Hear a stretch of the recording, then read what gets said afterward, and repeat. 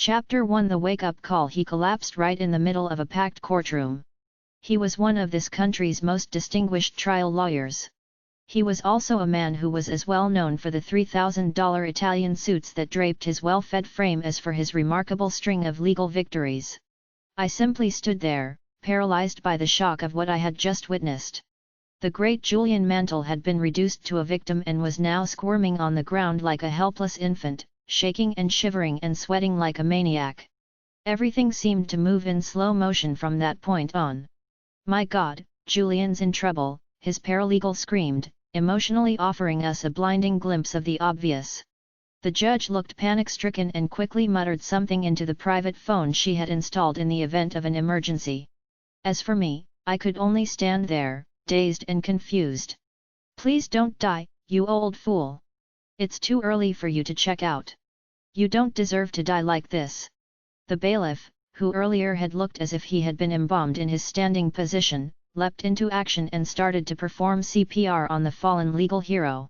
The paralegal was at his side, her long blonde curls dangling over Julian's ruby-red face, offering him soft words of comfort, words that he obviously could not hear. I had known Julian for 17 years. We had first met when I was a young law student hired by one of his partners as a summer research intern. Back then, he'd had it all. He was a brilliant, handsome, and fearless trial attorney with dreams of greatness. Julian was the firm's young star, the rainmaker in waiting. I can still remember walking by his regal corner office while I was working late one night and stealing a glimpse of the framed quotation perched on his massive oak desk. It was by Winston Churchill and it spoke volumes about the man that Julian was. "Sure I am that this day we are masters of our fate, that the task which has been set before us is not above our strength, that its pangs and toils are not beyond my endurance. As long as we have faith in our own cause and an unconquerable will to win, victory will not be denied us." Julian also walked his talk. He was tough, hard-driving, and willing to work 18-hour days for the success he believed was his destiny. I heard through the grapevine that his grandfather had been a prominent senator and his father a highly respected judge of the federal court. It was obvious that he came from money and that there were enormous expectations weighing on his Armani-clad shoulders. I'll admit one thing though, he ran his own race. He was determined to do things his own way and he loved to put on a show. Julian's outrageous courtroom theatrics regularly made the front pages of the newspapers. The rich and famous flocked to his side whenever they needed a superb legal tactician with an aggressive edge. His extracurricular activities were probably as well known. Late-night visits to the city's finest restaurants with sexy young fashion models, or reckless drinking escapades with the rowdy band of brokers he called his demolition team, became the stuff of legend at the firm. I still can't figure out why he picked me to work with him on that sensational murder case he was to argue that first summer. Though I had graduated from Harvard Law School, his alma mater, I certainly wasn't the brightest intern at the firm, and my family pedigree reflected no blue blood. My father spent his whole life as a security guard with a local bank after a stint in the Marines. My mother grew up unceremoniously in the Bronx. Yet he did pick me over all the others who had been quietly lobbying him for the privilege of being his legal gopher on what became known as the mother of all murder trials. He said he liked my hunger. We won, of course, and the business executive who had been charged with brutally killing his wife was now a free man, or as free as his cluttered conscience would let him be. My own education that summer was a rich one. It was far more than a lesson on how to raise a reasonable doubt where none existed. Any lawyer worth his salt could do that. This was a lesson in the psychology of winning and a rare opportunity to watch a master in action. I soaked it up like a sponge. At Julian's invitation, I stayed on at the firm as an associate, and a lasting friendship quickly developed between us. I will admit that he wasn't the easiest lawyer to work with. Serving as his junior was often an exercise in frustration, leading to more than a few late-night shouting matches. It was truly his way or the highway. This man could never be wrong. However, beneath his crusty exterior was a person who clearly cared about people.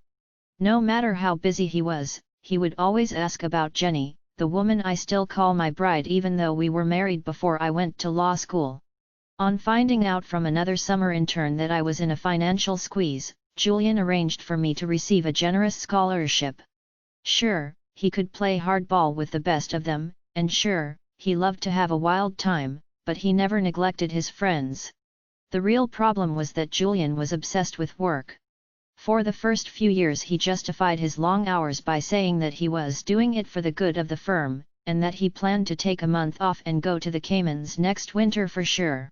As time passed, however, Julian's reputation for brilliance spread and his workload continued to increase.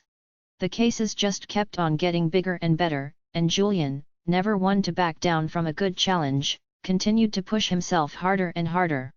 In his rare moments of quiet, he confided that he could no longer sleep for more than a couple of hours without waking up feeling guilty that he was not working on a file.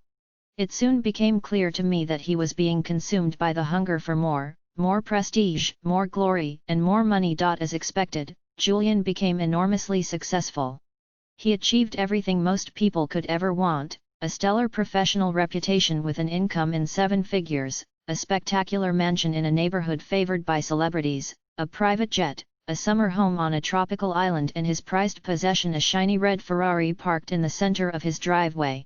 Yet I knew that things were not as idyllic as they appeared on the surface. I observed the signs of impending doom not because I was so much more perceptive than the others at the firm, but simply because I spent the most time with the man. We were always together because we were always at work. Things never seemed to slow down. There was always another blockbuster case on the horizon that was bigger than the last. No amount of preparation was ever enough for Julian. What would happen if the judge brought up this question or that question? God forbid. What would happen if our research was less than perfect? What would happen if he was surprised in the middle of a packed courtroom, looking like a deer caught in the glare of an intruding pair of headlights? So we pushed ourselves to the limit, and I got sucked into his little work-centered world as well. There we were, 2 slaves to the clock, toiling away on the 64th floor of some steel and glass monolith while most sane people were at home with their families, thinking we had the world by the tail, blinded by an illusory version of success. The more time I spent with Julian, the more I could see that he was driving himself deeper into the ground. It was as if he had some kind of a death wish. Nothing ever satisfied him. Eventually, his marriage failed, he no longer spoke with his father, and though he had every material possession anyone could want, he still had not found whatever it was that he was looking for. It showed, emotionally, physically and spiritually. At 53 years of age, Julian looked as if he was in his late 70s. His face was a mass of wrinkles, a less than glorious tribute to his take-no-prisoners approach to life in general and the tremendous stress of his out-of-balance lifestyle in particular. The late-night dinners in expensive French restaurants, smoking thick Cuban cigars and drinking cognac after cognac, had left him embarrassingly overweight. He constantly complained that he was sick and tired of being sick and tired. He had lost his sense of humor and never seemed to laugh anymore.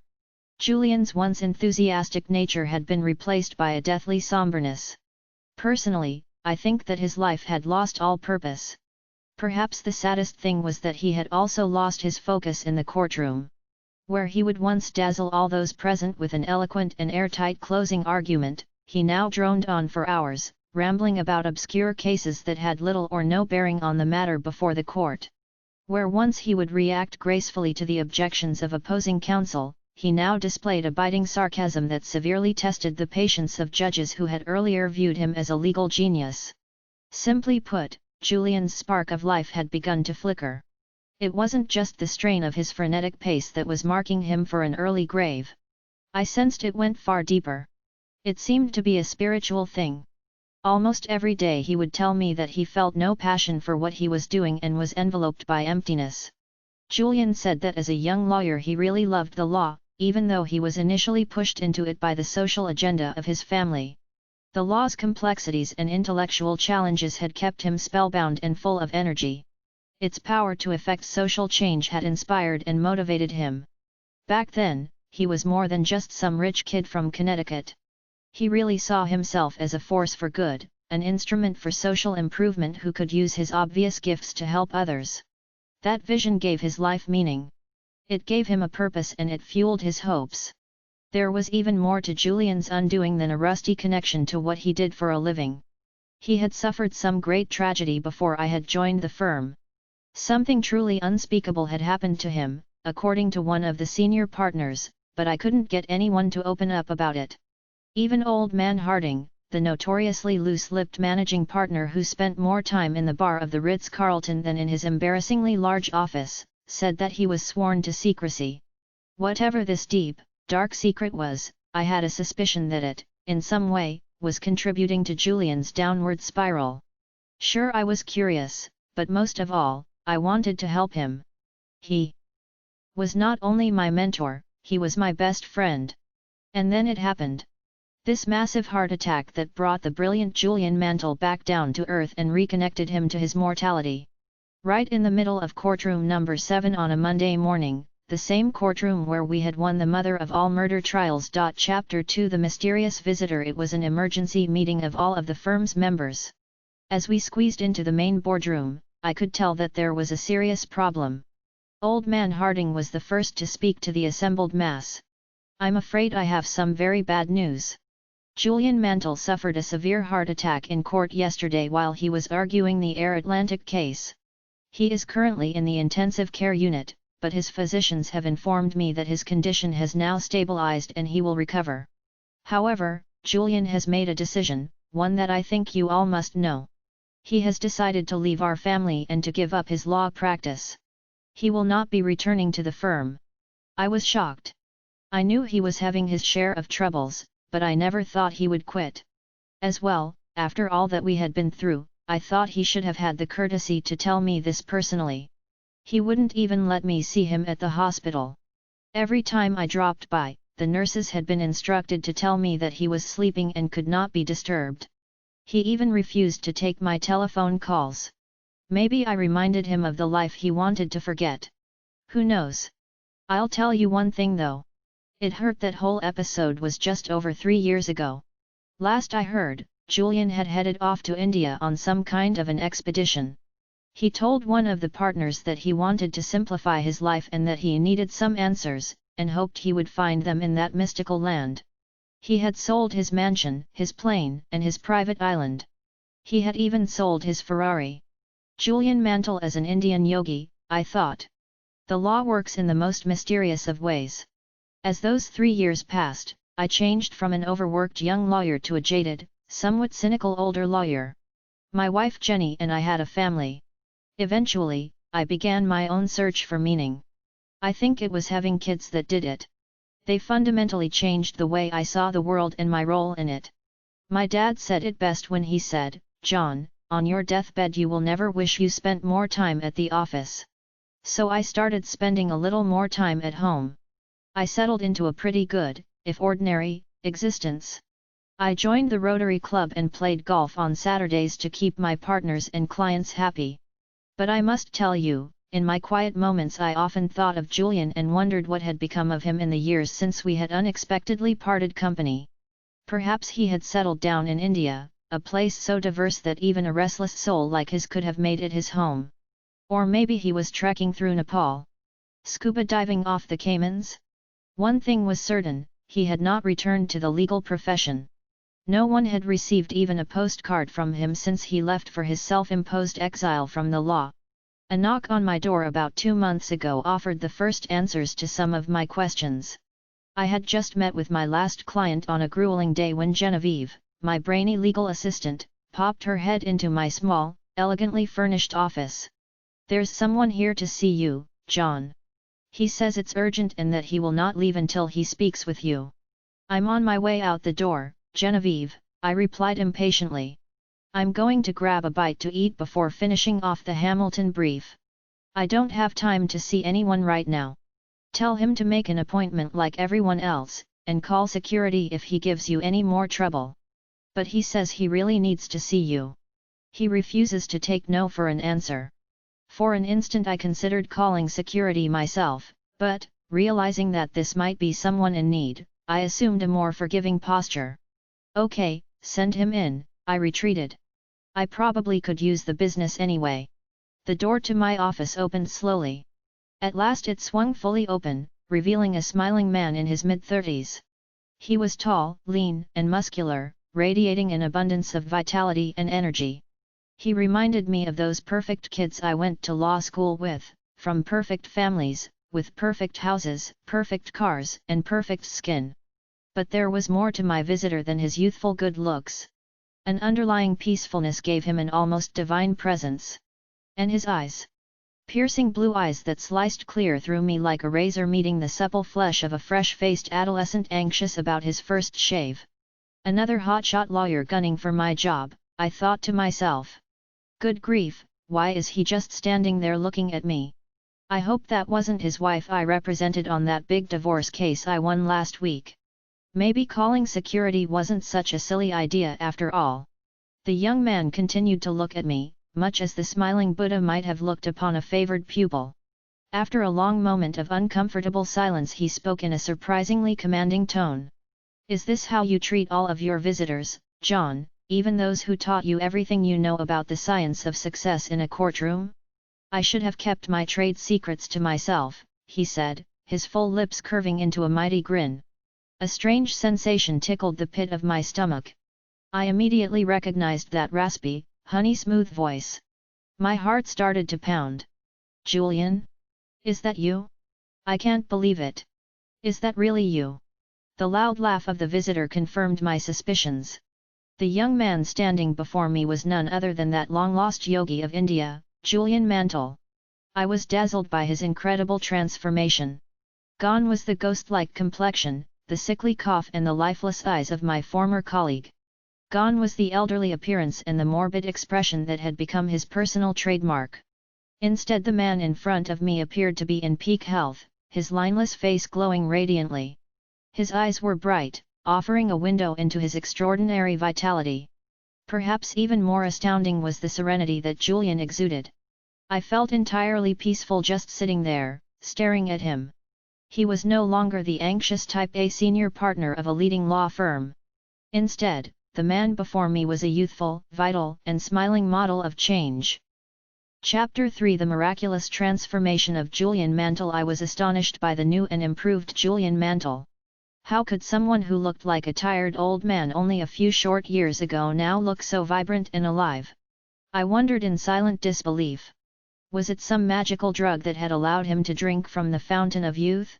What was the cause of this extraordinary reversal? Julian was the first to speak. He told me that the hyper-competitive legal world had taken its toll on him, not only physically and emotionally but spiritually. The fast pace and endless demands had worn him out and run him down. He admitted that his body had fallen apart and that his mind had lost its luster. His heart attack was only one symptom of a deeper problem.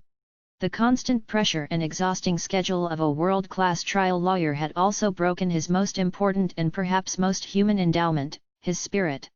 When given the ultimatum by his doctor either to give up the law or give up his life, he said he saw a golden opportunity to rekindle the inner fire he had known when he was younger, a fire that had been extinguished as the law became less a pleasure and more a business.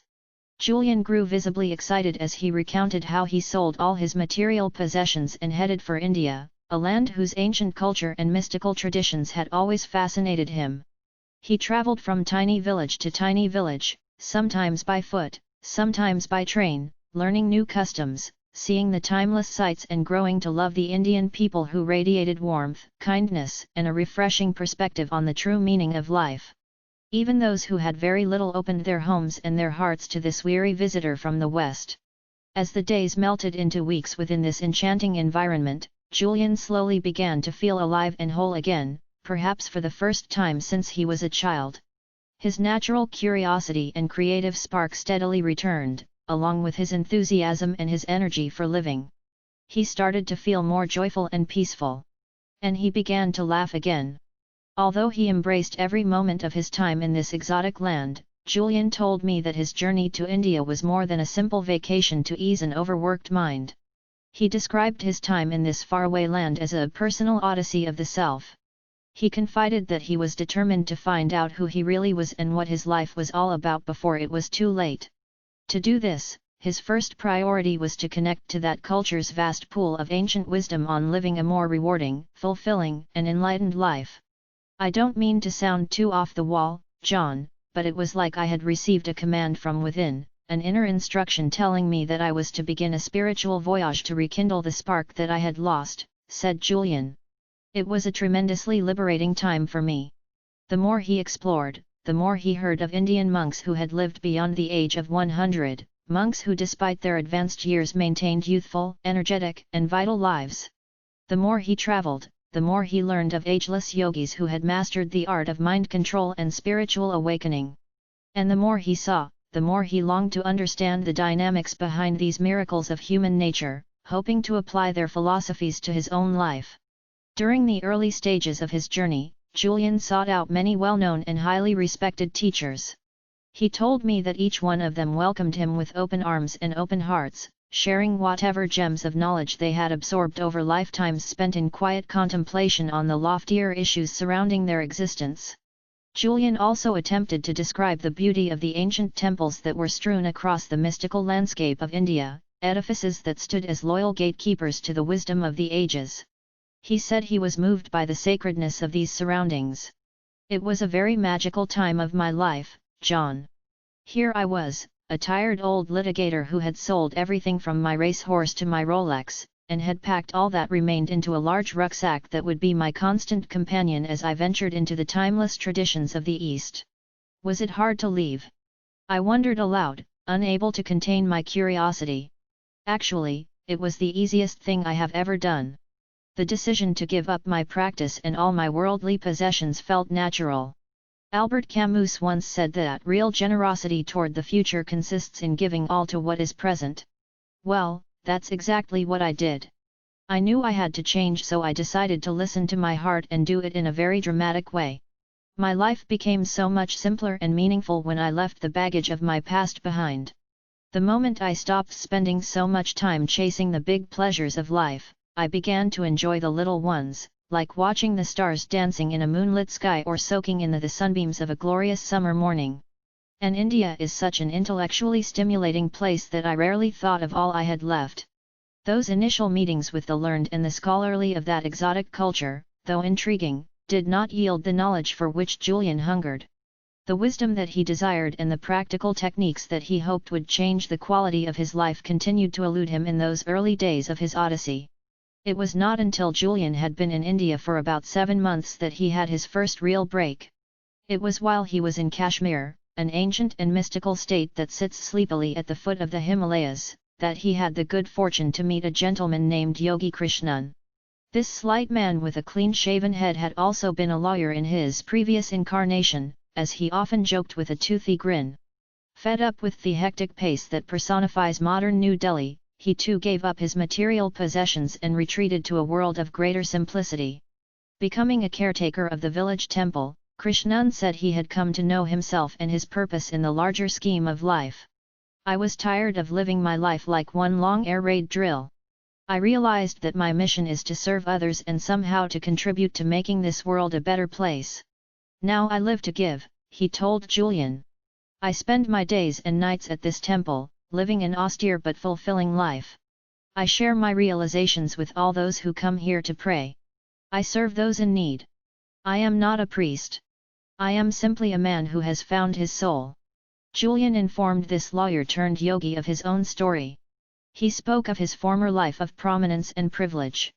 He told Yogi Krishnan of his hunger for wealth and his obsession with work. He revealed, with great emotion, his inner turmoil and the crisis of spirit he had experienced when the once bright light of his life began to flicker in the winds of an out-of-balance lifestyle. I too have walked this path, my friend. I too have felt the pain you have felt. Yet I have learned that everything happens for a reason, offered Yogi Krishnan sympathetically. Every event has a purpose and every setback its lesson. I have realized that failure, whether of the personal, professional, or even spiritual kind, is essential to personal expansion. It brings inner growth and a whole host of psychic rewards. Never regret your past. Rather, embrace it as the teacher that it is. After hearing these words, Julian told me that he felt great exultation. Perhaps, in Yogi Krishnan, he had found the mentor he was searching for. Who better than another former hotshot lawyer who, through his own spiritual odyssey, had found a better way of living to teach him the secrets of creating a life of more balance, enchantment, and delight. I need your help, Krishnan. I need to learn how to build a richer, fuller life. I would be honored to assist you in any way that I can, offered the yogi. But may I give you one suggestion? Sure. For as long as I have been caring for this temple in this little village, I have heard whisperings of a mystical band of sages living high in the Himalayas. Legend has it that they have discovered some sort of system that will profoundly improve the quality of anyone's life, and I don't just mean physically. It is supposed to be a holistic, integrated set of ageless principles and timeless techniques to liberate the potential of the mind, body, and soul. Julian was fascinated. This seemed perfect. Just exactly where do these monks live? No one knows, and I regret that I'm too old to start searching. But I will tell you one thing, my friend, many have tried to find them and many have failed with tragic consequences. The higher reaches of the Himalayas are treacherous beyond compare. Even the most skilled climber is rendered helpless against their natural ravages. But if it is the golden keys to radiant health, lasting happiness, and inner fulfillment that you are searching for, I do not have the wisdom you seek, they do. Julian, never one to give up easily, pressed Yogi Krishnan again. Are you certain that you have no idea where they live? All I can tell you is that the locals in this village know them as the great sages of Sivana. In their mythology, Sivana means oasis of enlightenment. These monks are revered as if they are divine in their constitution and influence. If I knew where they could be found, I would be duty-bound to tell you. But honestly, I do not know, no one does, for that matter. The next morning, as the first rays of the Indian sun danced along the colorful horizon, Julian set out on his trek to the lost land of Sivana. At first he thought about hiring a Sherpa guide to aid him in his climb through the mountains, but, for some strange reason, his instincts told him that this was one journey he would have to make alone.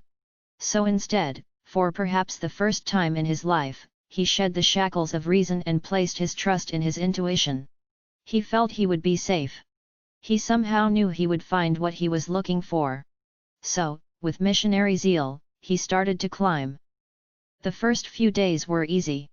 Sometimes he would catch up to one of the cheerful citizens of the village below who happened to be walking on one of the footpaths, perhaps searching for just the right piece of wood for a carving or seeking the sanctuary that this surreal place offered to all those who dared to venture this high into the heavens. At other times he hiked alone, using this time to silently reflect on where he had been in his life and where he was now headed. It didn't take long before the village below was nothing more than a tiny speck on this marvelous canvas of natural splendor. The majesty of the snow-capped peaks of the Himalayas made his heart beat faster and, for one long moment, took his breath away. He felt a oneness with his surroundings, a kind of kinship that two old friends might enjoy after many years spent listening to each other's innermost thoughts and laughing at each other's jokes. The fresh mountain air cleared his mind and energized his spirit. Having traveled the world many times over, Julian had thought he had seen it all. But he had never seen beauty like this. The wonders of which he drank at that magical time were an exquisite tribute to the symphony of nature. At once he felt joyous, exhilarated and carefree. It was here, high above the humanity below, that Julian slowly ventured out of the cocoon of the ordinary and began to explore the realm of the extraordinary. I still remember the words that were going through my mind up there, said Julian. I thought that, ultimately, life is all about choices. One's destiny unfolds according to the choices one makes, and I felt certain that the choice I had made was the right one. I knew my life would never be the same and that something marvelous, maybe even miraculous, was about to happen to me. It was an amazing awakening.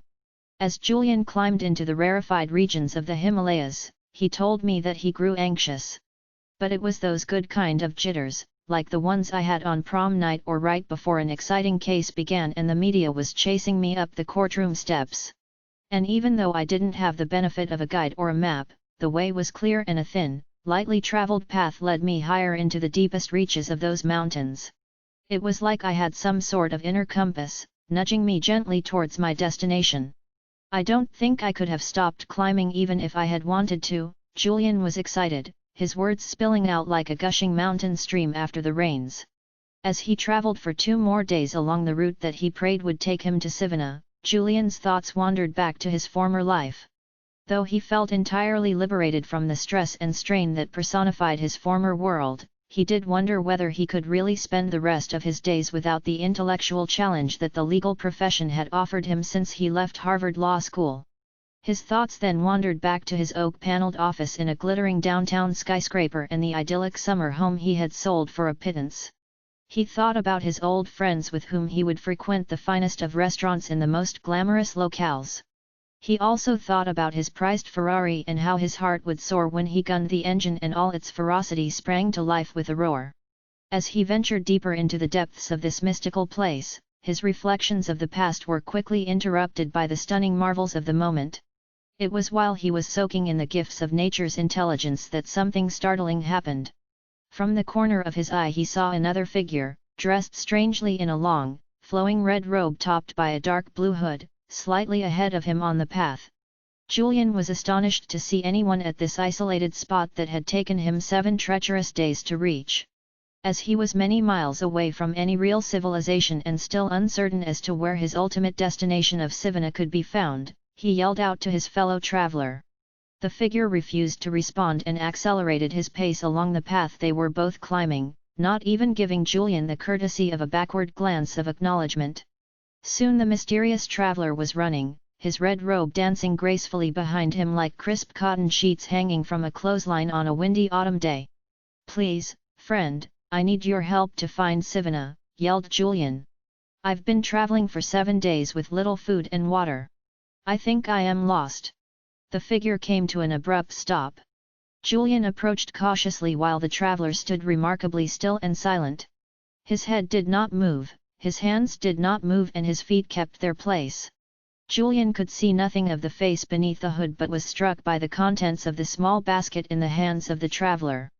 Within the basket was a collection of the most delicate and beautiful flowers Julian had ever seen. The figure clutched the basket tighter as Julian drew nearer, as if to display both a love of these prized possessions and a distrust of this tall Westerner, about as common to these parts as dew in the desert. Julian gazed at the traveler with an intense curiosity. A quick burst of a sunbeam revealed that it was a man's face under the loosely fitting hood.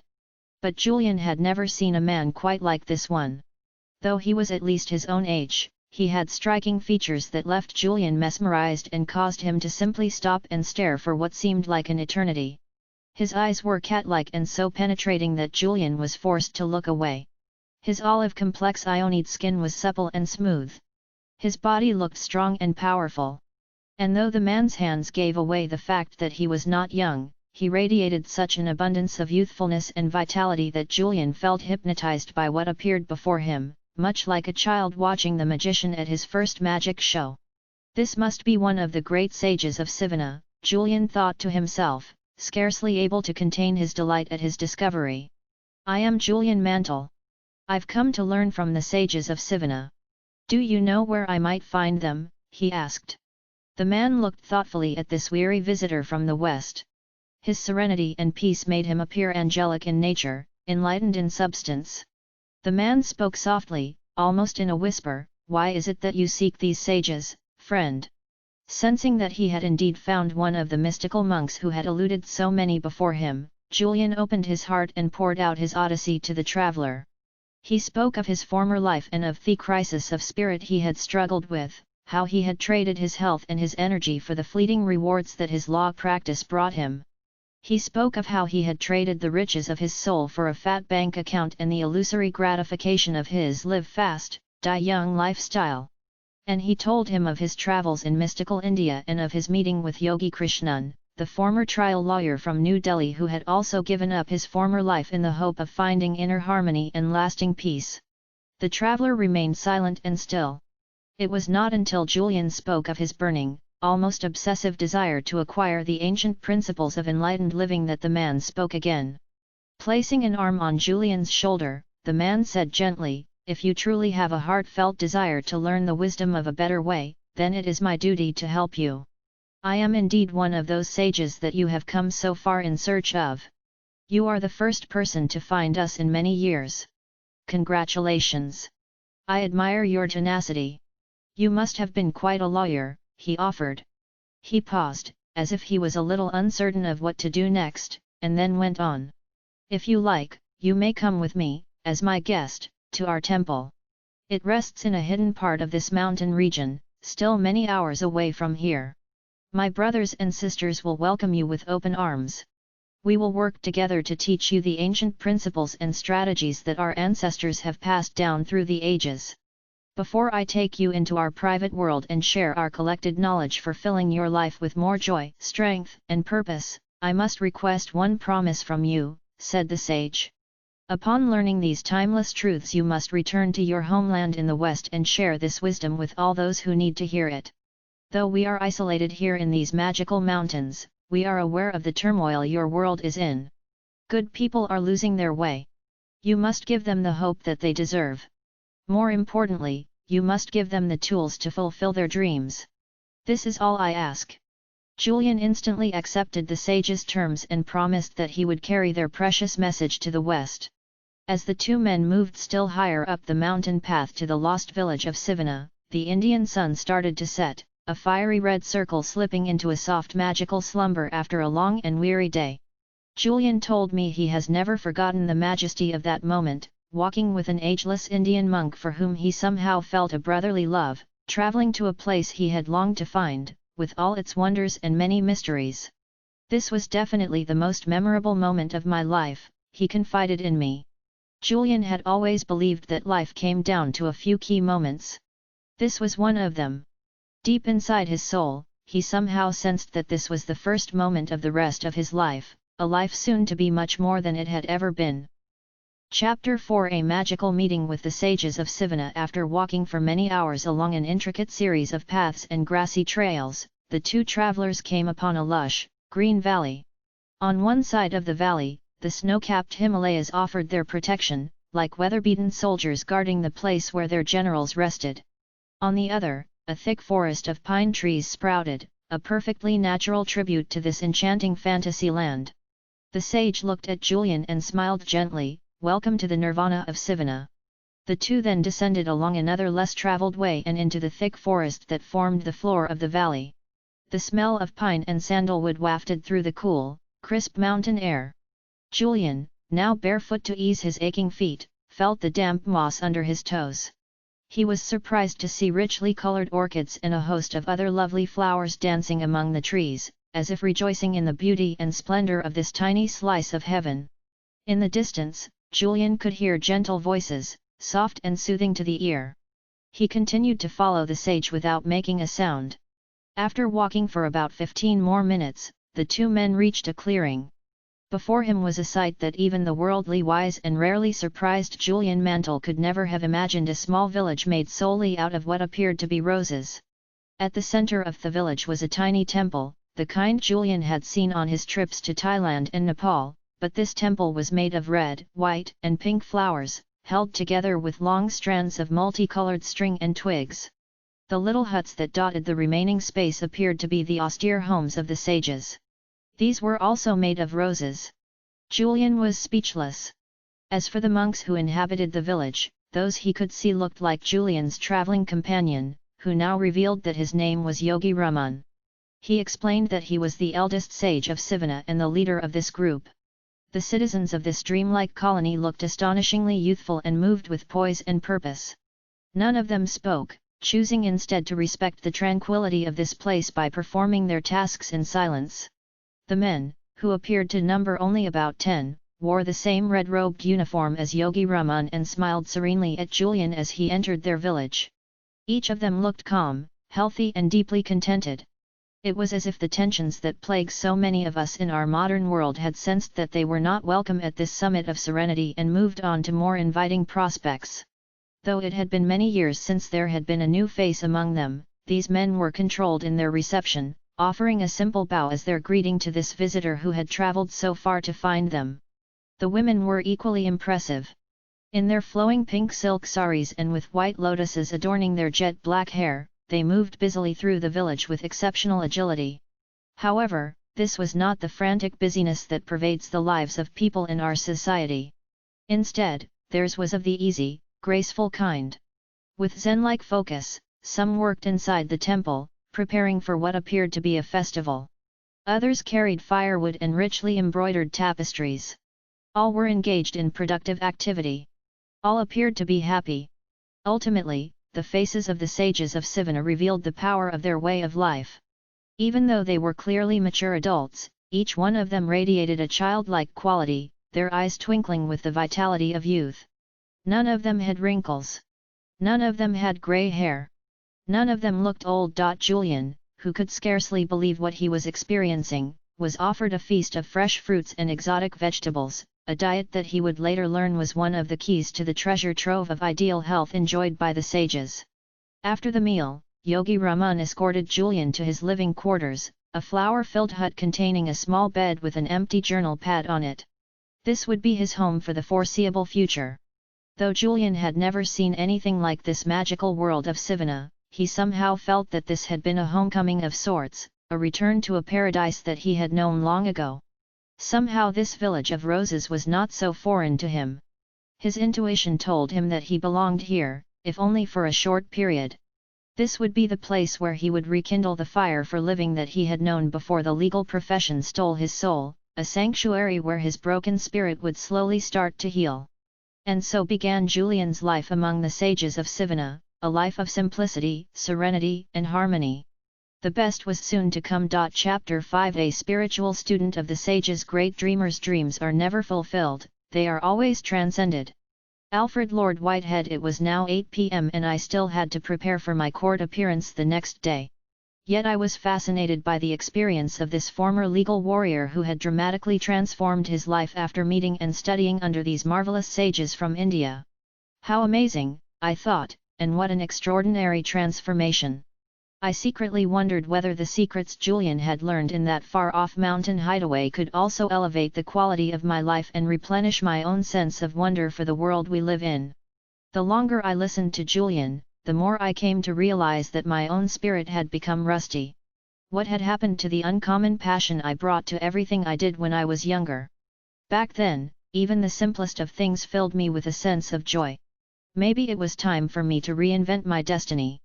Sensing my fascination with his Odyssey and my eagerness to learn the system of enlightened living that the sages had passed on to him, Julian quickened the pace as he continued with his tale. He told me how his desire for knowledge, coupled with his sharp intellect refined through many years of battles in the courtroom, had made him a well-loved member of the Sivana community. As a mark of their affection for Julian, the monks eventually made him an honorary member of their band and treated him like an integral part of their extended family.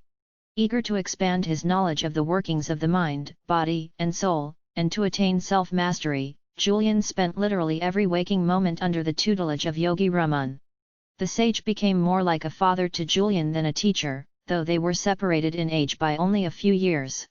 It was clear that this man had the accumulated wisdom of many lifetimes and, most happily, he was willing to share it with Julian. Beginning before dawn, Yogi Raman would sit with his enthusiastic student and fill his mind with insights on the meaning of life and little-known techniques that he had mastered for living with greater vitality, creativity, and fulfillment. He taught Julian ancient principles which he said anyone could use to live longer, stay younger and grow far happier. Julian also learned how the twin disciplines of personal mastery and self-responsibility would keep him from returning to the chaos of crisis that had characterized his life in the West. As the weeks slipped into months, he came to understand the treasure trove of potential sleeping within his own mind, waiting to be awakened and used for higher purposes. Sometimes the teacher and his student would simply sit and watch the blazing Indian sun rising from the deep green meadows far below. Sometimes they would rest in quiet meditation, savoring the gifts that silence brings. Sometimes they would walk through the pine forest, discussing points of philosophy and enjoying the pleasures of each other's company. Julian said that the first indications of his personal expansion came after only 3 weeks in Sivana. He started noticing the beauty in the most ordinary of things. Whether it was the marvel of a starry night or the enchantment of a spider's web after it had rained, Julian absorbed it all.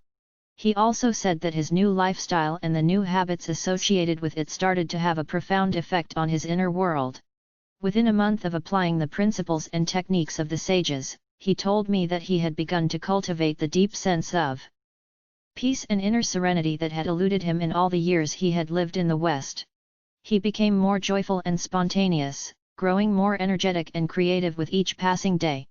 Physical vitality and spiritual strength followed the changes in Julian's attitude. His once overweight frame grew strong and lean while the sickly pallor that had characterized his face was replaced by a splendid shimmer of health. He actually felt as if he could do anything, be anything, and unlock the infinite potential that he learned was inside every one of us. He started to cherish life and to see the divinity in every aspect of it. The ancient system of this mystical band of monks had started to work its miracles. After pausing as if to express disbelief at his own tale, Julian grew philosophical. "I've realized something very important, John. The world, and that includes my inner world, is a very special place. I've also come to see that success on the outside means nothing unless you also have success within. There is a huge difference between well-being and being well off. When I was a hotshot lawyer, I used to snicker at all those people who worked at improving their inner and outer lives. Get a life, I thought. But I have learned that self-mastery and the consistent care of one's mind, body, and soul are essential to finding one's highest self and living the life of one's dreams. How can you care for others if you cannot even care for yourself? How can you do good if you don't even feel good? I can't love you if I cannot love myself," he offered. Suddenly Julian grew flustered and slightly uneasy. "I've never opened my heart to anyone like this before. I apologize for this, John. It is just that I experienced such a catharsis up in those mountains, such a spiritual awakening to the powers of the universe, that I feel others need to know what I know." Noticing that it was getting late, Julian quickly told me he would take his leave and bid me adieu. "You can't leave now, Julian. I'm really pumped to hear the wisdom you learned in the Himalayas and the message you promised your teachers you would bring back to the West. You can't leave me in suspense, you know I can't stand it. I'll be back, rest assured, my friend. You know me, once I start telling a good story I just can't stop. But you have your work to do, and I have some private matters that need to be taken care of. Just tell me one thing then. Will the methods you learned in Sivana work for me?" "When the student is ready, the teacher appears," came the swift reply. "You, along with so many others in our society, are ready for the wisdom I now have the privilege of holding. Every one of us should know the philosophy of the sages. Every one of us can benefit by it. Every one of us must know of the perfection that is their natural state. I promise I will share their ancient knowledge with you. Have patience. I will meet you again tomorrow night, this time at your house.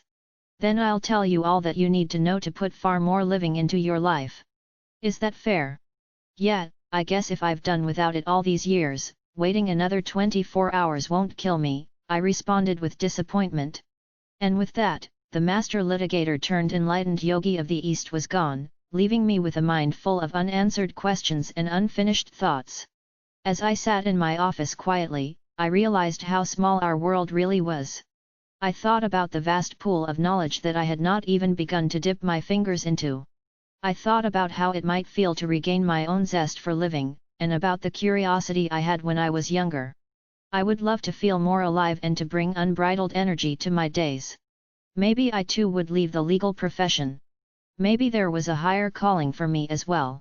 With these weighty considerations on my mind, I turned out the lights, locked the door to my office and walked out into the thick heat of another summer's night. Chapter 6 The Wisdom of Personal Change. I am an artist at living. My work of art is my life.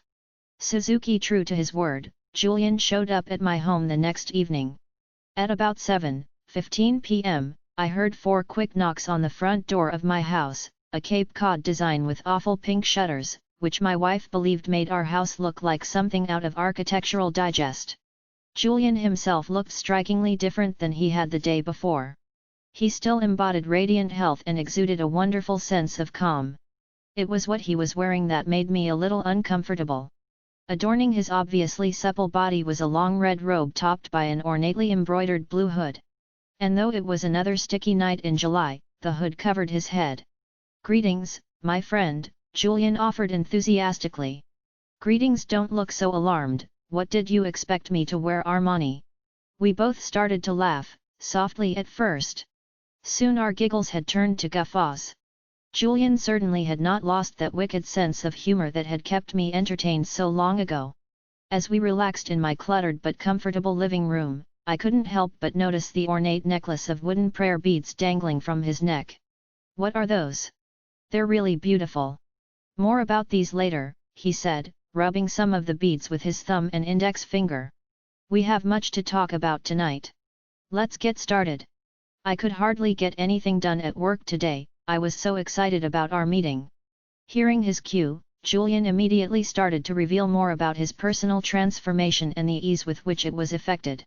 He told me of the ancient techniques he had learned for mind control and for erasing the habit of worry that was consuming so many in our complex society. He spoke of the wisdom that Yogi Raman and the other monks had shared for living a more purposeful and rewarding life. And he spoke of a series of methods to unleash the wellspring of youthfulness and energy he said every one of us has slumbering deep inside of us. Though the conviction with which he spoke was clear, I began to grow skeptical. Was I the victim of some prank? After all, this Harvard-trained lawyer was once widely known within the firm for his practical jokes. As well, his story was nothing less than fantastic. Think about it, one of this country's best-known trial lawyers throws in the towel, sells all his worldly goods and treks off to India on a spiritual odyssey, only to return as a wise prophet from the Himalayas. This could not be real. Come on, Julian. Stop pulling my leg. This whole story is starting to smack of one of your gags. I'll bet you rented that robe from the costume shop across the street from my office, I suggested, breaking into my best fear grin. Julian was quick to respond, as if my disbelief was something he had expected. In court, how do you prove your case? I offer persuasive evidence. Right. Look at the evidence that I have offered you. Look at my smooth, lineless face. Look at my physique. Can't you sense the abundance of energy I have? Look at my peacefulness. Surely you can see that I have changed. He had a point. This was a man who, only a few years ago, had looked decades older. You didn't go to a plastic surgeon, did you? No, he smiled. They only focus on the outer person. I needed to be healed from within. My unbalanced, chaotic lifestyle left me in great distress.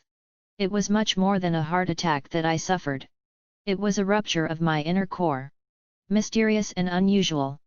But your story, it's so. Julian remained calm and patient in the face of my persistence. Spotting the pot of tea I had left on the table next to him, he started to pour into my waiting cup. He poured until the cup was full, but then he kept on pouring.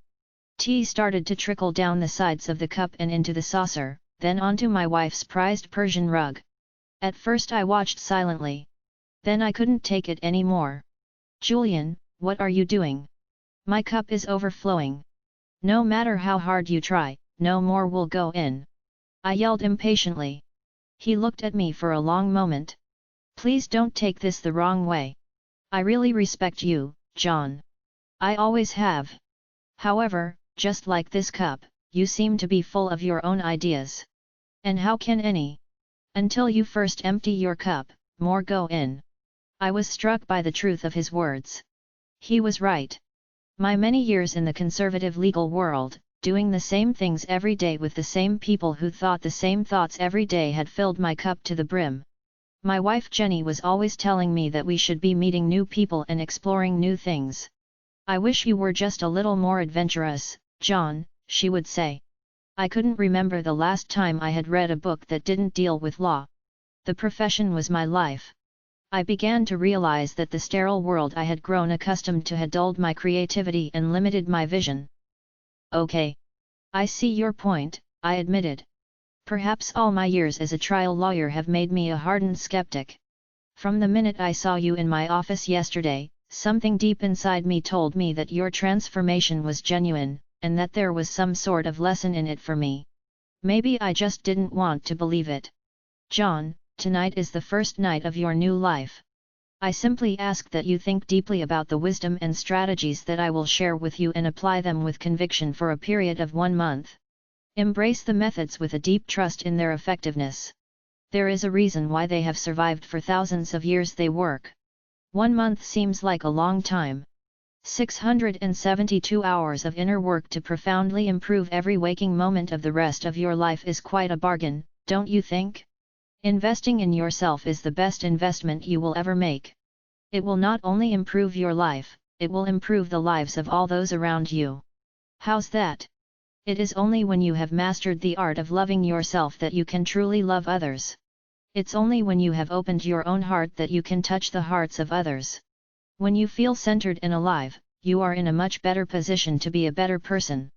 What can I expect to happen in those 672 hours that comprise 1 month? I asked earnestly.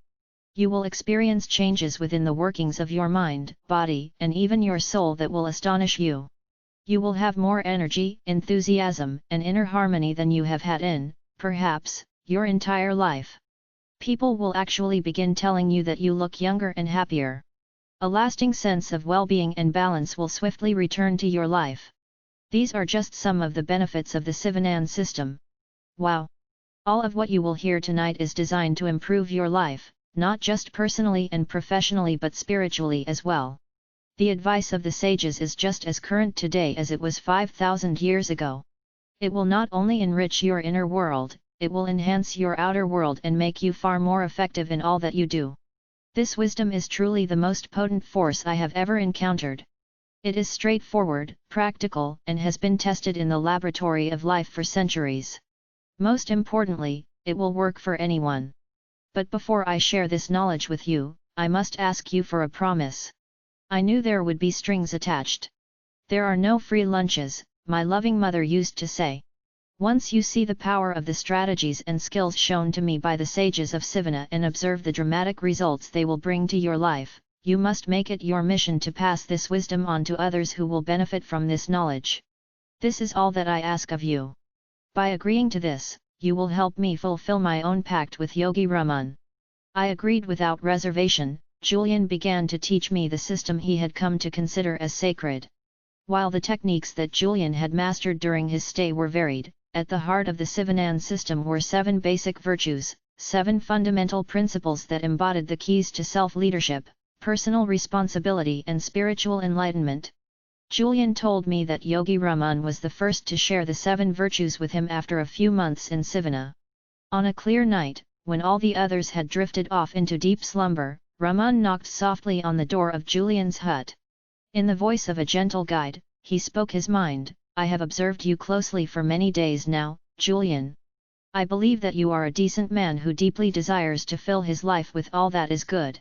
Since you have arrived, you have opened yourself up to our traditions and embraced them as your own.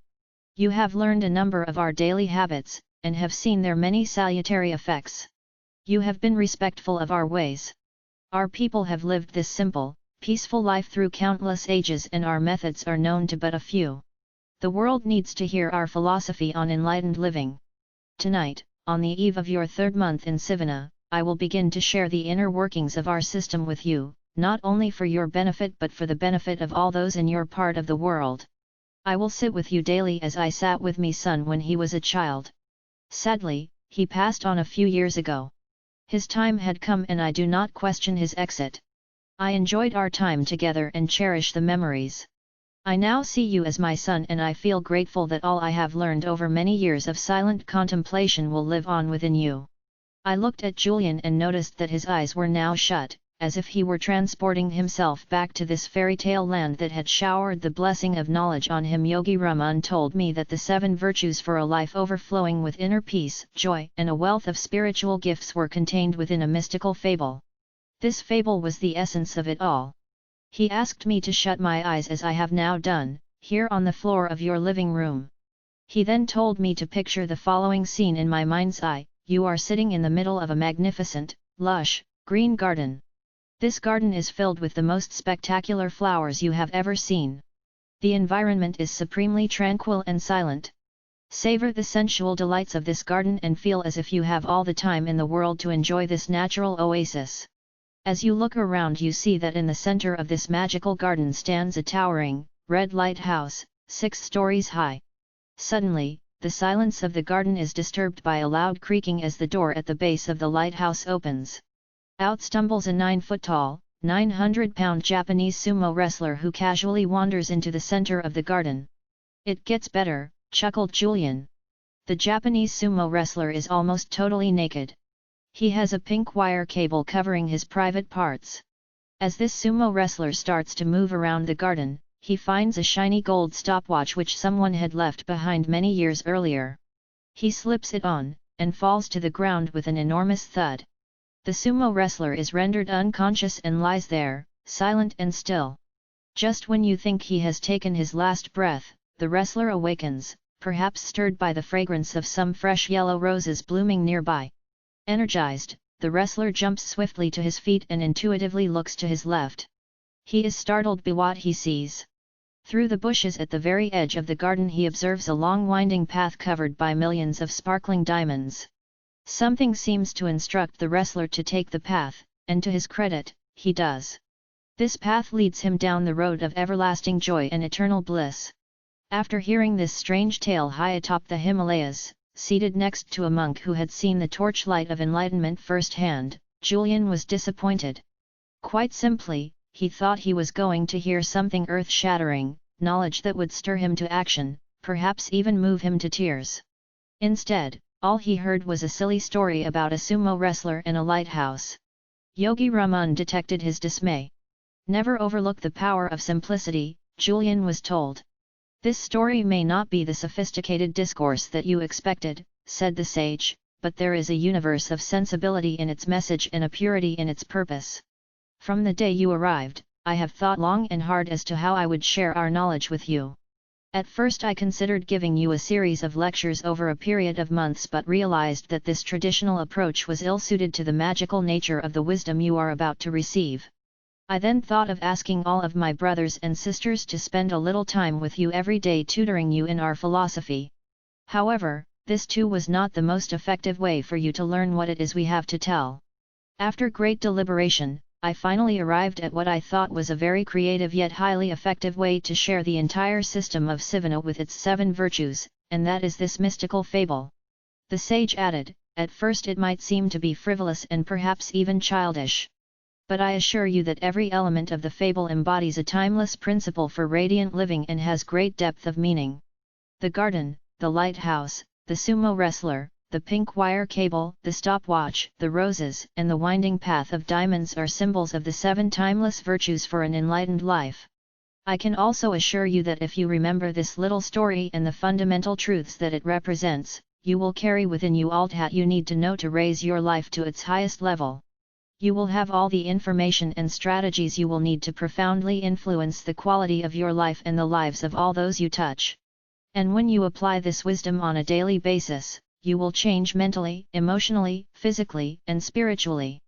Please write this story deep into your mind and carry it within your heart. It will only make a dramatic difference if you embrace it without reservation.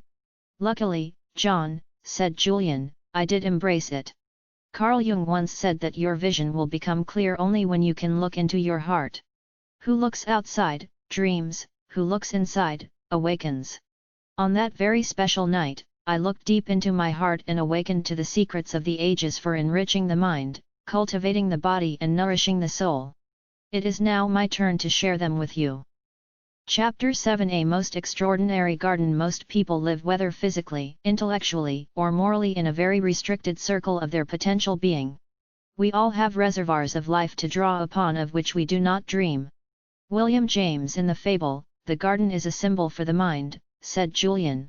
If you care for your mind, if you nurture it and if you cultivate it just like a fertile, rich garden, it will blossom far beyond your expectations.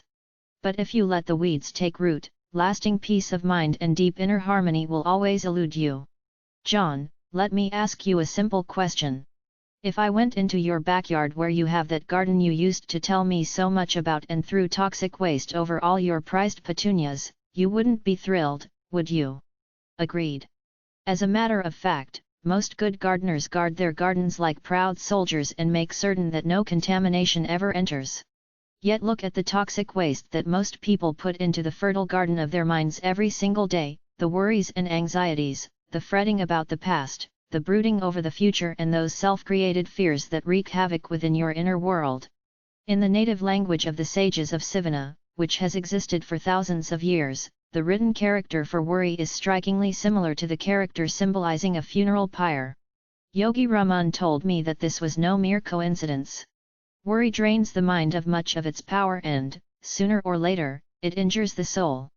To live life to the fullest, you must stand guard at the gate of your garden and let only the very best information enter. You truly cannot afford the luxury of a negative thought, not even one. The most joyful, dynamic, and contented people of this world are no different from you or me in terms of their makeup. We are all flesh and bones. We all come from the same universal source.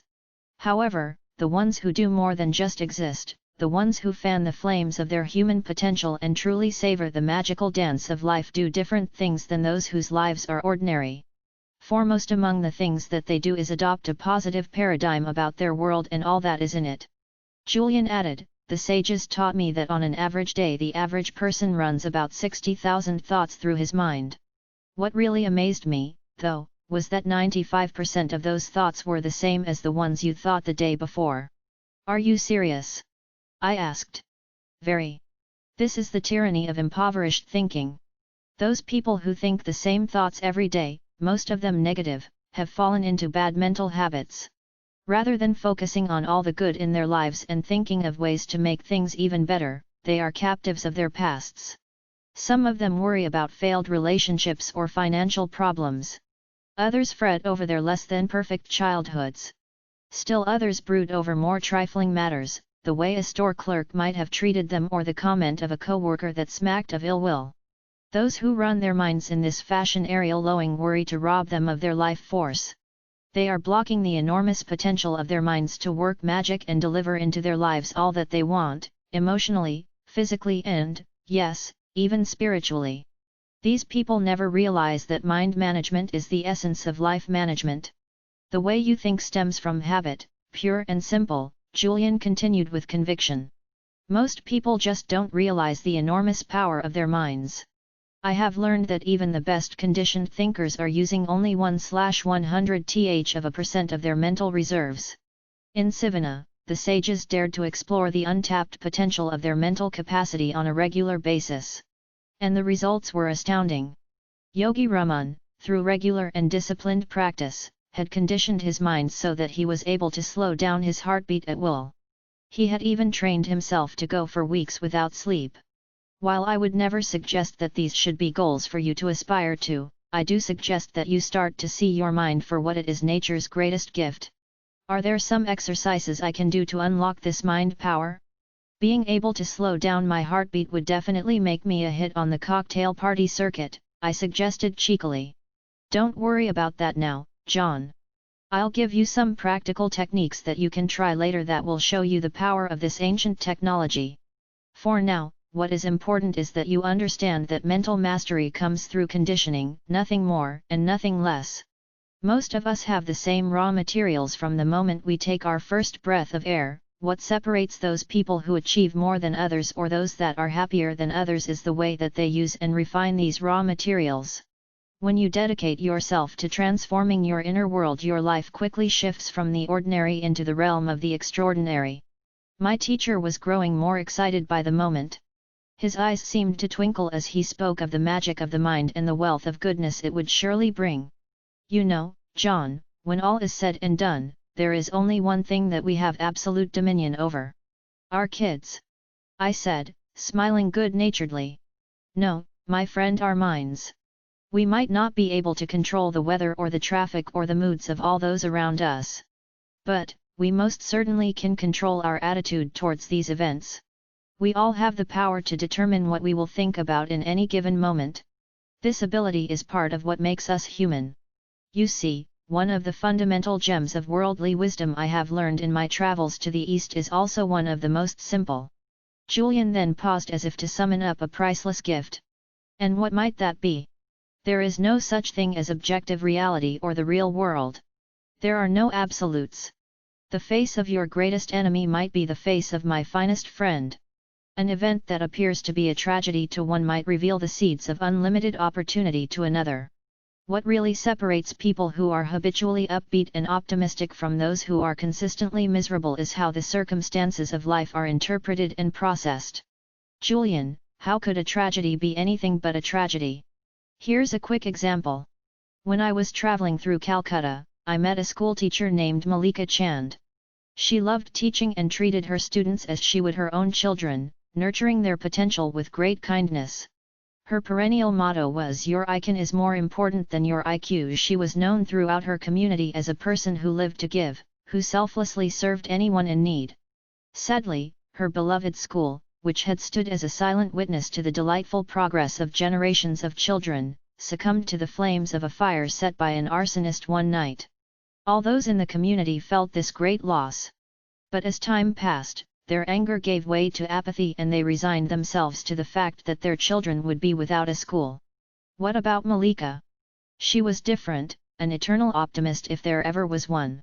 Unlike everyone around her, she perceived opportunity in what had happened. She told all the parents that every setback offers an equivalent benefit if they took the time to search for it. This event was a gift in disguise. The school that burned to the ground was old and decrepit. The roof leaked and the floor had finally buckled under the strain of 1,000 little feet scampering across its surface. This was the chance that they had been waiting for, to join hands as a community and build a much better school, one that would serve many more children in the years to come. And so, with this 64-year-old dynamo behind them, they marshaled their collective resources and raised enough funds to build a sparkling new school, one that stood as a shining example of the power of vision in the face of adversity. So it's like that old adage about seeing the cup as half full rather than half empty. That's a fair way to look at it. No matter what happens to you in your life, you alone have the capacity to choose your response to it. When you form the habit of searching for the positive in every circumstance, your life will move into its highest dimensions. This is one of the greatest of all the natural laws. And it all starts with using your mind more effectively. Exactly, John. All success in life, whether material or spiritual, starts with that 12-pound mass sitting between your shoulders. Or more specifically, with the thoughts that you put into your mind every second of every minute of every day. Your outer world reflects the state of your inner world. By controlling the thoughts that you think and the way you respond to the events of your life, you begin to control your destiny. This makes so much sense, Julian. I guess my life has become so busy that I have never taken the time to think about these things. When I was in law school, my best friend Alex used to love reading inspirational books. He said that they kept him motivated and energized in the face of our crushing workload. I remember him telling me that one of them said that the Chinese character for crisis is composed of two sub-characters, one that spells danger and another that spells opportunity. I guess that even the ancient Chinese knew that there is a bright side to the darkest circumstance if you have the courage to look for it. Yogi Raman put it this way: there are no mistakes in life, only lessons. There is no such thing as a negative experience, only opportunities to grow, learn, and advance along the road of self-mastery. From struggle comes strength. Even pain can be a wonderful teacher. Pain? I protested. Absolutely. To transcend pain, you must first experience it. Or to put it another way, how can you really know the joy of being on the summit of the mountain unless you have first visited the lowest valley? Get my point? To savor the good, one must know the bad. Yes. But I suggest that you stop judging events as either positive or negative. Rather, simply experience them, celebrate them, and learn from them. Every event offers you lessons. These little lessons fuel your inner and outer growth. Without them, you would be stuck on a plateau. Just think about it in your own life. Most people have grown the most from their most challenging experiences. And if you meet with an outcome you did not expect and feel a little disappointed, remember that the laws of nature always ensure that when one door closes another opens. Julian started to raise his arms in excitement, much as a southern minister might while preaching to his congregation. Once you consistently apply this principle to your daily life and start to condition your mind to translate every event into a positive, empowering one, you will banish worry forever. You will stop being a prisoner of your past. Instead, you will become the architect of your future. Okay, I understand the concept. Every experience, even the worst, offers me a lesson. Therefore, I should open my mind to the learning in every event. In this way, I will grow stronger and happier. What else might a humble, middle-class lawyer do to improve things?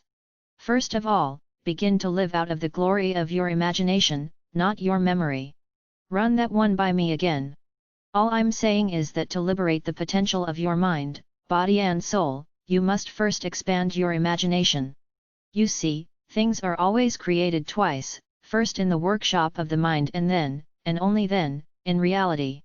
I call the process blueprinting because anything that you create in your outer world began as a simple blueprint in your inner world, on the lush picture screen of your mind. When you learn to take control of your thoughts and vividly imagine all that you desire from this worldly existence in a state of total expectancy, dormant forces will awaken inside you. You will begin to unlock the true potential of your mind to create the kind of magical life that I believe you deserve. From tonight onwards, forget about the past. Dare to dream that you are more than the sum of your current circumstances. Expect the best. You will be astonished at the results. You know, John, all those years in the legal profession I thought I knew so much. I spent years studying at the finest schools, reading all the law books I could get my hands on and working with the best role models. Sure, I was a winner at the game of law. Yet I now realize I was losing in the game of life. I was so busy chasing the big pleasures of life that I missed out on all the little ones. I never read those great books my father used to tell me to read. I haven't built any great friendships. I've never learned to appreciate great music. Having said this, I really think I am one of the lucky ones. My heart attack was my defining moment, my personal wake-up call, if you will. Believe it or not, it gave me a second chance to live a richer, more inspired life. Like Malika Chand, I saw the seeds of opportunity in my painful experience. More importantly, I had the courage to nourish them. I could see that while Julian had grown younger on the outside, he had grown far wiser within. I realized that this evening was more than just a fascinating conversation with an old friend. I realized that tonight could be my own defining moment and a clear chance for a new beginning. My mind started to consider all that was wrong in my own life. Sure, I had a great family and a stable job as a well-regarded lawyer. Yet in my quiet moments I knew there had to be more. I had to fill that emptiness that was starting to envelope my life. When I was a kid, I dreamed such great dreams. Often, I visualized myself as a sports hero or as a business tycoon. I really believed that I could do, have, and be whatever I wanted.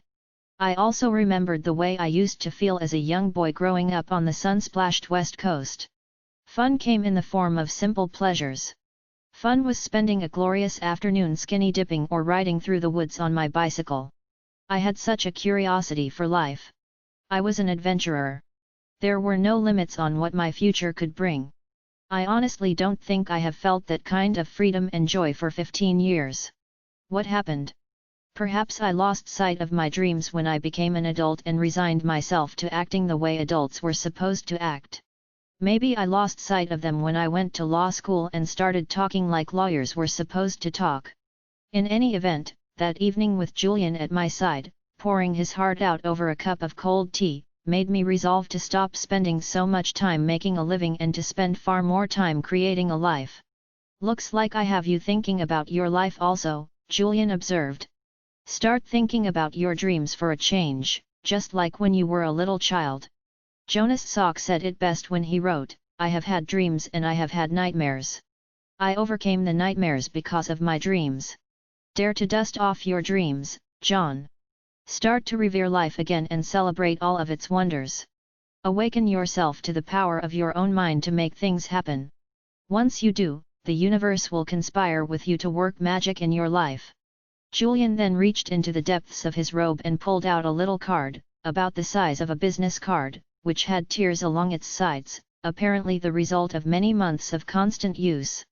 One day, while Yogi Raman and I were walking along a quiet mountain path, I asked him who his favorite philosopher was. He told me that he had many influences in his life, and it was difficult for him to single out any one source for his inspiration. There was one quotation, however, that he carried deep within his heart, one that encapsulated all the values he had come to cherish over a life spent in quiet contemplation. At that glorious place, deep within the middle of nowhere, this learned sage of the East shared it with me. I too etched its words into my heart. They serve as a daily reminder of all that we are and all that we can be. The words came from the great Indian philosopher Patanjali. Repeating them aloud every morning before I sit down to meditate has had a very profound influence on the course of my days. Remember, John, words are the verbal embodiment of power. Julian then showed me the card. The quotation read, "When you are inspired by some great purpose, some extraordinary project, all of your thoughts break their bonds, your mind transcends limitations, your consciousness expands in every direction and you find yourself in a new, great, and wonderful world. Dormant forces, faculties, and talents become alive and you discover yourself to be a greater person than you ever dreamed yourself to be." In that instant, I saw the connection between physical vitality and mental agility. Julian was in picture-perfect health and looked many years younger than he had when we had first met. He brimmed with vibrancy and it appeared that his energy, enthusiasm, and optimism knew no bounds. I could see that he had made many changes to his former lifestyle, but it was obvious that the starting point of his magnificent transformation was mental fitness. Success on the outside indeed begins with success on the inside, and by changing his thoughts, Julian Mantle had changed his life. Exactly how can I develop this positive, serene, and inspired attitude, Julian? After all these years in my routine, I think my mental muscles have grown a little flabby. Come to think of it, I have very little control over the thoughts that are floating around the garden of my mind, I said with sincerity. The mind is a wonderful servant but a terrible master. If you have become a negative thinker, this is because you have not cared for your mind and taken the time to train it to focus on the good. Winston Churchill said that the price of greatness is responsibility over each of your thoughts. Then you will install the vibrant mindset you are looking for. Remember, your body. Use it or lose it. Are you saying that if weak? Yes. Look at it this way. Mind truly is like any other muscle and I don't exercise my mind, it will grow. If you want to strengthen the muscles of your arm to achieve more, you must train them. If you want to toughen up your leg muscles, you must first exert them.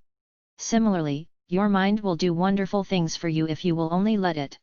It will attract all that you desire into your life, once you learn how to operate it effectively.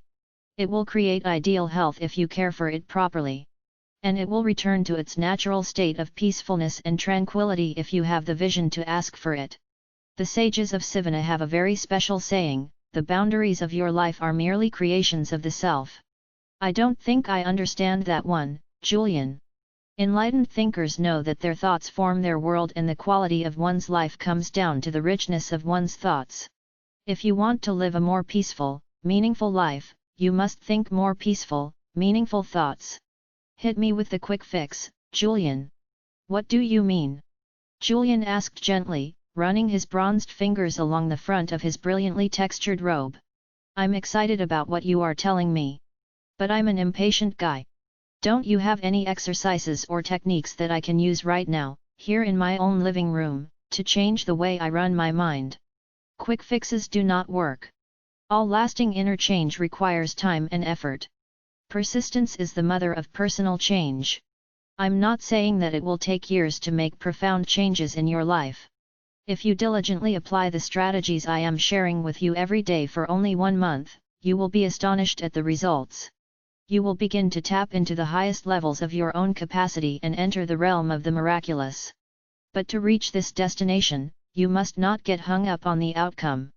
Instead, enjoy the process of personal expansion and growth. Ironically, the less you focus on the end result, the quicker it will come. How so? It's like that classic story of the young boy who traveled far from his home to study under a great teacher. When he met the wise old man, his first question was, "How long will it take me before I am as wise as you?" The response came swiftly, 5 years. "This is a very long time," the boy replied. "How about if I work twice as hard?" "Then it will take 10, said the master. 10? That's far too long. How about if I studied all day and well into the night, every night?" 15 years, said the sage. "I don't understand," replied the boy. "Every time I promise to devote more energy to my goal, you tell me that it will take longer." The answer is simple. With one eye fixed on the destination, there is only one left to guide you along the journey. Point well taken, counselor, I conceded graciously. Sounds like the story of my life. Be patient and live with the knowledge that all you are searching for is certain to come if you prepare for it and expect it. But I've never been the lucky sort, Julian. All that I have ever received has come through sheer persistence. What is luck, my friend? Julian replied kindly. It is nothing more than the marriage of preparation with opportunity. Julian added softly, before I give you the precise methods passed on to me by the sages of Sivana, I must first share a couple of key principles.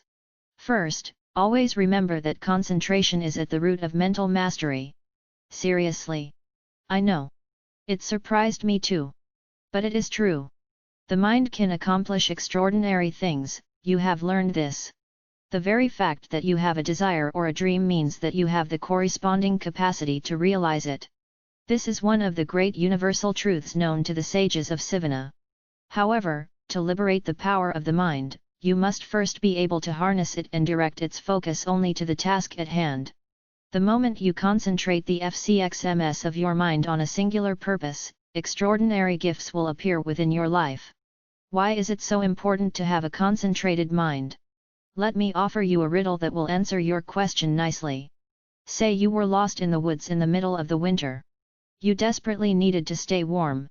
All you have in your knapsack is a letter your best friend has sent to you, a tin of tuna and a small magnifying glass that you carry to compensate for your fading eyesight. Luckily, you managed to find some dry kindling wood, but unfortunately you have no matches. How would you light the fire? Good grief! Julian had stumped me. I had no idea what the answer was. I give up. It's very simple. Place the letter among the dry wood and hold the magnifying glass over it. The rays of the sun will be focused so as to ignite the fire within a matter of seconds. And what about the can of tuna? Oh, I just threw that in to distract you from the obvious solution, Julian replied with a smile. But the essence of the example is this: putting the letter over the dry wood would produce no result. Yet, the second you use the magnifying glass to concentrate the scattered rays of the sun onto the letter, it will ignite. This analogy holds true for the mind. When you concentrate its tremendous power on definite, meaningful objectives, you will quickly ignite the flames of your personal potential and produce startling results. Like what? I asked. Only you can answer this question. What is it that you are searching for? Do you want to be a better father and live a more balanced, rewarding life? Do you desire more spiritual fulfillment? Is it adventure and fun that you feel you are lacking? Give it some thought. How about eternal happiness? Go big or stay home, he chuckled. Nothing like starting off small. Well, you can have that too. The sages of Sivana have known the secret of happiness for over 5,000 years. Fortunately, they were willing to share this gift with me. Do you want to hear it? No, I thought I'd take a break and go wallpaper the garage first. Of course I want to hear the secret of eternal happiness, Julian. Isn't that what everyone is searching for, ultimately? True. Well, here it is. Could I trouble you for another cup of come on, quit stalling? All right, the secret of happiness is simple: find out what you truly love to do and then direct all of your energy towards doing it. If you study the happiest, healthiest, most satisfied people of our world, you will see that each and every one of them has found their passion in life, and then spent their days pursuing it. This calling is almost always one that, in some way, serves others. Once you are concentrating your mental power and energy on a pursuit that you love, abundance flows into your life, and all your desires are fulfilled with ease and grace. So simply figure out what turns you on and then do it. If it is a worthy pursuit, Julian replied. How do you define worth? As I said, John, your passion must, in some way, improve or serve the lives of others. Viktor Frankl said it more elegantly than I ever could when he wrote, success, like happiness, cannot be pursued. It must ensue. And it only does so as the unintended side effect of one's personal dedication to a cause greater than oneself. Once you find out what your life's work is, your world will come alive. You will wake up every morning with a limitless reservoir of energy and enthusiasm. All your thoughts will be fixed on your definite objective. You won't have time to waste time. Valuable mental power will not, therefore, be wasted on trifling thoughts. You will automatically erase the worry habit and become far more effective and productive. Interestingly, you will also have a deep sense of inner harmony, as if you are somehow being guided to realize your mission. It is a wonderful feeling. I love it, Julian offered gleefully. Fascinating. And I like the part about getting up feeling good. To be really honest with you, Julian, most days I wish I could just stay under the covers. It would be so much better than facing the traffic, the angry clients, the aggressive opponents and the ceaseless flow of negative influences. It all makes me feel so tired. Do you know why most people sleep so much? Because they really don't have anything else to do. Those who rise with the sun all have one thing in common. Insanity. Very funny. No, they all have a purpose that fans the flames of their inner potential. They are driven by their priorities, but not in an unhealthy, obsessive way. It is more effortless and gentle than that. And given their enthusiasm and love for what they are doing in their lives, such people live in the moment. Their attention is fully and completely on the task at hand. Therefore, there are no energy leaks. These people are the most vibrant and vital individuals you will ever have the good fortune to meet. Energy leaks?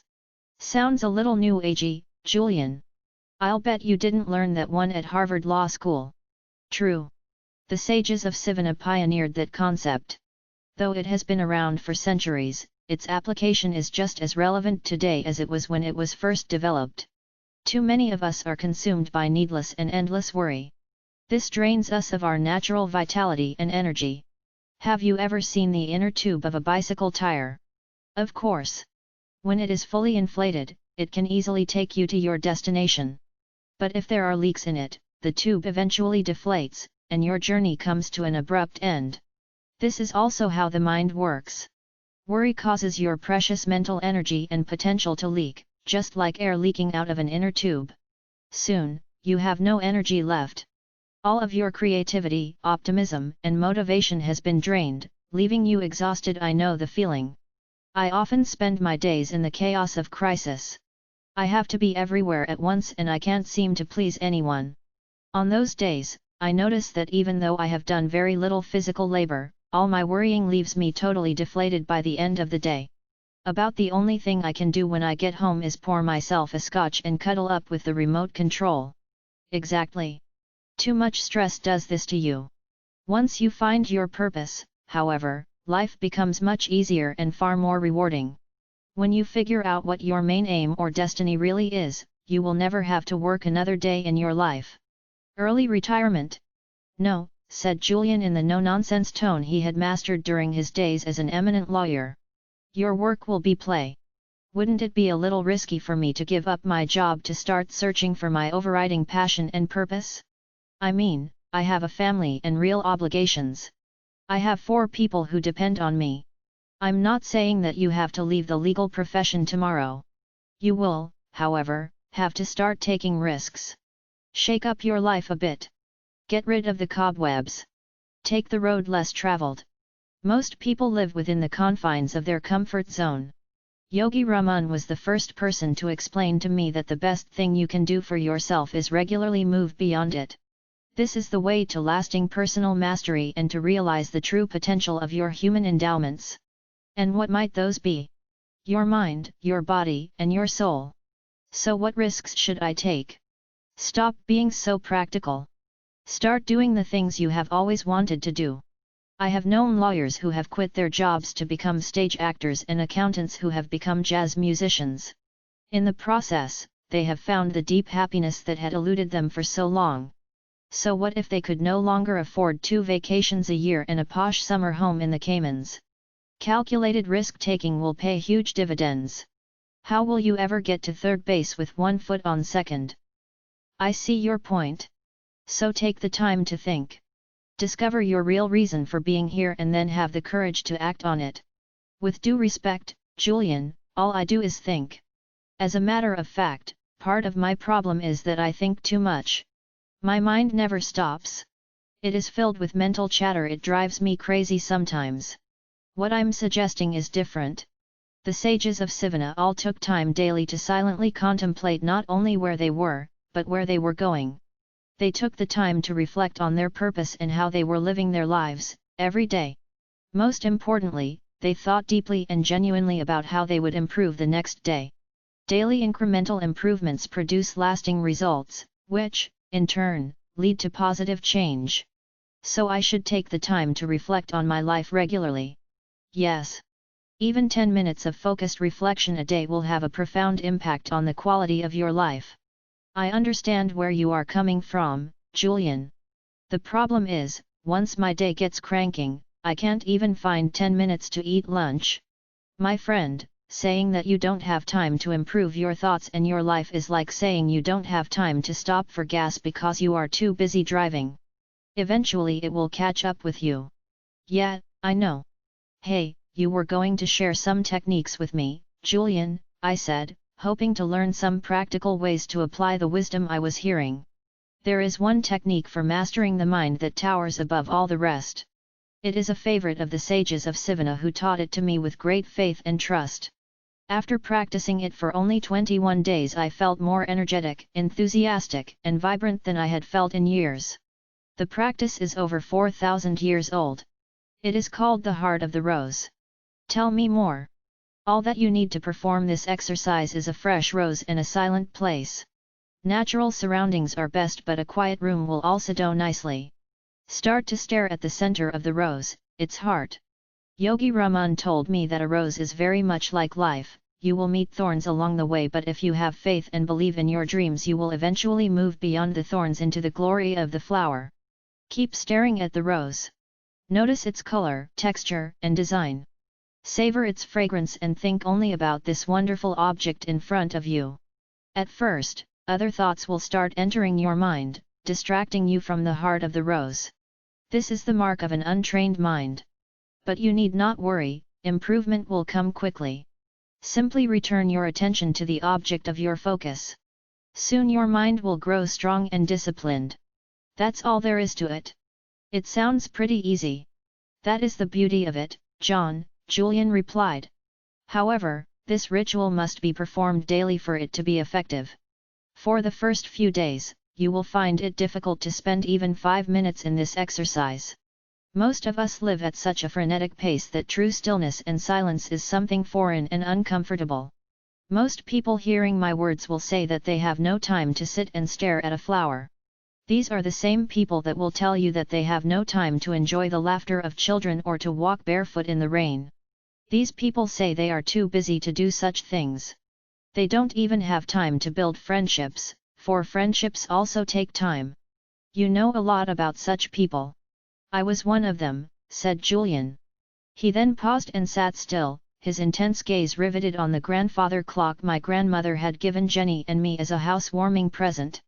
When I think of those who live their lives this way, I remember the words of an old British novelist whose work my father loved to read: one must not allow the clock and the calendar to blind him to the fact that each moment of life is a miracle and a mystery. Persist and spend longer and longer periods savoring the heart of the rose, Julian continued in his throaty tone. After a week or two you should be able to perform the technique for 20 minutes without your mind wandering onto other subjects. This will be your first indication that you are taking back control of the fortress of your mind. It will then focus only on what you command it to focus on. It will then be a wonderful servant, able to do extraordinary things for you. Remember, either you control your mind or it controls you. Practically speaking, you will notice that you will feel far calmer. You will have taken a significant step towards erasing the worry habit that plagues most of the population, and you will enjoy more energy and optimism. Most importantly, you will also observe a sense of joyfulness entering your life along with an ability to appreciate the many gifts that surround you. Each day, no matter how busy you get and how many challenges you might face, return to the heart of the rose. It is your oasis. It is your silent retreat. It is your island of peace. Never forget that there is power in silence and stillness. Stillness is the stepping stone to connecting with the universal source of intelligence that throbs through every living thing. I was fascinated by what I had heard. Could it really be possible to profoundly improve the quality of my life with such a simple strategy? There must be more to the dramatic changes I see in you than the heart of the rose, I wondered aloud. Yes. This is true. In fact, my transformation came about as a result of using a number of highly effective strategies in concert. Don't worry, they are all just as simple as the exercise I have just shared with you and equally as powerful. The key for you, John, is to open your mind to your potential for living a life rich with possibilities. Julian, ever the fountain of knowledge, continued to reveal what he had learned in Sivana. Another particularly good technique for ridding the mind of worry and other negative, life-draining influences is based on what Yogi Raman called opposition thinking. I learned that under the grand laws of nature, the mind can only hold one thought at any one time. Try it yourself, John, you will see that it is true. I did try it and it is true. Using this little-known information, anyone can easily create a positive, creative mindset within a short period. The process is straightforward. When an undesirable thought occupies the focal point of your mind, immediately replace it with an uplifting one. It's as if your mind is a giant slide projector, with every thought in your mind being a slide. Whenever a negative slide comes up on the screen, take swift action to replace it with a positive one. This is where the prayer beads around my neck come in, Julian added with rising enthusiasm. Every time I catch myself thinking a negative thought, I take this necklace off and remove another bead. These beads of worry go into a cup I keep in my knapsack. Together they serve as gentle reminders that I still have a distance to travel on the road to mental mastery and responsibility over the thoughts that fill my mind. Hey, that's a great one.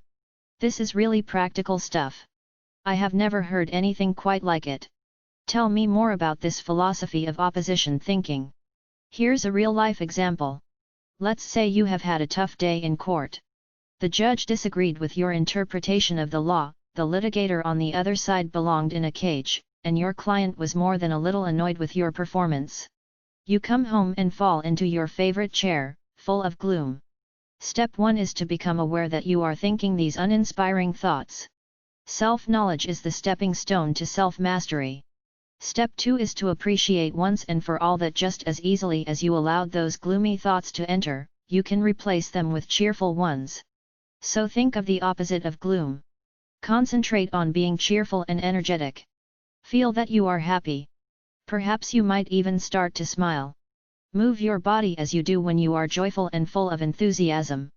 Sit up straight, breathe deeply and train the power of your mind on positive thoughts. You will notice a remarkable difference in the way you feel within minutes.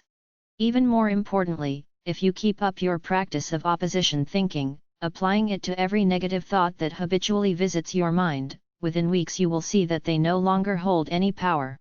Do you see what I'm getting at? Julian continued his explanation. Thoughts are vital, living things, little bundles of energy, if you will. Most people don't give any thought to the nature of their thoughts, and yet, the quality of your thinking determines the quality of your life.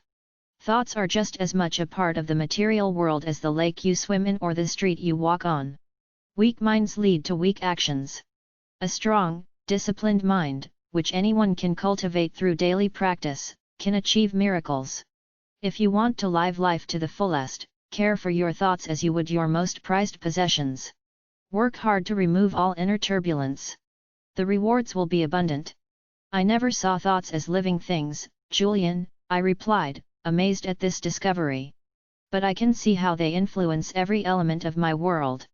The sages of Sivana firmly believed that one should only think sattvic or pure thoughts. They arrived at such a state through the techniques I have just shared with you, along with other practices such as a natural diet, the repetition of positive affirmations or mantras, as they called them, reading books rich with wisdom, and by constantly ensuring that their company was enlightened. If even one impure thought entered the temple of their minds, they would punish themselves by traveling many miles to an imposing waterfall and standing under the ice-cold water until they could no longer bear the frigid temperature. I thought you told me these sages were wise. Standing under an ice-cold waterfall deep in the Himalayan Mountains for thinking one little negative thought strikes me as extreme behavior. Julian was lightning fast in his response, the result of his many years as a world-class legal warrior. John, I'll be blunt. You truly cannot afford the luxury of even one negative thought. Really. A worrisome thought is like an embryo, it starts off small but grows and grows. Soon it takes on a life of its own. Julian stopped for a moment and then smiled. Sorry if I seem a little evangelistic when I speak on this subject, on the philosophy I learned on my journey. It's just that I have discovered tools that can improve the lives of many people, people who feel unfulfilled, uninspired, and unhappy. A few adjustments in their daily routines to include the heart of the rose technique and a constant application of opposition thinking will give them the lives they want. I think they deserve to know this. Before I move from the garden to the next element of Yogi Raman's mystical fable, I must let you know of one more secret that will offer you great aid in your personal growth. This secret is based on the ancient principle that everything is always created twice, first in the mind and then in reality. I have shared already that thoughts are things, material messengers that we send out to influence our physical world. I have also informed you that if you hope to make remarkable improvements in your outer world, you must first start within and change the caliber of your thoughts. The sages of Sivana had a wonderful way to ensure that their thoughts were pure and wholesome. This technique was also highly effective in transforming their desires, however simple, into reality. The method will work for anyone.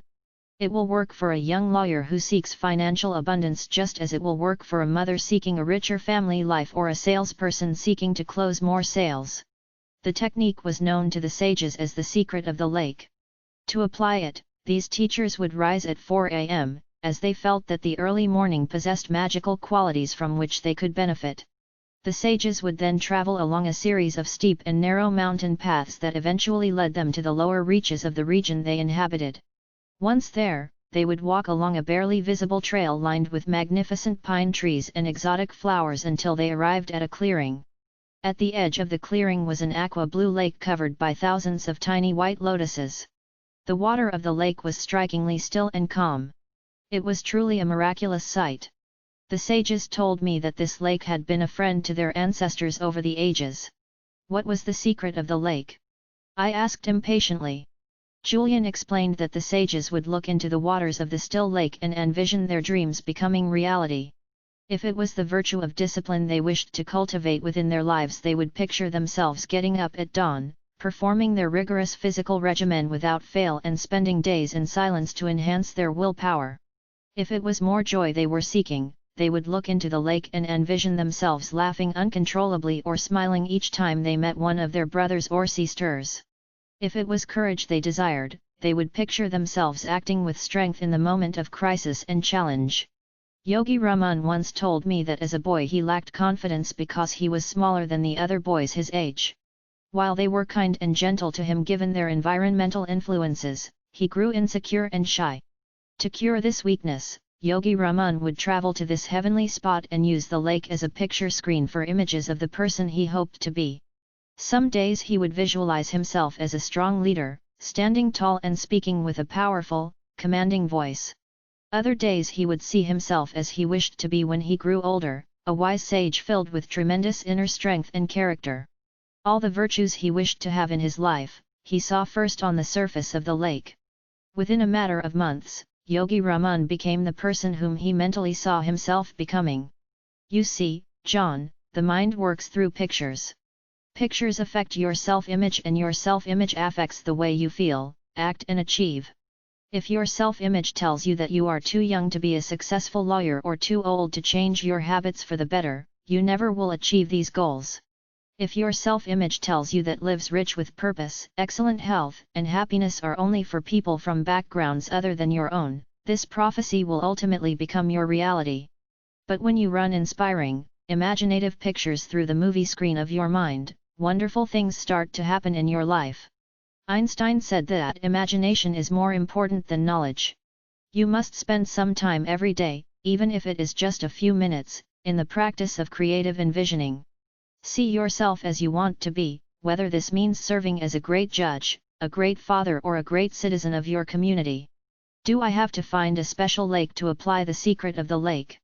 I asked innocently. No. The secret of the lake was simply the sage's name for the ageless technique of using positive images to influence the mind. You can practice this method in your own living room or even at the office if you really want to. Shut your door, hold all calls and close your eyes. Then take a few deep breaths. You will notice that after 2 or 3 minutes you will start to feel relaxed. Next, visualize mental pictures of all that you want to be, to have, and to attain in your life. If you want to be the world's best father, envision yourself laughing and playing with your kids, responding to their questions with an open heart. Picture yourself acting gracefully and lovingly in a tense situation. Mentally rehearse the way you will govern your actions when a similar scene unfolds on the canvas of reality. The magic of visualization can be applied to so many situations. You can use it to be more effective in court, to enhance your relationships and to develop yourself spiritually.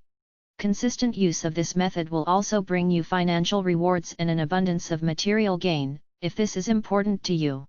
Understand once and for all that your mind has magnetic power to attract all that you desire into your life. If there is a lack in your life, it is because there is a lack in your thoughts. Hold wonderful pictures in your mind's eye. Even one negative image is poisonous to your mindset. Once you start to experience the joy this ancient technique brings, you will realize the infinite potential of your mind and begin to liberate the storehouse of ability and energy that currently sleeps within you. It was as if Julian was speaking a foreign tongue. I had never heard anyone speak of the magnetic power of the mind to attract spiritual and material abundance. Nor had I ever heard anyone speak of the power of imaging and its profound effects on every aspect of one's world. Yet, deep inside I had faith in what Julian was saying. This was a man whose judgment and intellectual abilities were impeccable. This was a man who was internationally respected for his legal acumen. This was a man who had walked down the path I was now journeying along. Julian had found something on his odyssey to the east, that much was clear. Looking at his physical vitality, his obvious tranquility, seeing his transformation confirmed that I would be wise to listen to his advice. The more I thought about what I was hearing, the more sense it made. Surely the mind must have a great deal more potential than most of us are currently using.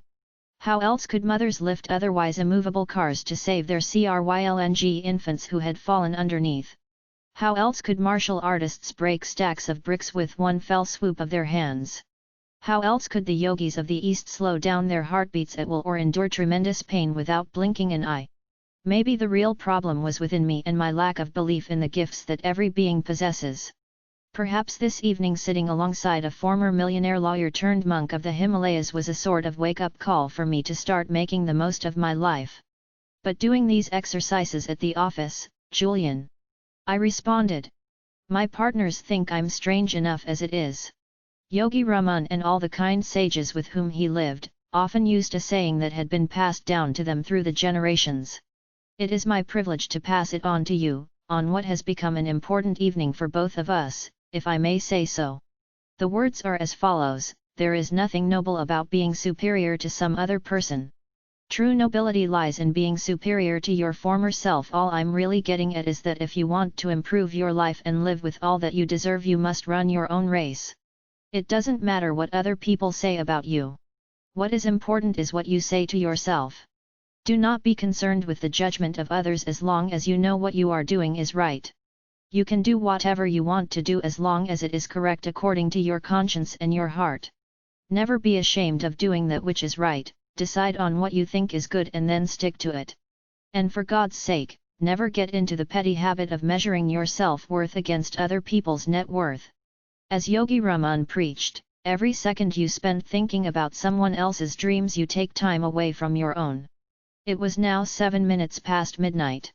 Remarkably, I didn't feel the least bit tired. When I shared this with Julian, he smiled once again. You have learned yet another principle for enlightened living.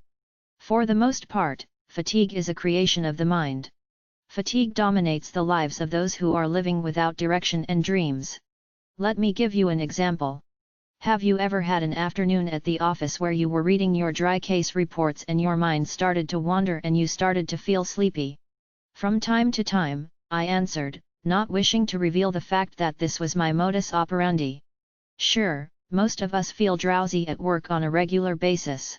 Yet, if a friend calls on the phone to ask you if you want to go out to the ball game that night or asks you for advice on his golf game, I have no doubt that you would spring to life.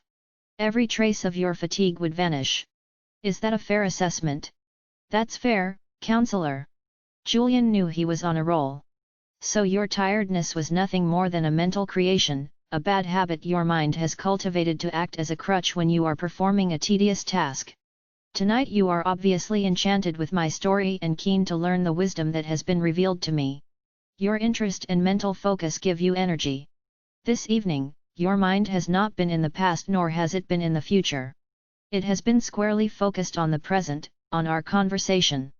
When you consistently direct your mind to live in the present, you will always have boundless energy, no matter what time the clock reflects.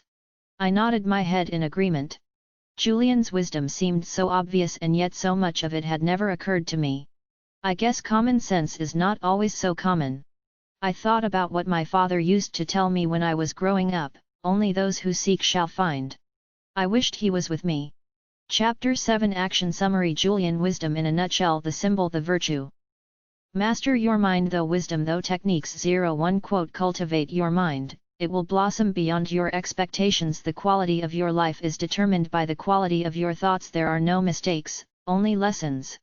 See setbacks as opportunities for personal expansion and spiritual growth. The heart of the rose. Opposition thinking. The secret of the lake. The secret of happiness is simple. Find out what you truly love to do and then direct all of your energy towards doing it.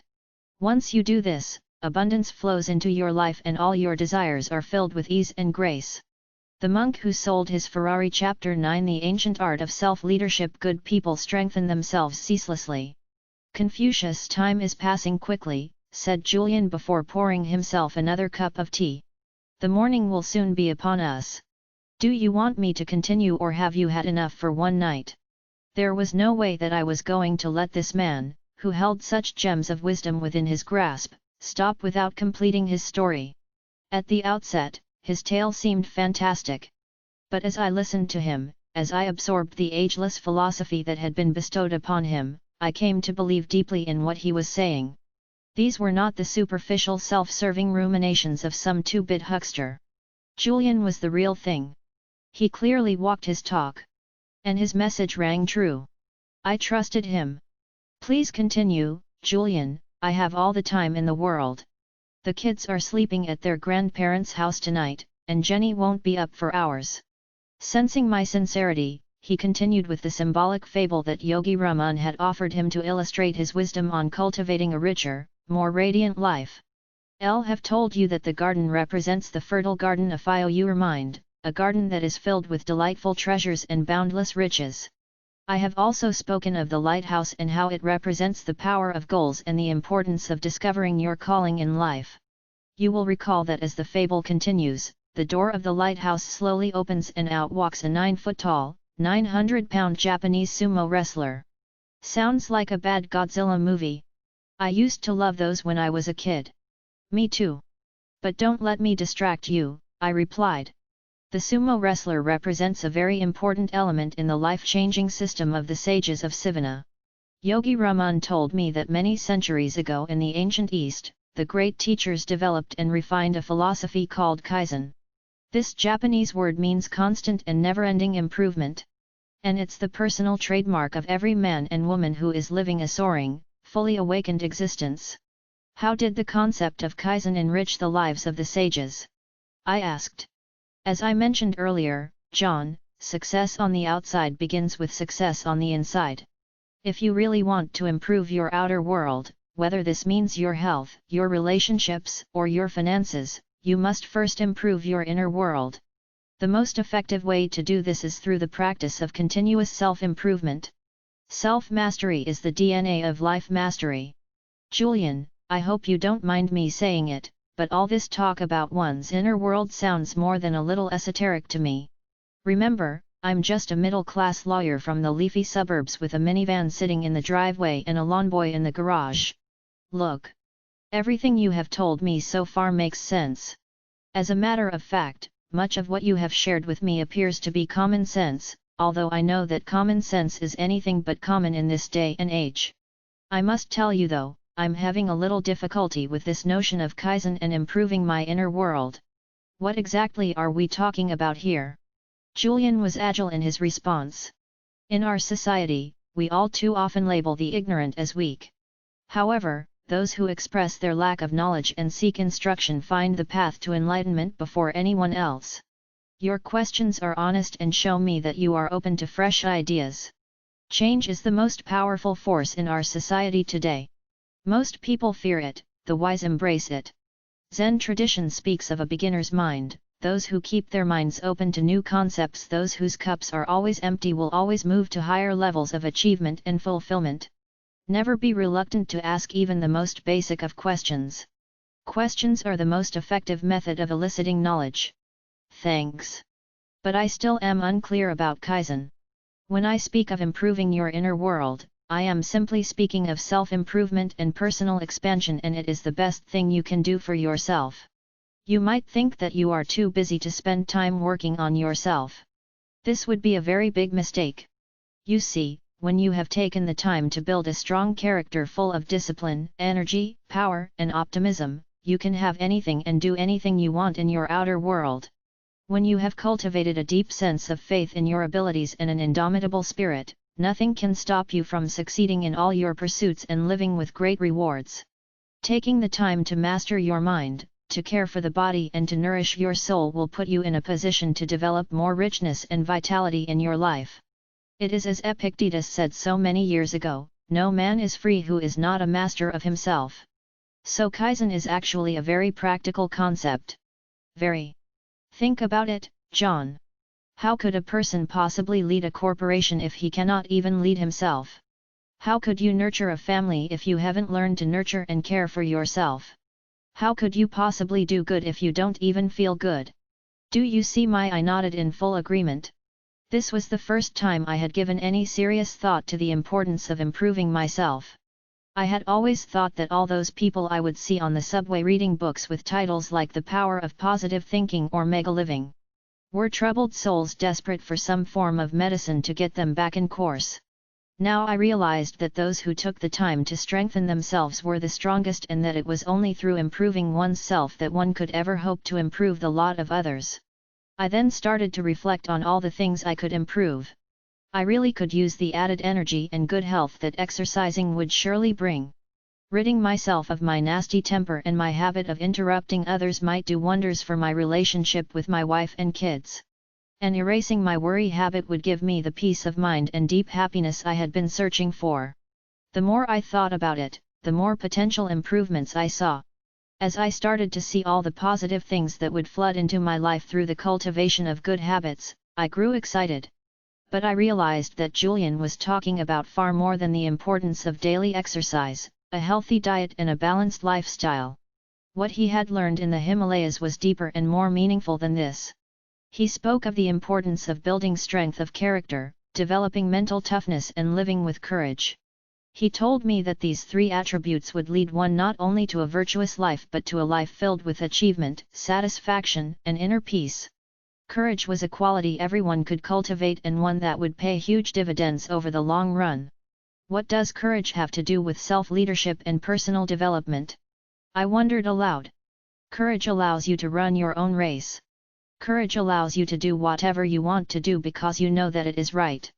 Courage gives you the self-control to persist where others have failed.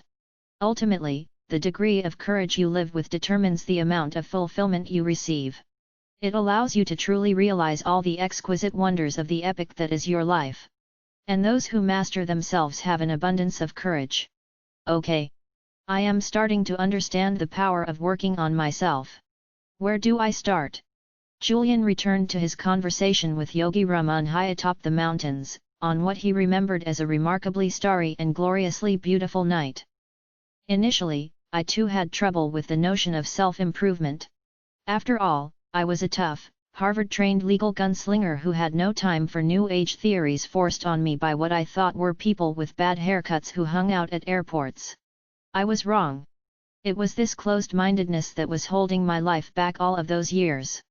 The more I listened to Yogi Raman and the more I reflected on the pain and suffering of my former world, the more I welcomed the philosophy of Kaizen, constant and never-ending enrichment of the mind, body, and soul, into my new life, Julian asserted.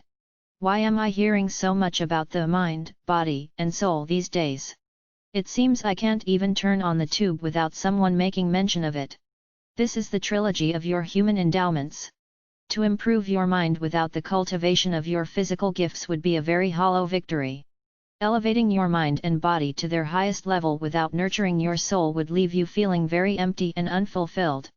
But when you dedicate your energies to unlocking the full potential of all three of your human endowments, you will taste the divine ecstasy of an enlightened life. You've got me pretty excited, pal. As to your question about where to start, I promise that I will give you a number of ancient yet powerful techniques in a few moments. But first I must share a practical illustration with you. Get into push-up position. Good grief, Julian's become a drill sergeant, I silently thought. Being curious and wishing to keep my cup empty, I complied. Now do as many push-ups as you can possibly do. Don't stop until you truly are certain that you cannot do any more. I struggled with the exercise, my 215-pound frame not being used to much more than walking to the nearest McDonald's with my kids or meandering through a round of golf with my law partners. The first 15 push-ups were pure agony. With the heat of that summer evening adding to my discomfort, I started to sweat profusely. However, I was determined not to show any signs of weakness and carried on until my vanity started to give way along with my arms. At 23 push-ups I gave up. No more, Julian. This is killing me. What are you trying to do? Are you certain that you can't do any more? I'm sure. Come on, give me a break. The only lesson I'm going to learn from this is what to do for a heart attack. Do 10 more. Then you can rest, commanded Julian. You've got to be kidding. But I continued. 1, 2, 5, 8. And finally 10. I lay on the floor in total exhaustion. I went through precisely the same experience with Yogi Raman the night he shared his special fable with me, said Julian. He told me that pain was a great teacher. What could anyone possibly learn from an experience like this? I asked breathlessly. Yogi Raman, and all of the sages of Sivana for that matter, believed that people grow the most when they enter the zone of the unknown. Okay. But what does that have to do with making me do all those push-ups? You told me after you had done 23 that you couldn't do any more. You told me that this was your absolute limit. Yet, when I challenged you to do more, you responded with another 10 push-ups. You had more inside you, and when you reached for your resources, you received more. Yogi Raman explained a fundamental truth to me while I was his student: the only limits on your life are those that you set yourself. When you dare to get out of your circle of comfort and explore the unknown, you start to liberate your true human potential.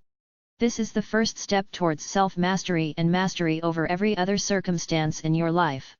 When you push beyond your limits, just as you did in this little demonstration, you unlock mental and physical reserves that you never thought you had.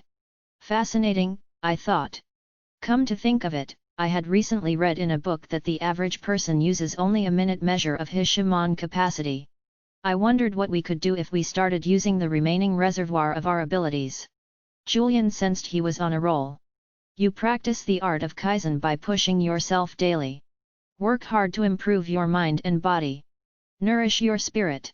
Do the things you fear. Start to live with unbridled energy and limitless enthusiasm. Watch the sun rise. Dance in a rain shower. Be the person you dream of being. Do the things you have always wanted to do but didn't because you tricked yourself into believing that you were too young, too old, too rich, or too poor. Prepare to live a soaring, fully alive life. In the East they say that luck favors the prepared mind.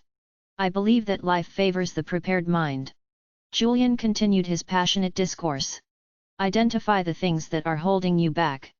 Are you scared of speaking, or do you have trouble in your relationships? Do you lack a positive attitude, or do you need more energy? Make a written inventory of your weaknesses.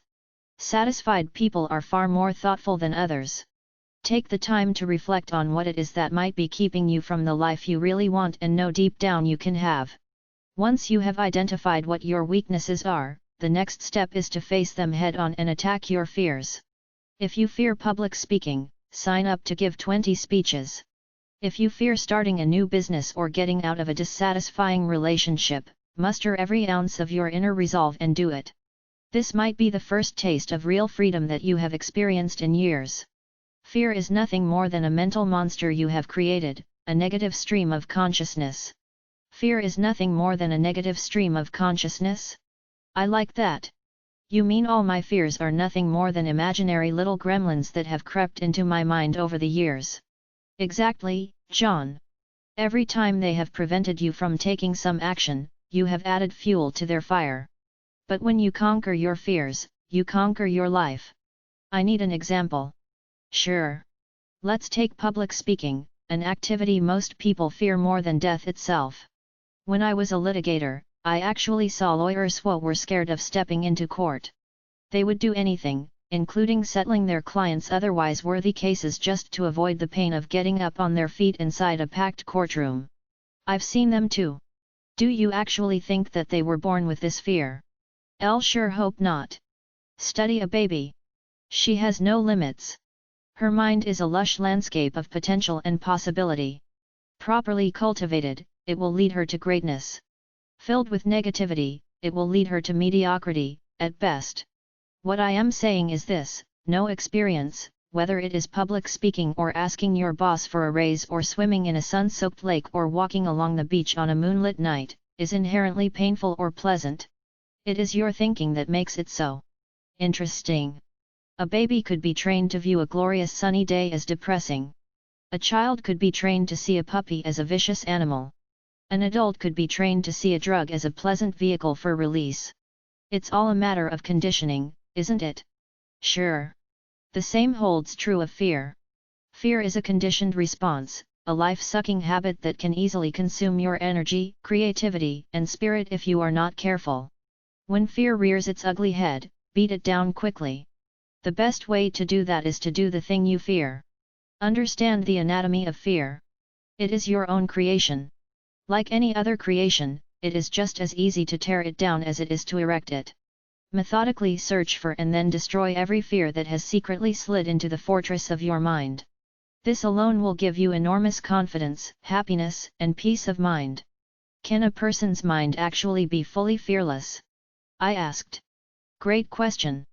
The answer is an unequivocal and emphatic yes. Each and every one of the sages of Sivana was absolutely fearless. You could see it in the way they walked. You could see it in the way they talked. You could see it when you looked deep into their eyes, and I'll tell you something else, John. What? I asked, fascinated by what I was hearing. I too am fearless. I know myself, and I have come to see that my natural state is one of indomitable strength and unlimited potential. It was just that I was blocked by all those years of self-neglect and unbalanced thinking. I'll tell you another thing. When you erase fear from your mind, you start to look younger and your health becomes more vibrant. Ah, the old mind-body connection, I replied, hoping to mask my ignorance. Yes. The sages of the East have known about it for over 5,000 years. Hardly New Age, he said, with a broad grin lighting up his radiant face. The sages shared another powerful principle with me that I think about often. I think it will be invaluable to you as you walk the path of self-leadership and personal mastery. It has given me motivation at times when I feel like taking things easy. The philosophy can be stated succinctly: what sets highly actualized people apart from those who never live inspired lives is that they do those things that less developed people don't like doing, even though they might not like doing them either. Truly enlightened people, those who experience deep happiness daily, are prepared to put off short-term pleasure for the sake of long-term fulfillment. So they tackle their weaknesses and fears head-on, even if dipping into the zone of the unknown brings with it a measure of discomfort. They resolve to live by the wisdom of Kaizen, improving every aspect of themselves ceaselessly and continuously. With time, things that were once difficult become easy. Fears that once prevented them from all the happiness, health, and prosperity they deserved fall to the wayside like stickmen toppled by a hurricane. So you're suggesting that I must change myself before I change my life? Yes. It's like that old story my favorite professor told me when I was in law school. One night a father was relaxing with his newspaper after a long day at the office. His son, who wanted to play, kept on pestering him. Finally, fed up, the father ripped out a picture of the globe that was in the paper and tore it into 100 tiny pieces. "Here, son, go ahead and try to put this back together," he said, hoping that this would keep the little boy busy long enough for him to finish reading his paper. To his amazement, his son returned after only 1 minute with the globe perfectly back together. When the startled father asked how he achieved this feat, the son smiled gently and replied, "Dad, on the other side of the globe there was a picture of a person, and once I got the person together, the world was okay. That's a great story. You see, John, the wisest people I have ever met, from the sages of Sivana to my professors at Harvard Law School, all seem to know the key formula for happiness. Do continue, I said with a hint of impatience. It's precisely what I said earlier, happiness comes through the progressive realization of a worthy objective. When you are doing what you truly love to do, you are bound to find deep contentment. If happiness comes to everyone who simply does what they love doing, why are so many people miserable? Fair point, John. Doing what you love, whether this means giving up the work you are presently doing to become an actor or spending less time on those things that are less important to make time for those things that are more meaningful, requires a great deal of courage. It requires you to step out of your comfort zone. And change is always a little uncomfortable at first. It is also more than a little risky. Having said this, this is the surest way to design a more joyful life. Exactly how does one go about building courage? It's the same as the story, once you get yourself together, your world will be okay. Once you master your mind, body, and character, happiness and abundance will flow into your life almost magically. But you must spend some time daily working on yourself, even if for only 10 or 15 minutes.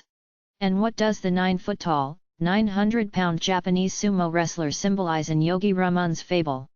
Our hefty friend will be your constant reminder of the power of Kaizen, the Japanese word for constant self-expansion and progress. In just a few hours, Julian had revealed the most powerful and the most astonishing information that I had ever heard in my lifetime. I had learned of the magic in my own mind and its treasure trove of potential. I had learned highly practical techniques to still the mind and focus its power on my desires and dreams. I had learned the importance of having a definite purpose in life and of setting clear goals in every aspect of my personal, professional, and spiritual world. Now I had been exposed to the ageless principle of self-mastery, Kaizen. How can I practice the art of Kaizen? I will give you 10 ancient yet supremely effective rituals that will lead you far along the path of personal mastery. If you apply them on a daily basis, with faith in their utility, you will observe remarkable results in just 1 month from today. If you continue to apply them, incorporating the techniques into your routine such that they become habits, you are bound to reach a state of perfect health, limitless energy, lasting happiness, and peace of mind. Ultimately, you will reach your divine destiny, for this is your birthright. Yogi Raman offered the 10 rituals to me with great faith in what he termed their exquisiteness, and I think you will agree that I am living proof of their power. I simply ask that you listen to what I have to say and judge the results for yourself. Life-changing results in only 30 days. I asked in disbelief. Yes.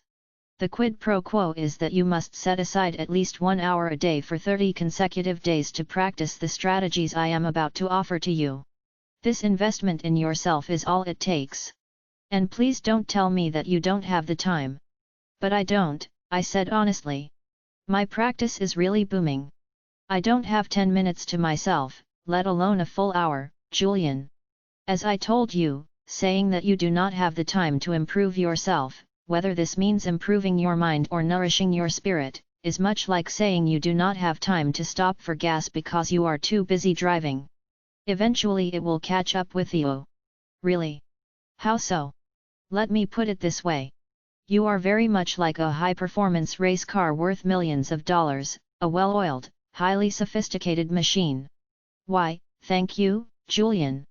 Your mind is the greatest wonder of the universe and your body has the capacity to perform feats that might astonish you. Agreed. Knowing the value of this high-performance multi-million-dollar machine, would it be wise to run it full out every minute of every day without taking a pit stop to let the motor cool down? Of course not.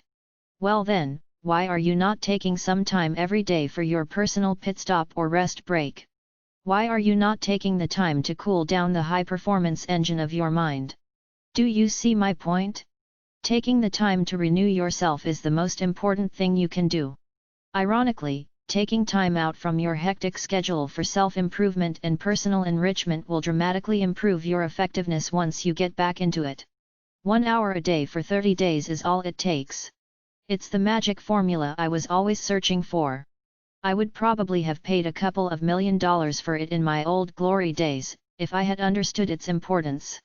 Little did I know that it was free, as is all priceless knowledge. Having said this, you must be disciplined and apply the strategies that make up the formula daily, with utter conviction in their value. This is not a quick fix type deal.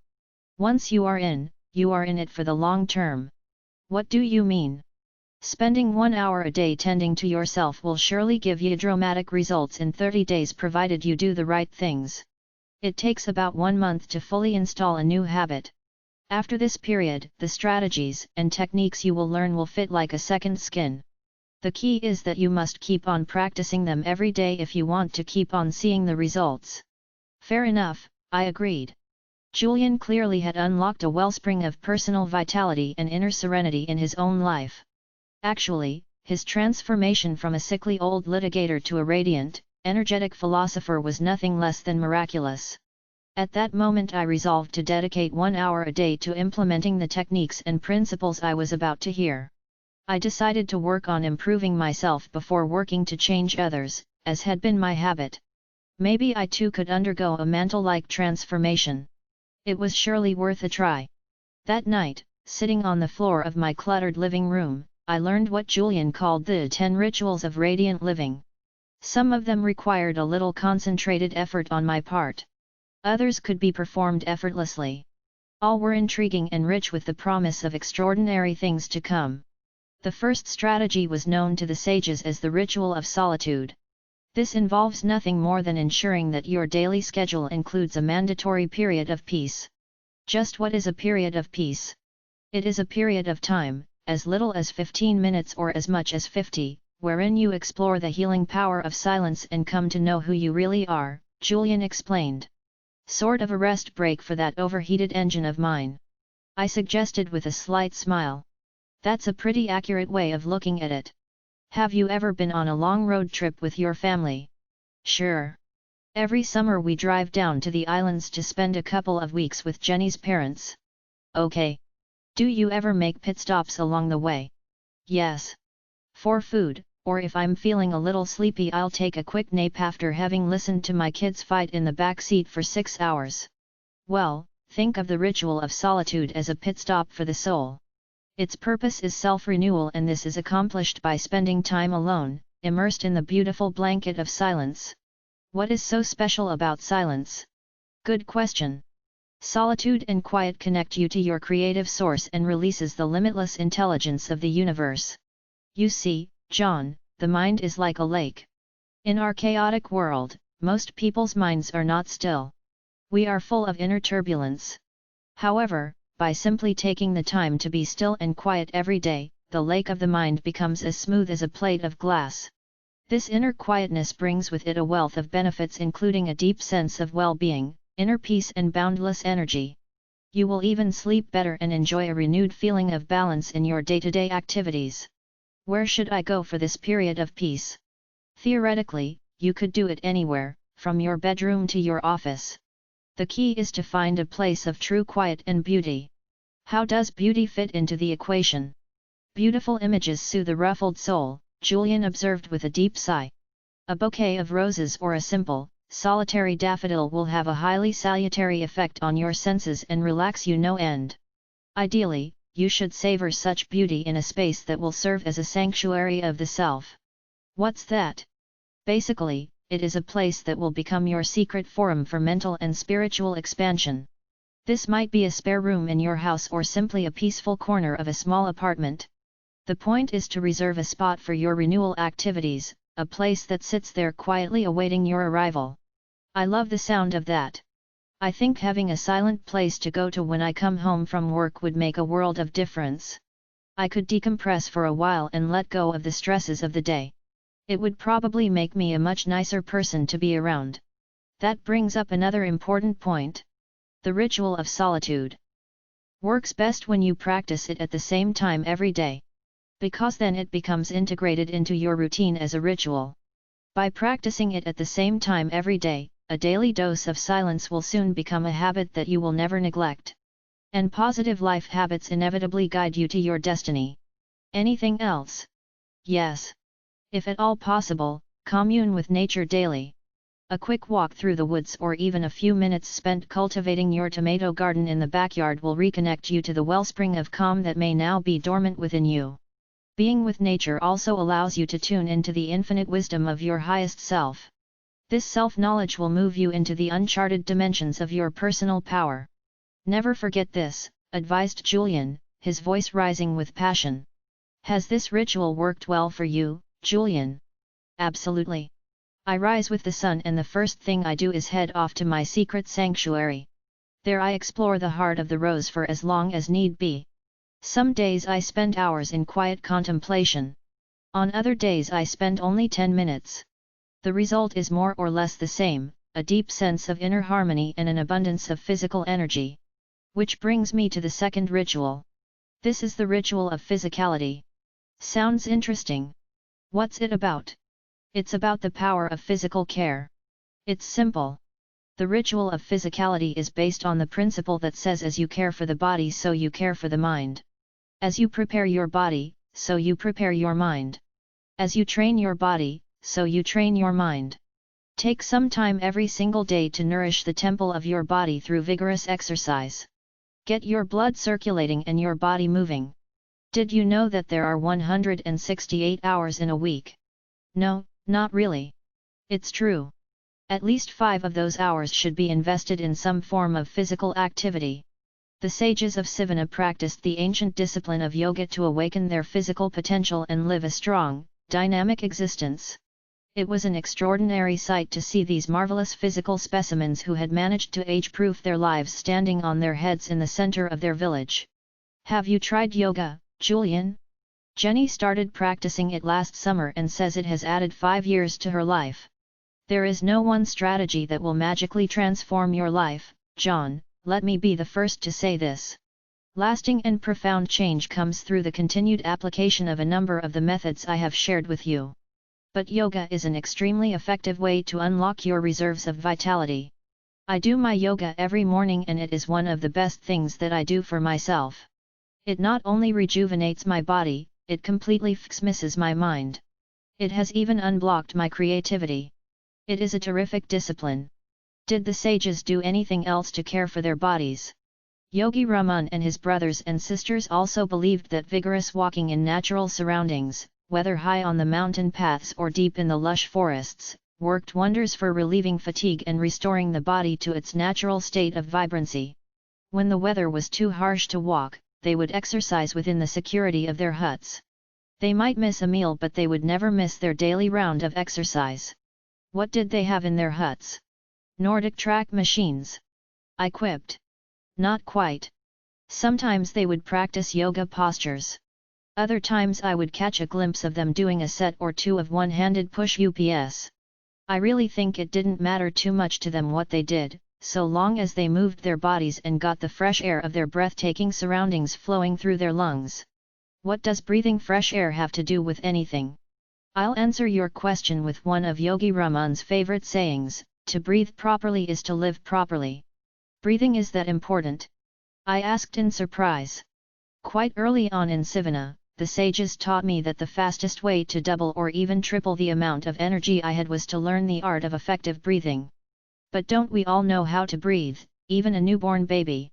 Not really, John. While most of us know how to breathe to survive, we have never learned how to breathe to thrive. Most of us breathe far too shallowly and in so doing, we fail to take in enough oxygen to run the body at an optimal level.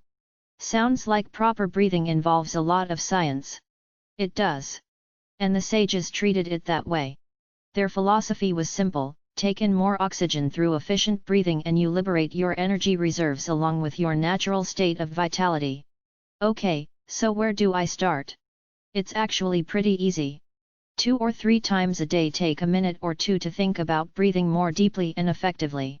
How do I know if I'm breathing effectively? Well, your belly should move out slightly. This indicates that you are breathing from the abdomen, which is good. A trick that Yogi Raman taught me was to cup my hands over my stomach. If they moved out as I inhaled, my breathing technique was proper. Very interesting. If you like that, then you will love the third ritual of radiant living, said Julian. Which is? The ritual of live nourishment. In my days as a litigator, I lived off of a steady diet of steaks, fries, and other types of junk food. Sure, I ate at the finest restaurants in the country, but I still filled my body with junk. I didn't know it at the time, but this was one of the main sources of my discontent. Yes. A poor diet has a pronounced effect on your life. It drains your mental and physical energy. It affects your moods and it hampers the clarity of your mind. Yogi Raman put it this way: as you nourish your body, so you nourish your mind. I assume then that you changed your diet radically. And it made an amazing difference in the way I felt and looked. I always thought that I was so run down because of the stresses and strains of my work and because the wrinkled fingers of old age were reaching out for me. In Sivana, I learned that much of my lethargy was due to the low-octane fuel I was pumping into my body. What did the sages of Sivana eat to stay so youthful and bright? Live foods, came the efficient reply. Live foods are the answer. Live foods are foods that are not dead. Come on, Julian. What are live foods? I asked impatiently. Basically, live foods are those that are created through the natural interaction of the sun, air, soil, and water. What I'm talking about here is a vegetarian diet. Fill your plate with fresh vegetables, fruits, and grains and you might just live forever. Is that possible? Most of the sages were well over 100 and they showed no signs of slowing down, and just last week I read in the paper about a group of people living on the tiny island of Okinawa in the East China Sea. Researchers are flocking to the island because they are fascinated by the fact that it holds the largest concentration of centenarians in the world. What have they learned? That a vegetarian diet is one of their main longevity secrets. But is this type of diet healthy? You wouldn't think that it would give you much strength. Remember, I'm still a busy litigator, Julian. This is the diet that nature intended. It is alive, vital, and supremely healthy. The sages have lived by this diet for many thousands of years. They call it a sattvic, or pure diet. And as to your concern about strength, the most powerful animals on the planet ranging from gorillas to elephants, wear the badge of proud vegetarians. Did you know that a gorilla has about 30 times the strength of a man? Thanks for that important tidbit of information. Look, the sages are not extreme people. All of their wisdom was based on the ageless principle that one must live a life of moderation and do nothing to extremes. So if you like meat, you can certainly keep eating it. Just remember that you are ingesting dead food. If you can, cut back on the amount of red meat that you eat. It is really hard to digest, and since your digestive system is one of the most energy-consuming processes of your entire body, valuable energy reserves are needlessly depleted by this foodstuff. Do you see what I'm getting at? Just compare how you feel after eating a steak with your energy levels after eating a salad. If you don't want to become a strict vegetarian, at least start having a salad with every meal and fruit for dessert. Even this will make a huge difference in the quality of your physical life. That doesn't seem like it would be too hard to do, I replied. I've been hearing a lot about the power of a largely vegetarian diet. Just last week, Jenny told me about a study in Finland where it was found that 38% of new vegetarians studied reported that they felt far less tired and much more alert after only 7 months of this new way of life. I should try eating a salad with every meal. Looking at you, Julian, I might even make the salad the meal. Try it for about a month and judge the results for yourself. You will feel phenomenal. Okay. If it's good enough for the sages, it's good enough for me. I promise you I will give it a shot. It doesn't sound like too much of a stretch, and anyway I'm getting pretty tired of firing up the barbecue every night. If I have sold you on the ritual of live nourishment, I think you will love the fourth one. Your student is still holding his empty cup. The fourth ritual is known as the ritual of abundant knowledge. It centers on the whole notion of lifelong learning and expanding your knowledge base for the good of yourself and all those around you. The old knowledge is power idea. It involves far more than that, John. Knowledge is only potential power. For the power to be manifested, it must be applied. Most people know what they should do in any given situation, or in their lives for that matter. The problem is that they don't take daily, consistent action to apply the knowledge and realize their dreams. The ritual of abundant knowledge is all about becoming a student of life. Even more importantly, it requires that you use what you have learned in the classroom of your existence. What did Yogi Raman and the other sages do to live this ritual? They had many sub-rituals that they performed on a daily basis as a tribute to the ritual of abundant knowledge.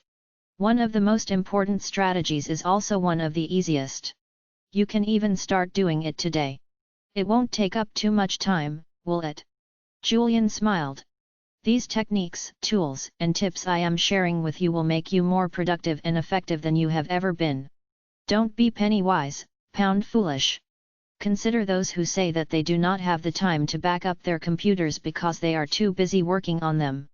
Yet, when those machines crash and months of important work is lost, they regret not investing a few moments a day in saving it. Do you see my point? Get my priorities straight. Exactly. Try not to live your life bound by the shackles of your schedule. Instead, focus on those things that your conscience and your heart tell you to do. When you invest in yourself and start to devote yourself to raising your mind, body, and character to their highest levels, you will almost feel as if you have a personal navigator inside you, telling you which things you must do to see the greatest and most rewarding results. You will stop worrying about your clock and start living your life. Point well taken.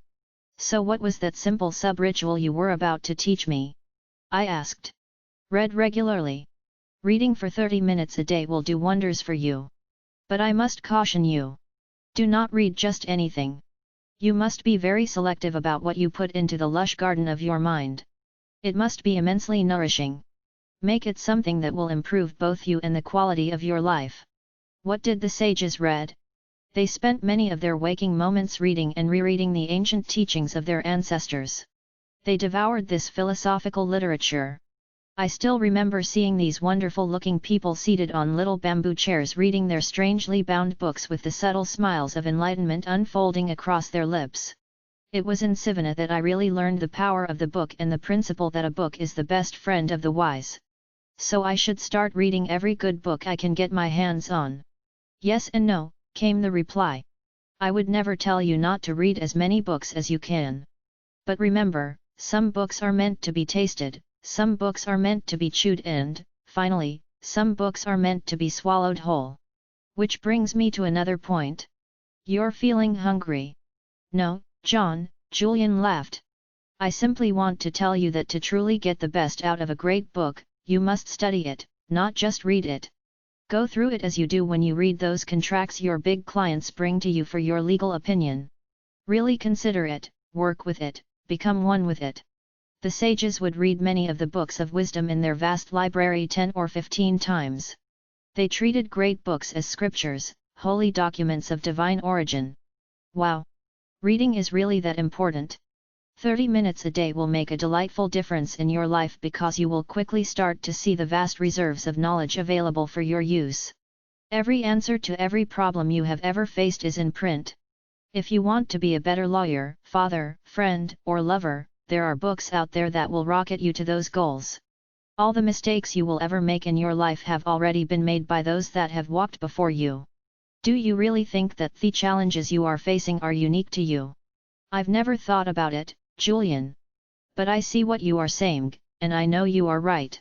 All the problems anyone has ever faced, and will ever face over the course of their lifetime have already been made, Julian asserted.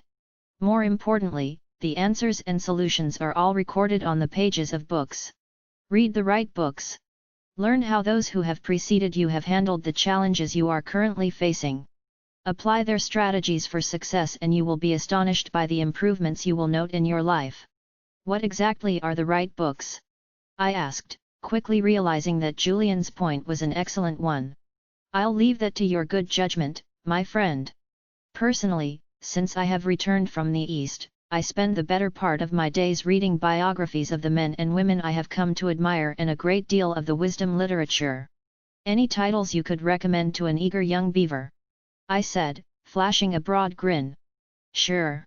You will thrive on the biography of the great American Benjamin Franklin. I think you will also find much growth impetus from Mahatma Gandhi's autobiography entitled The Story of My Experiments with Truth. I also suggest that you read Siddhartha by Hermann Hesse, the highly practical philosophy of Marcus Aurelius and some of the work of Seneca. You might even read Think and Grow Rich by Napoleon Hill. I read it last week and thought it was very profound. Think and Grow Rich? I exclaimed. But I thought you left all of that behind you after your heart attack. I'm really sick and tired of all the make money fast manuals that are being peddled out there by snake oil salesmen preying on the weak. Easy, big fella. I couldn't agree with you more, offered Julian with all the warmth and patience of a wise, loving grandfather.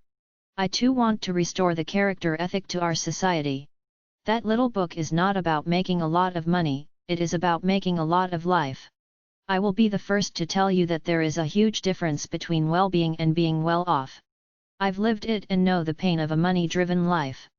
Think and Grow Rich is about abundance, including spiritual abundance, and how to attract all that is good into your life. You might do well to read it. But I will not press the point. Sorry, Julian, I didn't mean to sound like an aggressive litigator, I offered apologetically. Guess my temper gets the better of me sometimes. One more thing I need to improve. I really am grateful for all that you are sharing with me. No problem, water under the bridge. My point simply is read and keep reading. Do you want to know something else interesting? What? It's not what you will get out of the books that is so enriching, it is what the books will get out of you that will ultimately change your life. You see, John, books do not actually teach you anything new. Really. Books simply help you to see what is already within yourself. That's what enlightenment is all about. After all my journeying and exploring, I found that I have actually come full circle back to the point from which I started as a young boy. But now I know myself and all that I am and can be. So the ritual of abundant knowledge is all about reading and exploring the wealth of information out there. Partly. For now, read 30 minutes a day. The rest will come naturally, Julian said with a hint of mystery. Okay, what's the fifth ritual of radiant living? It is the ritual of personal reflection. The sages were firm believers in the power of inner contemplation. By taking the time to get to know yourself, you will connect to a dimension of your being that you never knew you had. Sounds pretty deep. It's actually a very practical concept. You see, we all have many sleeping talents inside of us. By taking the time to get to know them, we kindle them. However, silent contemplation will deliver even more than this. This practice will make you stronger, more at ease with yourself and wiser. It is a very rewarding use of your mind. I'm still a little fuzzy on the concept, Julian. Fair enough. It was also foreign to me when I first heard it. Boiled down to its basic form, personal reflection is nothing more than the habit of thinking. But don't we all think? Isn't that part of being human? Well, most of us do think. The problem is that most people think just enough to survive. What I am speaking about with this ritual is thinking enough to thrive. When you read Ben Franklin's biography, you will see what I mean. Every evening, after a full day of productive work, he would retire to a silent corner of his home and reflect on his day. He would consider all of his actions and whether they were positive and constructive or whether they were of the negative sort, in need of repair. By clearly knowing what he was doing wrong in his days, he could take immediate steps to improve and advance along the path of self-mastery. The sages did the same. Every night, they would retire to the sanctuary of their huts covered by fragrant rose petals and sit in deep contemplation. Yogi Raman would actually take a written inventory of his day. What kinds of things would he write down? I asked. First, he would list all of his activities, from the personal care activities of his morning to his interactions with the other sages to his forays into the forest in search of firewood and fresh food. Interestingly, he would also write down the thoughts he had run through his mind during that particular day. Isn't that hard to do? I can hardly remember what I thought 5 minutes ago, let alone 12 hours ago. Not if you practice this ritual daily. You see, anyone can attain the kind of results I have attained. Anyone. The real problem is that too many people suffer from that dreadful disease known as excusitis. I think I might have contracted that one in the past, I said in full knowledge of what my wise friend was saying. Stop making excuses and just do it.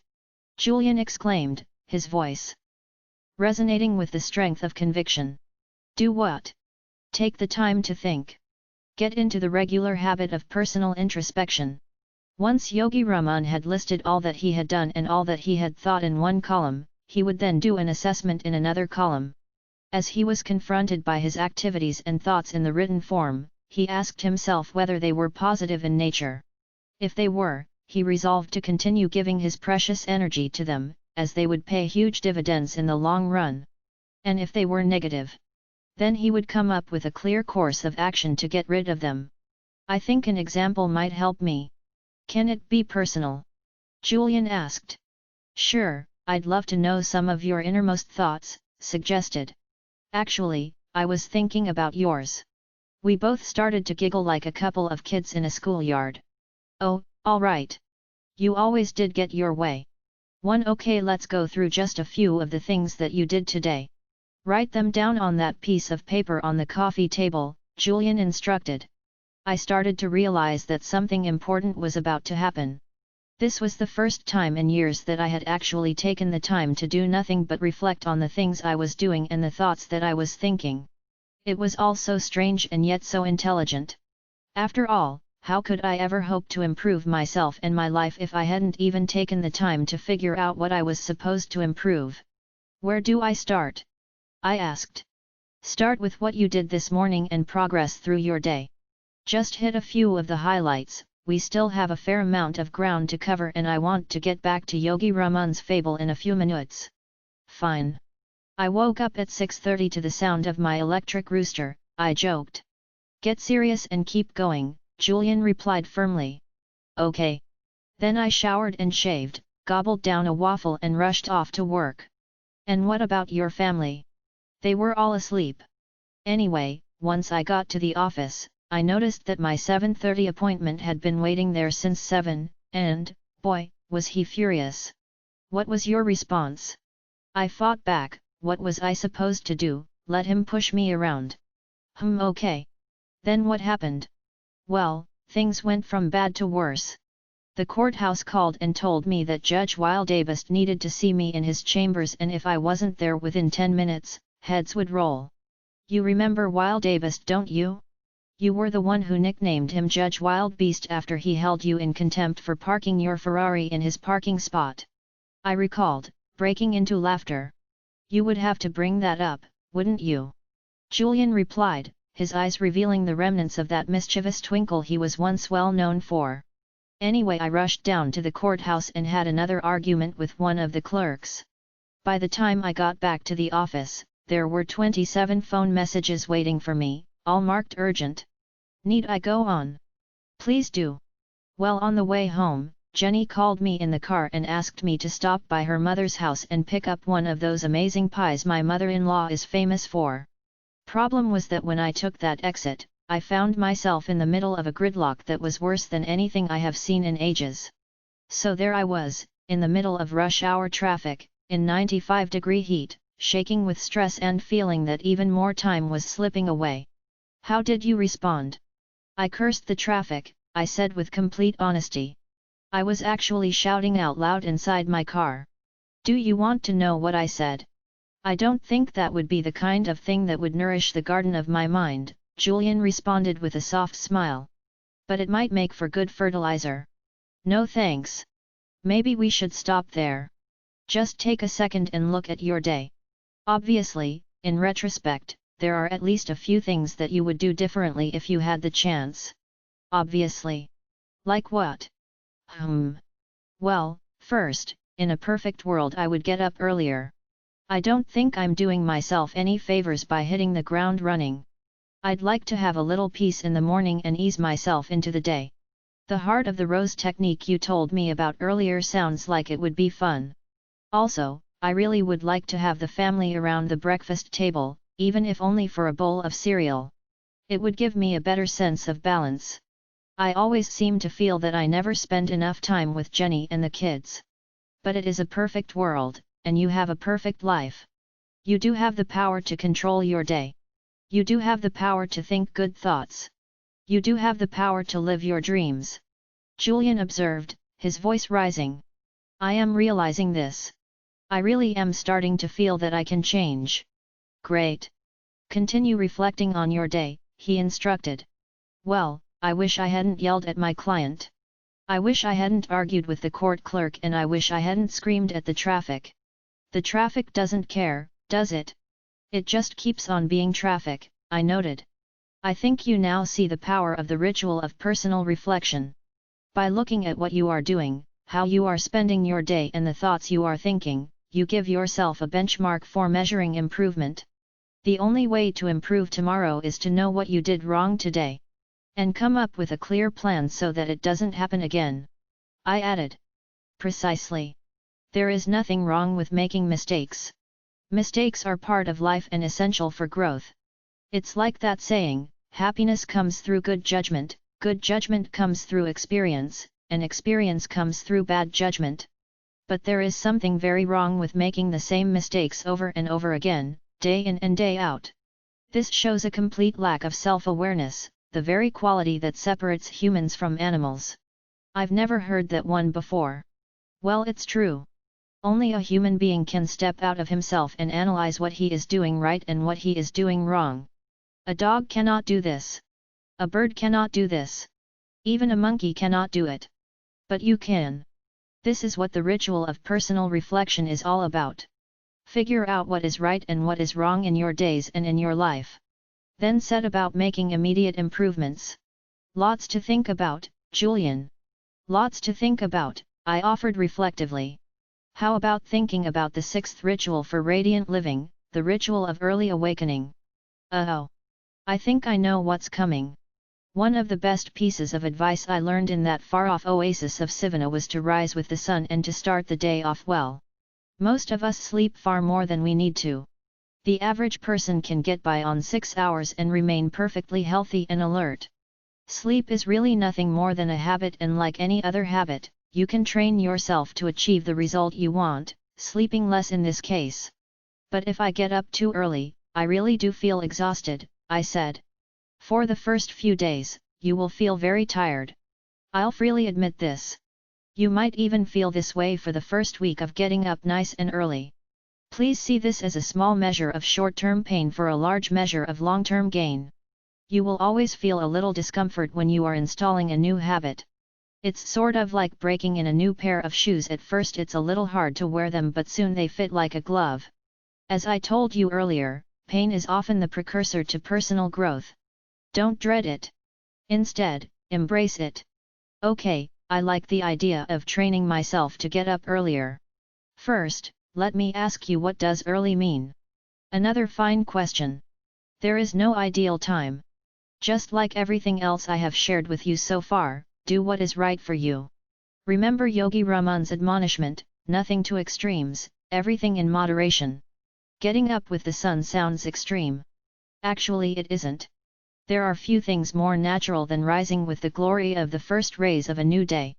The sages believed that sunshine was a gift from heaven, and while they were careful not to overexpose themselves, they regularly had sunbaths and often could be seen dancing playfully in the early morning sunshine.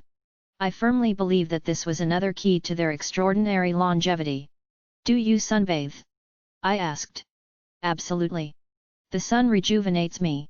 When I grow tired, it keeps my mood bright. In the ancient culture of the East, the sun was thought to be a connection to the soul.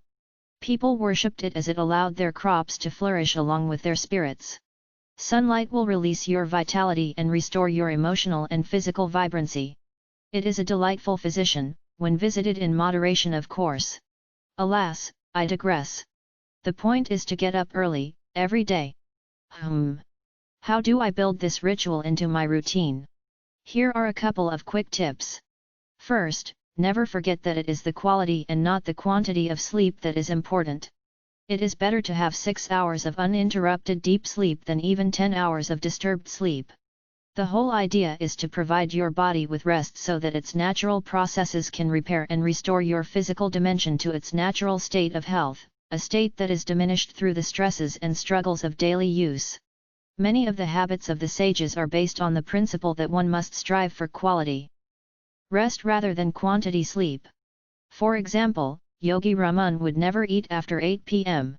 He said that the digestive activity it induced would reduce the quality of his sleep. Another example was the sage's habit of meditating to the soft sounds of their harp immediately before heading off to sleep. What was the reason behind this? Let me ask you, John. What do you do before you go to sleep? I watch the news with Jenny, the same as most people I know. I kind of thought so, replied Julian, with a mysterious twinkle in his eyes. I don't get it. What could possibly be wrong with getting a little shot of the news before I go to sleep? The 10-minute period before you sleep and the 10-minute period after you wake up are profoundly influential on your subconscious mind. Only the most inspiring and serene thoughts should be programmed into your mind at those times. You make the mind sound like a computer. That's a pretty fair way to look at it. What you put in is what you get out. Even more important is the fact that you alone are the programmer. By determining the thoughts that go in, you also are determining precisely what will come out. So, before you go to sleep, don't watch the news or argue with anyone or even go over the day's events in your mind's eye. Relax. Drink a cup of herbal tea, if you like. Listen to some soft classical music and prepare yourself to drift off into a rich, renewing slumber. It makes sense. The better the sleep, the less I will need. Exactly. And remember the ancient rule of 21, if you do anything for 21 days in a row, it will be installed as a habit. So stay with the early rising routine for about 3 weeks before you give up because it feels too uncomfortable. By then it will be a part of your life. Within short order you will be able to rise at 5:30 am or even at am with ease, ready to savor the splendor of another great day.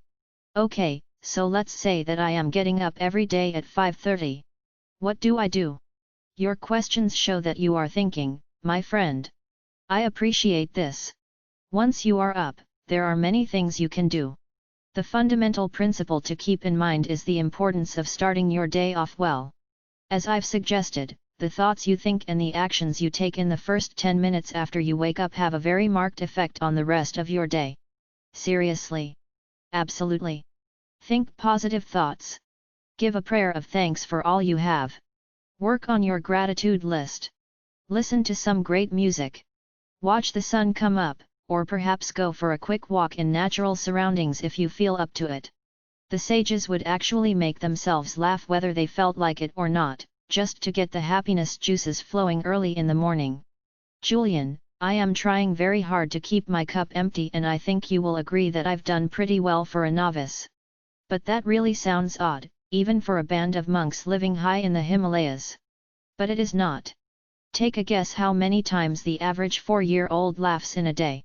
Who knows? I do, 300. Now guess how many times the average adult in our society laughs in the course of a day. 50. I tried. Try 15, Julian said, smiling in satisfaction. You see my point? Laughing is medicine for the soul. Even if you don't feel like it, look in the mirror and laugh for a couple of minutes. You can't help but feel fantastic. William James said, we don't laugh because we are happy. We are happy because we laugh. So start your day on a delightful footing. Laugh, play, and give thanks for all you have. Every day will be an exquisitely rewarding one. What do you do to start your day off on a positive footing? Actually, I have developed quite a sophisticated morning routine that includes everything from the heart of the rose to drinking a couple of glasses of freshly squeezed fruit juice. But there is one strategy in particular that I would like to share with you. Sounds important? It is. Shortly after you have awakened, go into your sanctuary of silence. Get still and focused. Then ask yourself this question, what would I do today if today was my last? The key is to really get into the meaning of this question. Mentally list all the things you would do, the people you would call and the moments you would savor. Envision yourself doing these things with great energy. Visualize how you would treat your family and your friends. Even picture how you would treat total strangers if today was your last day on the planet. As I told you earlier, when you live every day as if it was your last, your life will take on a magical quality. And this brings me to the 7th of the rituals of radiant living, the ritual of music. I think I'm going to love this one, I replied. I'm sure you will. The sages loved their music. It gave them the same spiritual boost as the sun did. Music made them laugh, it made them dance and it made them sing. It will do the same for you. Never forget the power of music. Spend a little time with it every day, even if it is listening to a soft piece on a cassette while you drive to work. When you feel down or weary, play some music. It is one of the finest motivators I know of. Aside from yourself. I exclaimed sincerely. Just listening to you makes me feel great. You really have changed, Julian, and not just on the outside. Gone is your old cynicism. Gone is your former negativity. Gone is your old aggressiveness. You really do seem to be at peace with yourself. You have touched me tonight. Hey, there's more, shouted Julian with his fist in the air. Let's keep going. I wouldn't have it any other way. Okay. The 8th ritual is the ritual of the spoken word.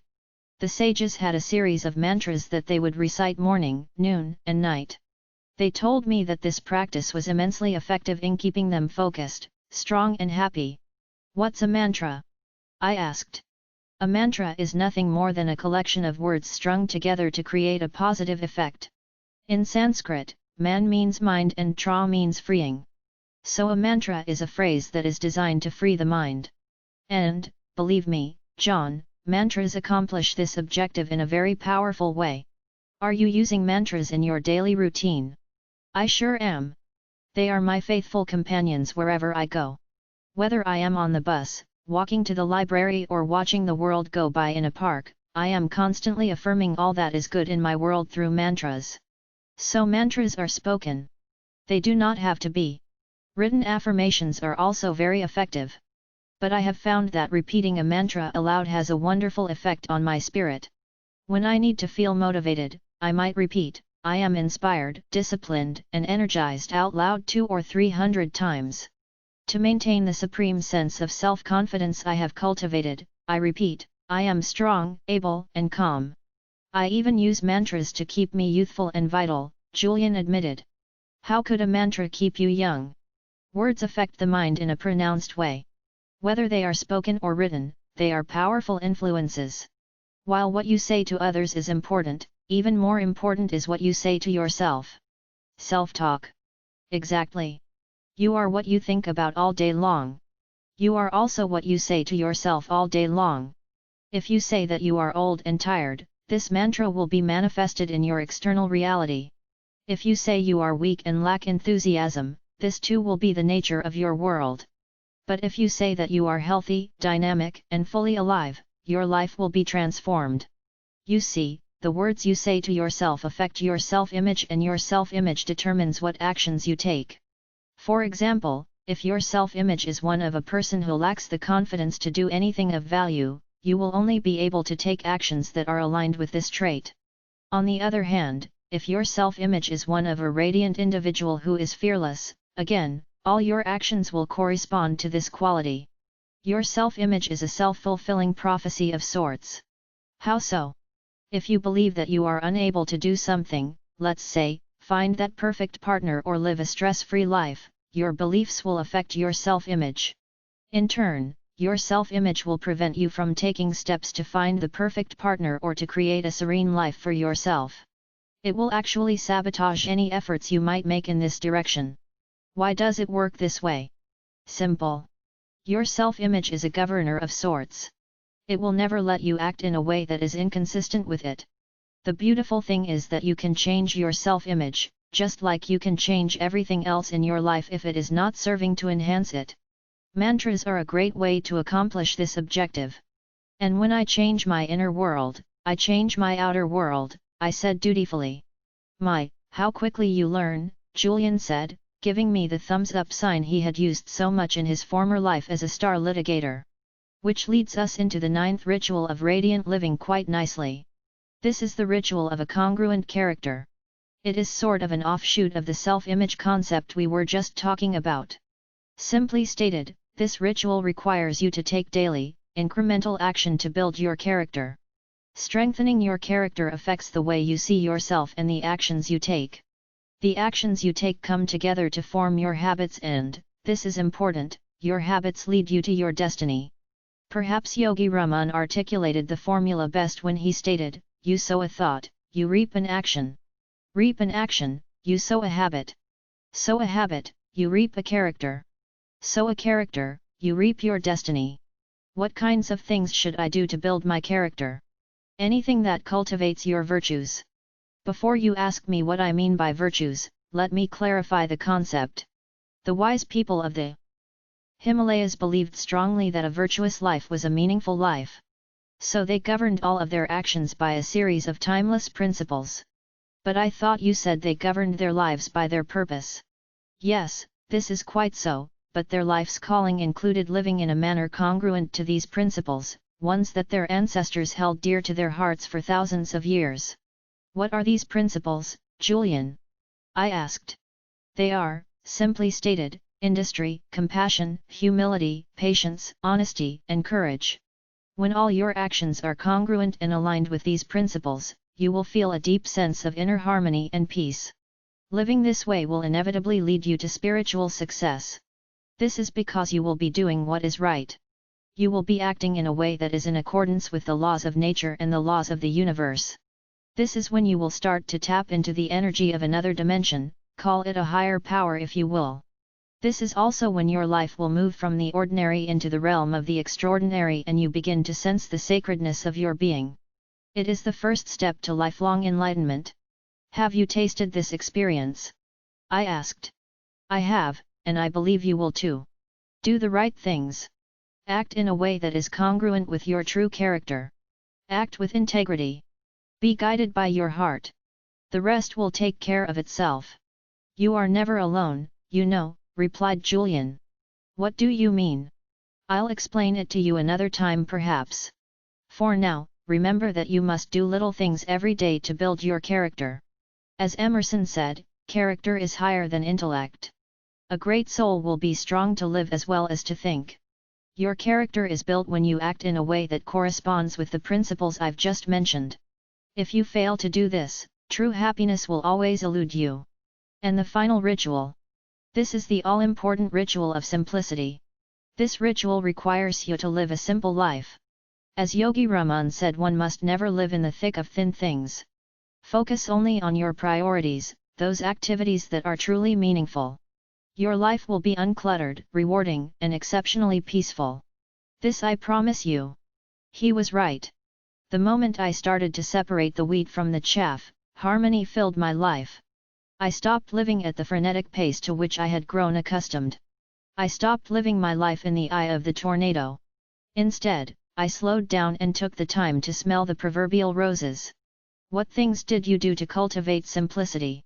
L stopped wearing expensive clothes, I kicked my addiction to 6 newspapers a day, I stopped needing to be available to everyone all the time, I became a vegetarian and I ate less. Basically, I reduced my needs. You see, John, unless you reduce your needs, you will never be fulfilled. You will always be like that gambler in Las Vegas, staying at the roulette wheel for just one more spin in the hope that your lucky number will come up. You will always want more than you have. How can you ever be happy? But earlier you told me that happiness comes from achievement. Now you are telling me to reduce my needs and be content with less.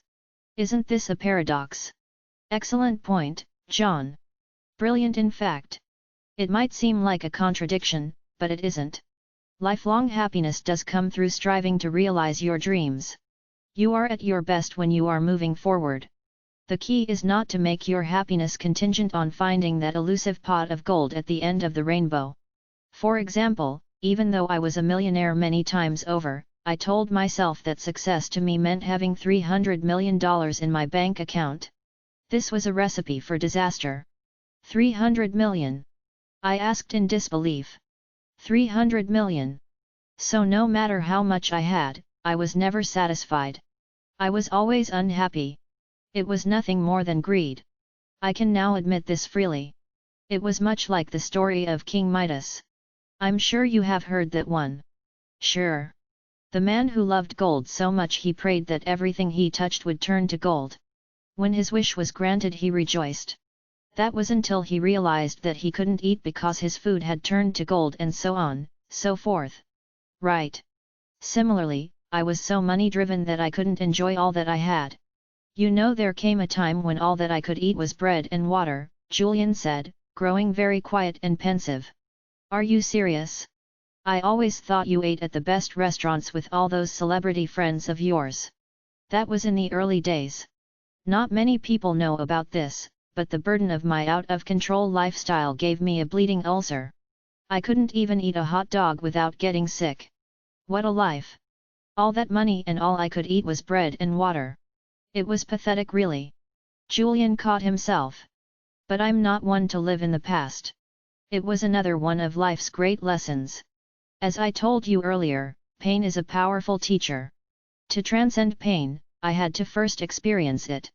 I wouldn't be where I am today without it, he said stoically. Any ideas on what I should do to bring the ritual of simplicity into my own life? I asked. There are so many things you can do. Even little things will make a difference. Like what? Stop picking up the phone every time it rings, stop wasting time reading junk mail, stop eating out 3 times a week, give up your golf club membership and spend more time with your kids, spend a day a week without your watch, watch the sun rise every few days, sell your cellular phone and dump the pager. Need I continue? Julian asked rhetorically. I get the point. But sell the cell phone? I asked anxiously, feeling as a baby might at the doctor's suggestion that his umbilical cord should be cut. Like I've said, my duty is to share the wisdom I have learned through my journey with you. You need not apply every strategy to make your life work. Try the techniques and use those that feel right to you. I know. Nothing to extremes, everything in moderation. Precisely, I have to admit though, every one of your strategies sounds great. But will they really bring about profound shifts in my life in only 30 days? It will take even less than 30 days and even more, said Julian, with his trademark look of dimpled mischievousness. Here we go again. Do explain, oh wise one. Julian will be fine, although wise one would have looked formidable on my old letterhead, he joked. I'll say it will take less than 30 days because true life change is spontaneous. Spontaneous? Yes, it happens in the blink of an eye, the very moment you decide from the deepest core of your being that you will raise your life to its highest level. In that instant, you will be a changed person, one set on the course of his destiny. And why longer than 30 days? I promise you that by practicing these strategies and tools, you will see marked improvements in 1 month from this moment. You will have more energy, less worries, more creativity and less stress in every aspect of your life. Having said this, the sages' methods are not of the quick fix kind. They are ageless traditions that are meant to be applied daily, for the rest of your days. If you stop applying them, you will find that you will gradually slide back into your old ways.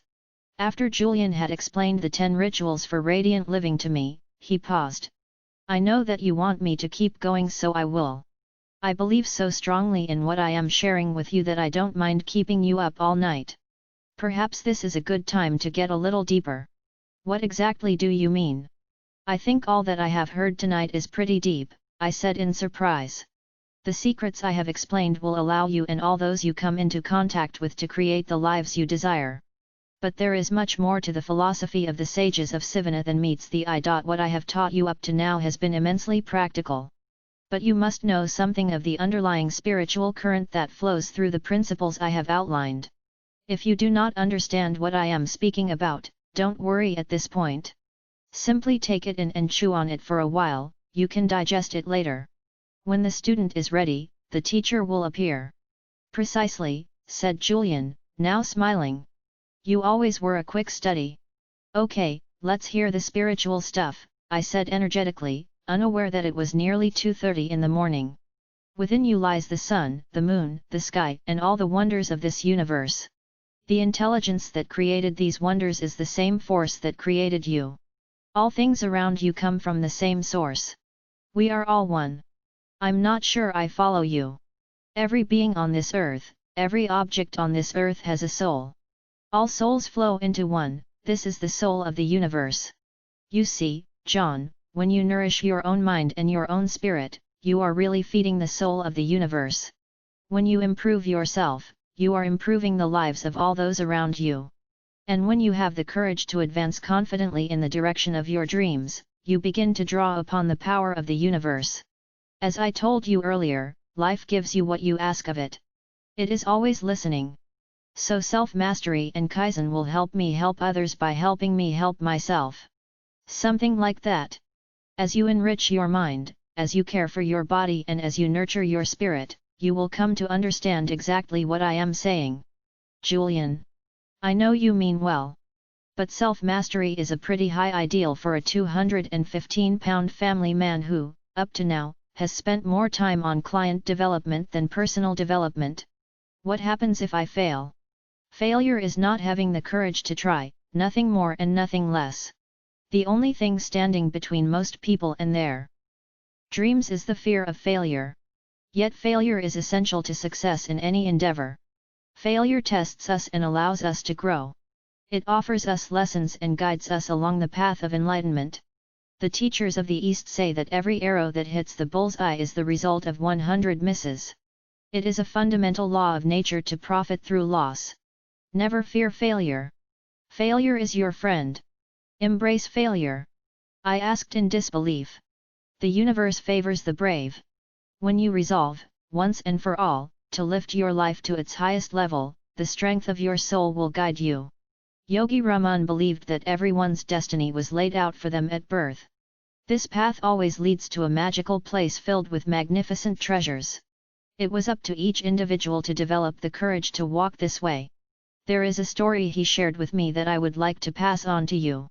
Once, in ancient India, there was an evil giant who owned a magnificent castle overlooking the sea. As the giant had been away for many years fighting in wars, the children of the nearby village used to come into the giant's beautiful garden and play with great delight. One day, the giant returned and threw all of the young children out of his garden. "Never return here," he yelled as he slammed the huge oak door in disgust. He then erected a huge marble wall around the garden to keep the children out. Winter came with bitter cold, which is native to the northernmost parts of the Indian subcontinent, and the giant wished the warmth would soon return. Spring visited the village that lay below the giant's castle, but the icy claws of winter refused to leave his garden. Then, one day, the giant finally smelled the fragrances of spring and felt the radiance of the sun through his windows. "Spring has finally returned," he cried, running out into the garden. But the giant was unprepared for the sight that greeted him. The children of the village had somehow managed to climb over the castle wall and were playing in the garden. It was because of their presence that the garden had been transformed from a wintry wasteland into a lush place filled with roses, daffodils, and orchids. All the children laughed and giggled with joy, but one. From the corner of his eye, the giant spotted a little boy who was much smaller than all the other children. Tears ran from his eyes as he did not have the strength to climb the wall into the garden. The giant felt sad for this boy and, for the first time in his life, regretted his evil ways. "I will help this child," he said, running towards him. When all the other children saw the giant coming, they ran from the garden, fearing for their lives. But the tiny little boy stood his ground. "I will slay the giant," he stammered. "I will defend our playground." As the giant approached the child, he opened his arms. "I am a friend," he said. "I have come to help you over the wall and into the garden. This will be your garden now." The little boy, now a hero among the children, rejoiced in happiness and gave the giant the golden necklace that he had always worn around his neck.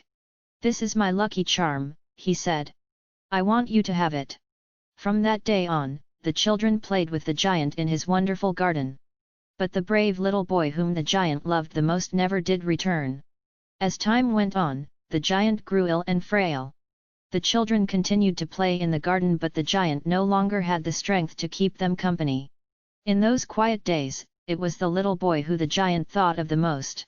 One day, in the midst of a particularly bitter winter, the giant glanced out his window and saw a truly miraculous sight. Though most of the garden was covered in snow, at the center of the garden there stood a magnificent rosebush overflowing with spectacularly colored flowers. Next to the roses stood the little boy who the giant loved. The boy was smiling sweetly. The giant danced with delight and rushed outside to embrace the child. "Where have you been all these years, my young friend? I've missed you with all my heart." The boy was thoughtful in his response. "Many years ago you lifted me over the wall into your magical garden. Now, I have come to take you into mine." Later that day, when the children came to visit the giant, they found him lying lifeless on the ground. From head to toe, he was covered by 1,000 beautiful roses. Always be brave, John, like that little boy. Stand your ground and follow your dreams. They will lead you to your destiny. Follow your destiny, it will lead you into the wonders of the universe. And always follow the wonders of the universe, for they will lead you to a special garden filled with roses. As I looked over at Julian to tell him that this story had touched me deeply, I saw something that startled me. This rock-hard legal gladiator who had spent the better part of his life defending the rich and famous had started to weep. Chapter 9 Action Summary Julian Wisdom in the symbol the virtue the wisdom the techniques nutshell practice Kaizen self-mastery is the DNA of life mastery success on the outside begins within enlightenment comes through the consistent cultivation of your mind, body and soul do the things you fear the 10 ancient rituals for radiant living the universe favors the brave. When you resolve to lift your life to its highest level, the strength of your soul will guide you to a magical place with magnificent treasures.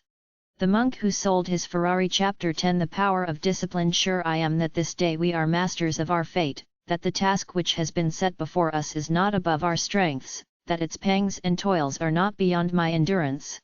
As long as we have faith in our own cause and an unconquerable will to win, victory will not be denied us. Winston Churchill Julian continued to use Yogi Raman's mystical fable as the cornerstone for the wisdom he was sharing with me. I had learned of the garden within my mind, a storehouse of power and potential. Through the symbol of the lighthouse, I had learned of the overriding importance of a definite purpose in life and the effectiveness of goal setting. By the example of the 9-foot-tall, 900-pound Japanese sumo wrestler, I had received instruction on the timeless concept of Kaizen and the bountiful benefits that self-mastery would bring. Little did I know that the best was still to come. You will recall that our friend the sumo wrestler was stark naked. Except for the pink wire cable covering his private parts, I interjected gamely. Right, applauded Julian. The pink wire cable will serve to remind you of the power of self-control and discipline in building a richer, happier, and more enlightened life. My teachers in Sivana were undoubtedly the most healthy, contented, and serene people I have ever met. They were also the most disciplined. These sages taught me that the virtue of self-discipline was like a wire cable. Have you ever really taken the time to study a wire cable, John? It hasn't been high on my priority list, I confessed with a quick grin. Well, have a look at one sometime. You will see that it consists of many thin, tiny wires placed one on top of the other. Alone, each one is flimsy and weak. But, together, their sum is much greater than their constituent parts and the cable becomes tougher than iron. Self-control and willpower are similar to this. To build a will of iron, it is essential to take small, tiny acts in tribute to the virtue of personal discipline. Routinely performed, the little acts pile one on top of another to eventually produce an abundance of inner strength. Perhaps the old African proverb says it best, when spider webs unite, they tie up a lion. When you liberate your willpower, you become the master of your personal world. When you continually practice the ancient art of self-government, there will be no hurdle too high for you to overcome, no challenge too tough for you to surmount and no crisis too hot for you to cool down. Self-discipline will provide you with the mental reserves required to persevere when life throws you one of its little curves. I must also alert you to the fact that the lack of willpower is a mental disease, Julian added surprisingly. If you suffer from this weakness, make it a priority to stamp it out quickly. An abundance of willpower and discipline is one of the chief attributes of all those with strong characters and wonderful lives. Willpower allows you to do what you said you would do, when you said you would do it. It is willpower that allows you to get up at 5 in the morning to cultivate your mind through meditation, or to feed your spirit by a walk in the woods when a cozy bed beckons you on a cold winter's day. It is willpower that allows you to hold your tongue when a less actualized person insults you or does something you disagree with. It is willpower that pushes your dreams forward when the odds appear to be insurmountable. It is willpower that offers you the inner power to keep your commitments to others, and, perhaps even more importantly, to yourself. Is it really that important? Most certainly, my friend. It is the essential virtue of every person who has created a life rich with passion, possibility, and peace. Julian then reached into his robe and pulled out a shiny silver locket, the kind you might see in a museum exhibit on ancient Egypt. You shouldn't have, I joked. The sages of Sivana gave this gift to me on my last evening with them. It was a joyous, loving celebration between members of a family who lived life to the fullest. It was one of the greatest and saddest nights of my life. I didn't want to leave the nirvana of Sivana. It was my sanctuary, an oasis of all that was good in this world. The sages had become my spiritual brothers and sisters. I left part of myself high in the Himalayas that evening, Julian said, his voice growing soft. What are the words engraved on the locket? Here, I'll read them to you. Never forget them, John. They have really helped me when times got tough. I pray that they also bathe you in comfort during times of difficulty. They say, through the steel of discipline, you will forge a character rich with courage and peace. Through the virtue of will, you are destined to rise to life's highest ideal and live within a heavenly mansion filled with all that is good, joyful, and vital. Without them, you are lost like a mariner without a compass, one who eventually sinks with his ship. I have never really thought about the importance of self-control, although there have been many times I've wished I had more discipline, I admitted. Are you saying that I can actually build discipline, the way my teenage son builds his biceps at the local gym? The analogy is an excellent one. You condition your willpower just as your son conditions his body at the gym. Anyone, no matter how weak or lethargic they might currently be, can grow disciplined within a relatively short time. Mahatma Gandhi is a good example. When most people think of this modern-day saint, they remember a man who could go weeks without food in the pursuit of his cause, and endure tremendous pain for the sake of his convictions. But when you study Gandhi's life, you will see that he was not always a master of self-control. You're not going to tell me that Gandhi was a chocoholic, are you? Not quite, John.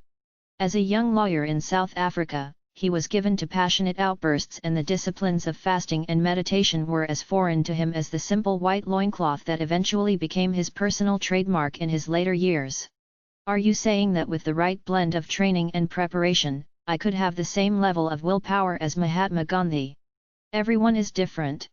One of the fundamental principles that Yogi Raman taught me was that truly enlightened people never seek to be like others.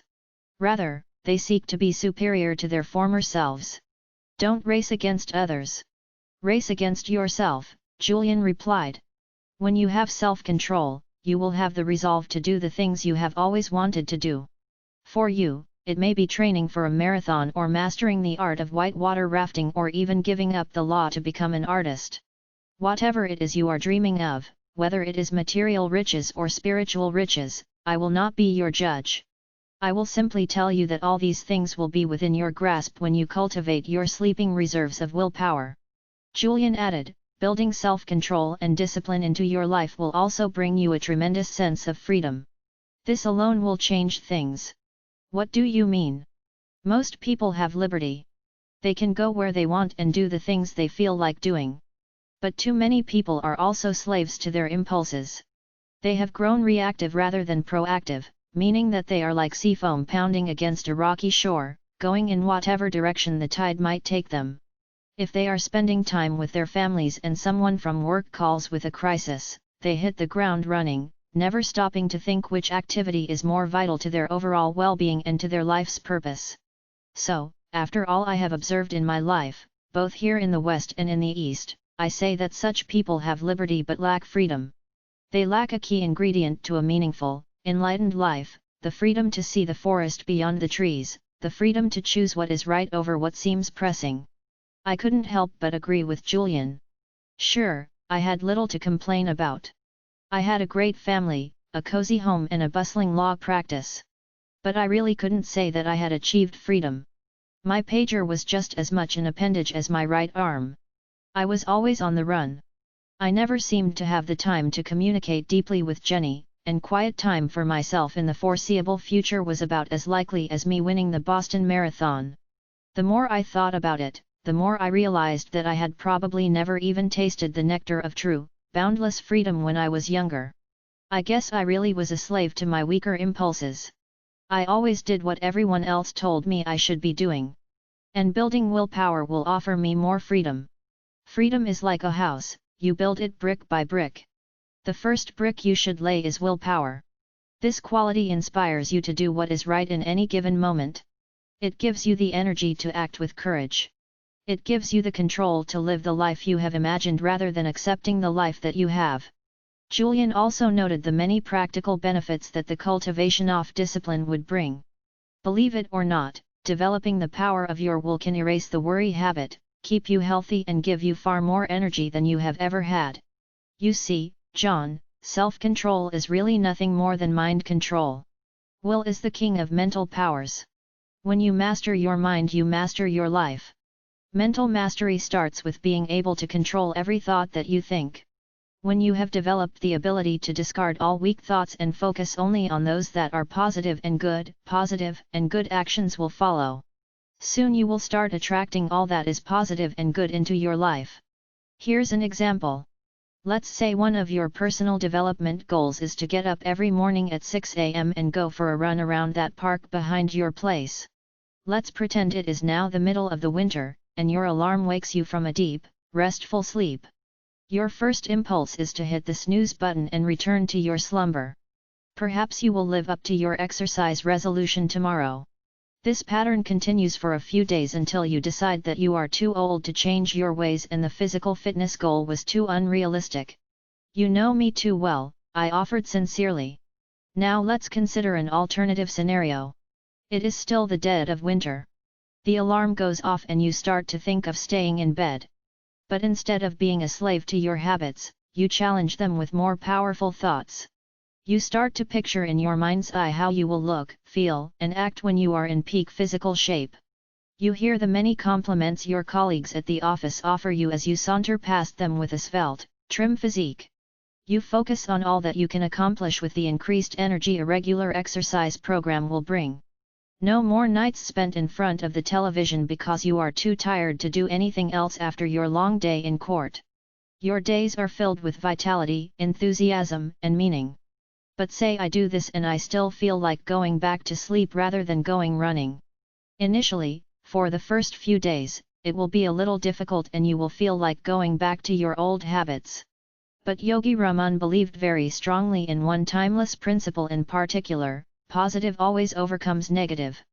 So if you continue to wage war against the weaker thoughts that might have silently crept into the palace of your mind over the years, eventually they will see that they are unwanted and leave like visitors who know they are not welcome. You mean to tell me that thoughts are physical things?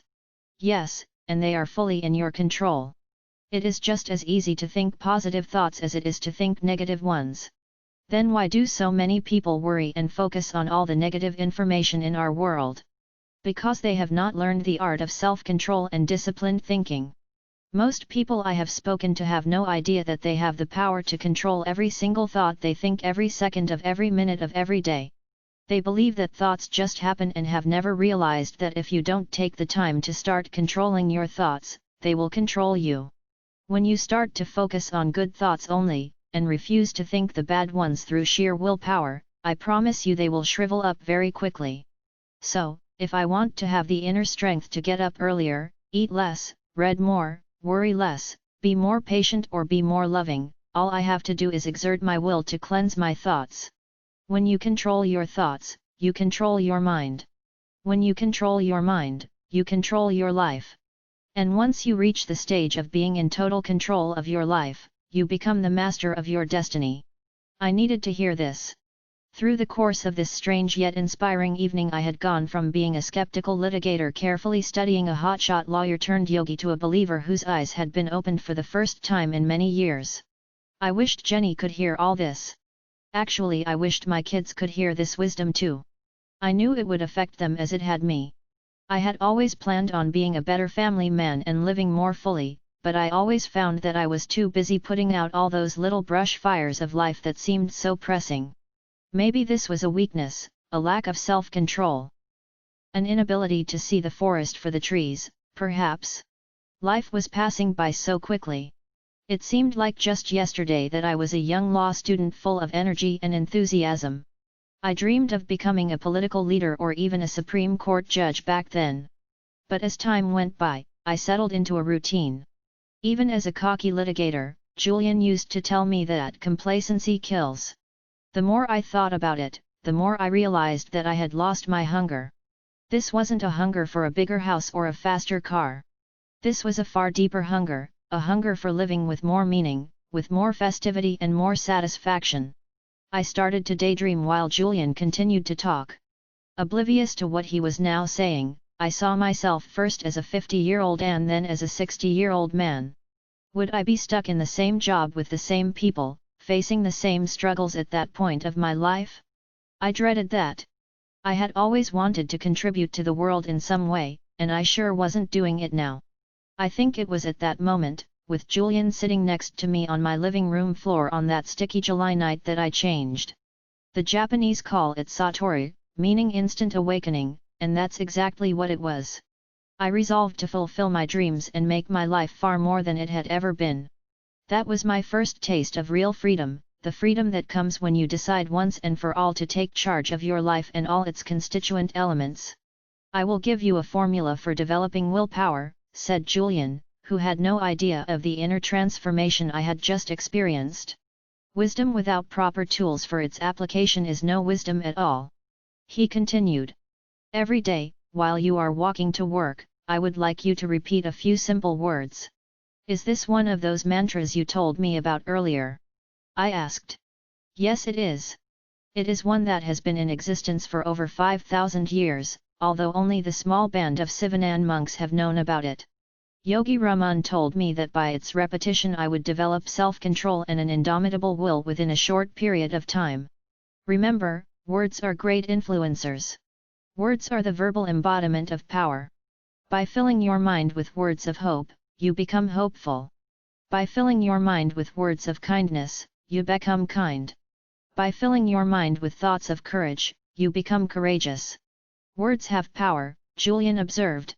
Okay, I'm all ears. This is the mantra I suggest you repeat at least 30 times a day. I am more than I appear to be, all the world's strength and power rests inside me. It will manifest profound changes in your life. For even quicker results, blend this mantra with the practice of creative envisioning I spoke of earlier. For example, go to a quiet place. Sit with your eyes closed. Do not let your mind wander. Keep your body still, as the surest sign of a weak mind is a body that cannot rest. Now repeat the mantra aloud, over and over again. While you do so, see yourself as a disciplined, firm person, fully in control of your mind, your body, and your spirit. Picture yourself acting as Gandhi or Mother Teresa might act in a challenging situation. Startling results will surely come your way, he promised. That's it? I asked, astonished by the apparent simplicity of this formula. I can tap the full reserves of my willpower through this simple exercise. This technique has been taught by the spiritual teachers of the East for centuries. It is still around today for one reason, because it works. As always, judge by results. If you are interested, there are a couple of other exercises I can offer you to liberate the strength of your will and cultivate inner discipline. But let me warn you that they might seem strange at first. Hey, Julian, I'm absolutely fascinated by what I've been hearing. You're on a roll, so don't stop now. Okay. The first thing is to start doing the things you don't like doing. For you it might be as simple as making your bed in the morning or walking rather than driving to work. By getting into the habit of exerting your will, you will cease to be a slave to your weaker impulses. Use it or lose it. Exactly. To build willpower and inner strength you must first use it. The more you exert and nurture the embryo of self-discipline, the more quickly it will mature and give you the results you desire. These Kant exercise is a favorite of Yogi Raman's. He used to go an entire day without speaking, except in response to a direct question. Kind of like a vow of silence. Actually that's exactly what it was, John. The Tibetan monks who popularized this practice believed that to hold one's tongue for an extended period of time would have the effect of enhancing one's discipline. But how? Basically, by keeping silent for a day, you are conditioning your will to do as you command it to do. Each time the urge to speak arises, you actively curb this impulse and remain quiet. You see, your will does not have a mind of its own. It waits for you to give it instructions that will spur it into action. The more control you exert over it, the more powerful it will become. The problem is that most people don't use their willpower. Why is that? I asked. Probably because most people believe they don't have any. They blame everyone and everything except themselves for this apparent weakness. Those who have a vicious temper will tell you, "I can't help it, my father was the same way." Those who worry too much will tell you, "It's not my fault, my job is too stressful." Those who sleep too much will say, "What can I do? My body needs 10 hours of sleep a night." Such people lack the self-responsibility that comes through knowing the extraordinary potential that lies deep within every one of us, waiting to be inspired into action. When you come to know the timeless laws of nature, those that govern the operation of this universe and all that lives within it, you will also know that it is your birthright to be all that you can be. You have the power to be more than your environment. Similarly, you have the capacity to be more than a prisoner of your past. To do this, you must become the master of your will. Sounds heavy? Really, it's a very practical concept. Imagine what you could do if you doubled or tripled the amount of willpower that you currently have. You could get into that exercise regimen you have dreamed of starting, you could be far more efficient with your time, you could erase the worry habit once and for all, or you could be the ideal husband. Using your will allows you to rekindle the drive and energy for living that you seem to be saying you've lost. It is a very important area to focus on. So the bottom line is to start using my willpower on a regular. Yes. Decide to do the things you know you should be doing rather than walking the path of least resistance. Start to fight the gravitational force of your bad habits and weaker impulses just as a rocket rises above the force of gravity to enter the realm of the heavens. Push yourself. Just watch what will happen in a matter of weeks. And the mantra will help. Yes. Repeating the mantra I gave you, along with the daily practice of seeing yourself as you hope to be, will give you an enormous amount of support as you create the disciplined, principled life that will connect you to your dreams. And you need not change your world in a day. Start off small. The 1,000-mile journey begins by taking that first step. We grow great by degrees. Even training yourself to get up an hour earlier and sticking to this wonderful habit will boost your self-confidence, inspiring you to reach higher heights. I don't see the connection, I admitted. Small victories lead to large victories. You must build on the small to achieve the great. By following through on a resolution as simple as getting up earlier every day, you will feel the pleasure and gratification that achievement brings. You have set a goal and you have realized it. This feels good. The trick is to keep setting the mark higher and raising your standards continuously. This will then release that magical quality of momentum that will motivate you to keep exploring your infinite potential. Do you like to ski? Julian questioned abruptly. I love skiing, I replied. Jenny and I take the kids up to the mountains whenever we can, which isn't very often, much to her dismay. Okay. Just think of what it's like when you push off from the top of the ski hill. At first you start off slowly. But within a minute you are flying down the hill like there's no tomorrow. Right. Just call me ninja skier. I love the rush of speed. What gets you going so fast? My aerodynamically contoured physique. I quipped. Nice try. Julian laughed. Momentum is the answer I'm looking for. Momentum is also the secret ingredient to building self-discipline. Like I said, you start off small, whether that means getting up a little earlier, starting to walk around the block every night, or even just training yourself to turn off the television when you know you have had enough. These small victories create the momentum that excites you to take larger steps along the path to your highest self. Soon you are doing things that you never knew you were capable of doing with a vigor and energy that you never thought you had.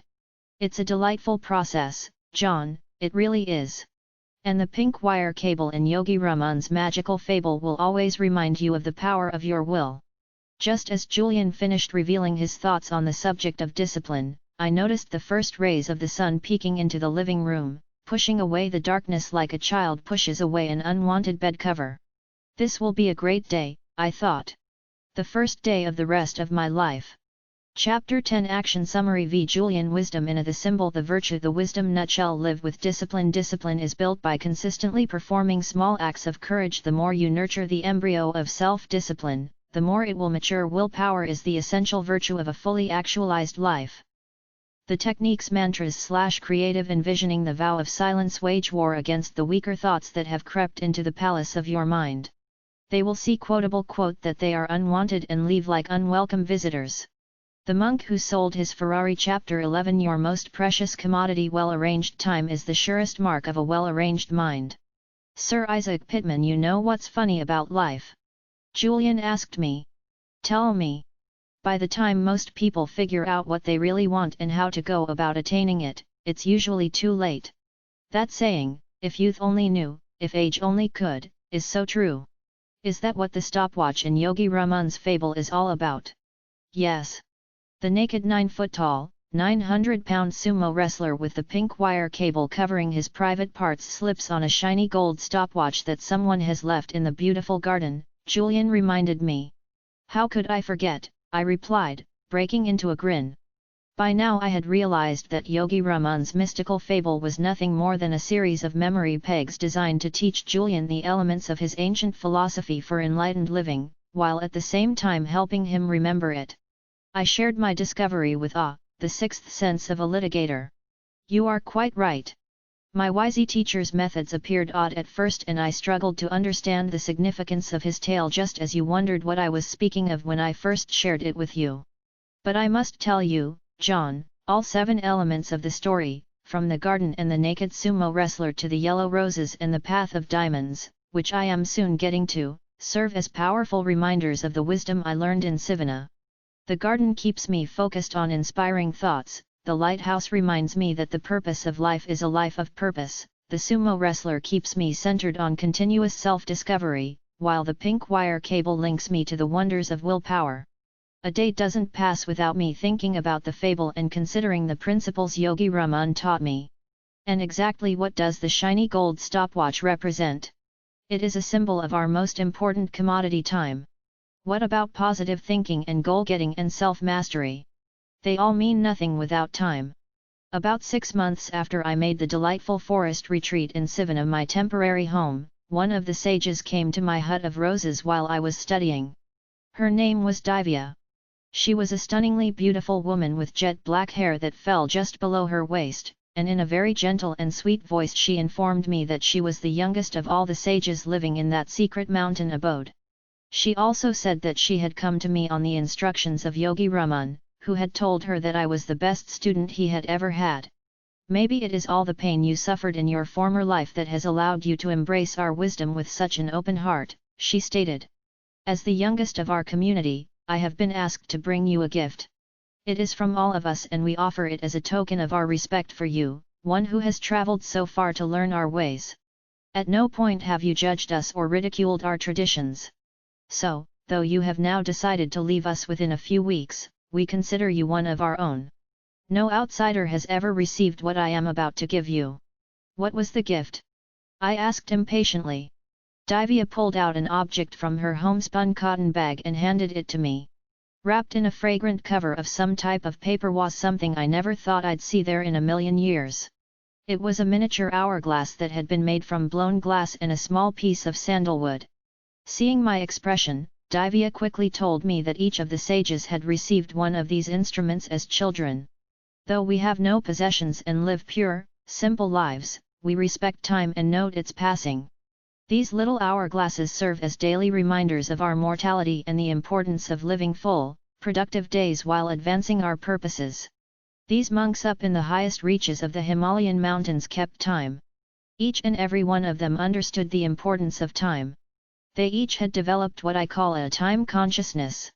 You see, I learned that time slips through our hands like grains of sand, never to return.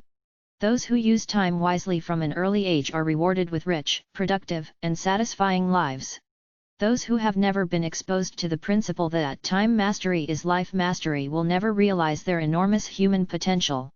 Time is the great leveler. Whether we are privileged or disadvantaged, whether we live in Texas or Tokyo, we all have been allotted days with only 24 hours. What separates those who build exceptional lives from the also-rans is the way they use this time. I once heard my father say that it was the busiest people who have time to spare. What do you make of that? I agree. Busy, productive people are highly efficient with their they must be in order to survive. Being an excellent time manager doesn't mean that you must become a workaholic. On the contrary, Time mastery allows you more time to do the things you love to do, the things that are truly meaningful to you. Time mastery leads to life mastery. Guard time well. Remember, it's a non-renewable resource. Let me give you an example, Julian offered. Let's say it's Monday morning and your schedule is overflowing with appointments, meetings, and court appearances. Rather than getting up at your usual 6:30 a.m., gulping down a cup of java, speeding off to work and then spending a stressful day of catch-up, let's say you took 15 minutes the night before to plan your day. Or to be even more effective, let's say you took 1 hour on your quiet Sunday morning to organize your entire week. In your daily planner, you wrote out when you would meet with your clients, when you would do legal research and when you would return phone calls. Most importantly, your personal, social and spiritual development goals for the week also went into your agenda book. This simple act is the secret to a life of balance. By anchoring all the most vital aspects of your life into your daily schedule, you ensure that your week and your life retain a sense of meaning and peace. Surely you're not suggesting that I take a break in the middle of my busy work day to walk in the park or meditate. I sure am. Why are you so rigidly bound to convention? Why do you feel that you have to do things the same way as everyone else? Run your own race. Why not start working an hour earlier so that you will have the luxury of taking a serene mid-morning walk in that beautiful park across from your office? Or why not put in a few extra hours at the beginning of your week so that you can cut out early on Friday to take your kids to the zoo? Or why not start working at home 2 days a week so that you can see more of your family? All I'm saying is plan your week and manage your time creatively. Have the discipline to focus your time around your priorities. The most meaningful things in your life should never be sacrificed to those that are the least meaningful. And remember, failing to plan is planning to fail. By writing down not only your appointments with others but also those all-important appointments with yourself to read, relax, or write a love letter to your wife, you will be far more productive with your time. Never forget that time spent enriching your non-work hours is never a waste. It makes you tremendously efficient during your working hours. Stop living your life in compartments and understand once and for all that all you do forms one indivisible whole. The way you act at home affects the way you act at work. The way you treat people at the office affects the way you will treat your family and friends. I agree, Julian, but I really don't have the time to take breaks in the middle of my day. As it is, I work most evenings. My schedule is really crushing these days. As I said this, I felt my stomach tingling. At the mere thought of the mountain of work I was facing. Being busy is no excuse.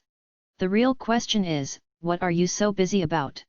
One of the great rules I learned from that wise old sage is that 80% of the results you achieve in your life come from only 20% of the activities that occupy your time. Yogi Raman called it the ancient rule of 20. I'm not sure I follow you. Okay. Let's go back to your busy Monday. From morning until night you might spend your time doing everything from chatting on the phone with clients and drafting legal pleadings to reading your youngest child a bedtime story or playing chess with your wife. Agreed. Agreed. But out of all of the hundreds of activities you give your time to, only 20% of those will yield real, lasting results. Only 20% of what you do will have an influence on the quality of your life. These are your high-impact activities. For example, 10 years from now, do you really think all the time you spent gossiping at the water cooler or sitting in some smoke-filled lunchroom or watching television will count for anything? No, not really. Right. So I'm sure you will also agree there are a number of activities that will count for everything. You mean like time spent improving my legal knowledge, time spent enriching my relationships with my clients and time invested in becoming a more efficient lawyer. Yes, and time spent nourishing your relationship with Jenny and the kids. Time spent connecting with nature and showing gratitude for all that you are so fortunate to have. Time spent renewing your mind, your body, and your spirit. These are just a few of the high-impact activities that will allow you to design the life you deserve. Direct all of your time to those activities that count. Enlightened people are priority-driven. This is the secret of time mastery. Wow! Yogi Raman taught you all that. I have become a student of life, John. Yogi Raman certainly was a wonderful and inspiring teacher, and I will never forget him for that. But all of the lessons I have learned from my varied experiences have now come together like pieces of a big jigsaw puzzle to show me the way to a better life. Julian added, I hope you will learn from my earlier mistakes. Some people learn from the errors others have made. They are the wise.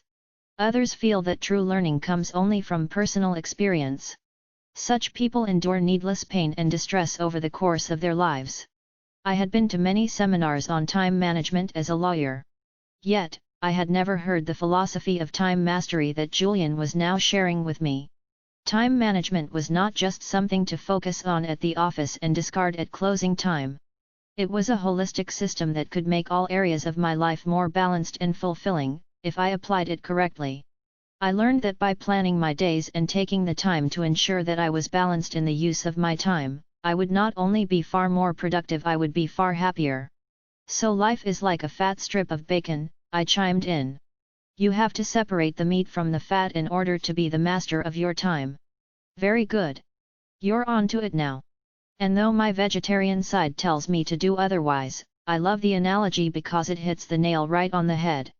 When you spend your time and precious mental energy focusing on the meat, you have no time to waste on the fat. This is the point at which your life moves from the realm of the ordinary into the exquisiteness of the extraordinary. This is when you really start to make things happen, and the doors to the temple of enlightenment suddenly swing open, Julian observed. That brings me to another point. Don't let others steal your time. Be wary of time thieves. These are the people who always call on the telephone just as you have put the kids to sleep and have settled into your favorite chair to read that thrilling novel you have heard so much about. These are the people who have a knack of dropping by your office just as you have found a few minutes in the midst of a hectic day to catch your breath and collect your thoughts. Does this sound familiar? As usual, Julian, you're right on the money. I guess I have always been too polite to ask them to leave or to keep my door shut, I confided. You must be ruthless with your time.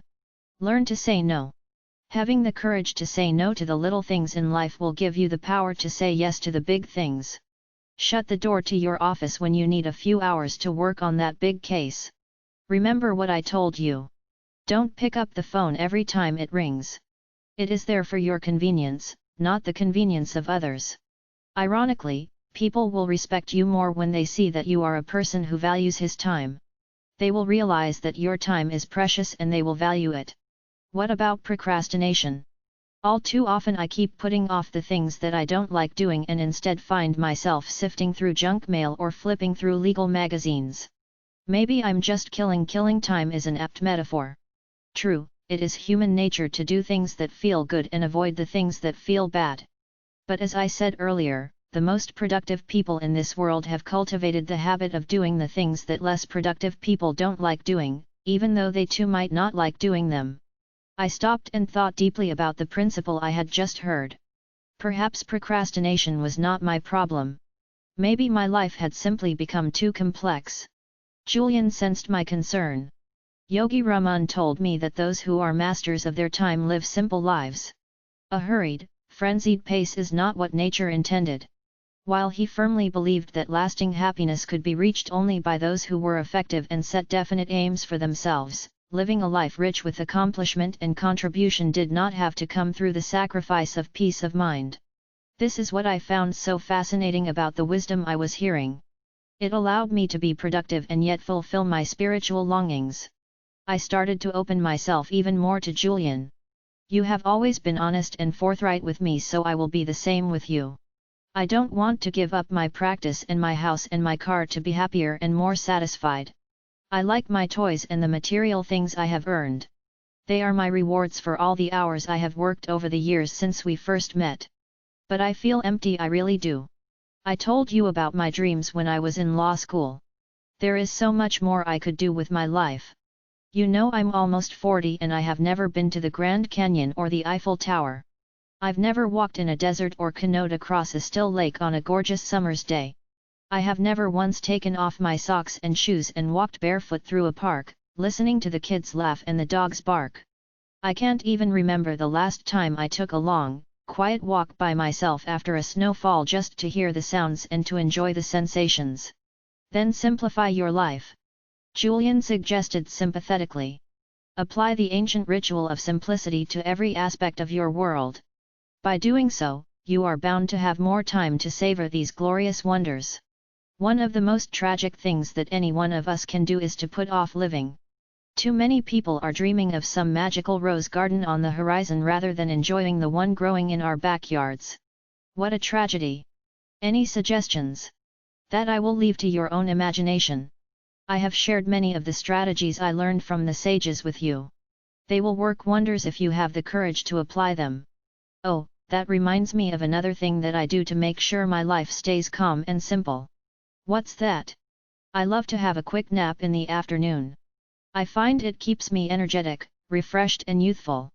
I guess you could say that I need my beauty sleep. Julian laughed.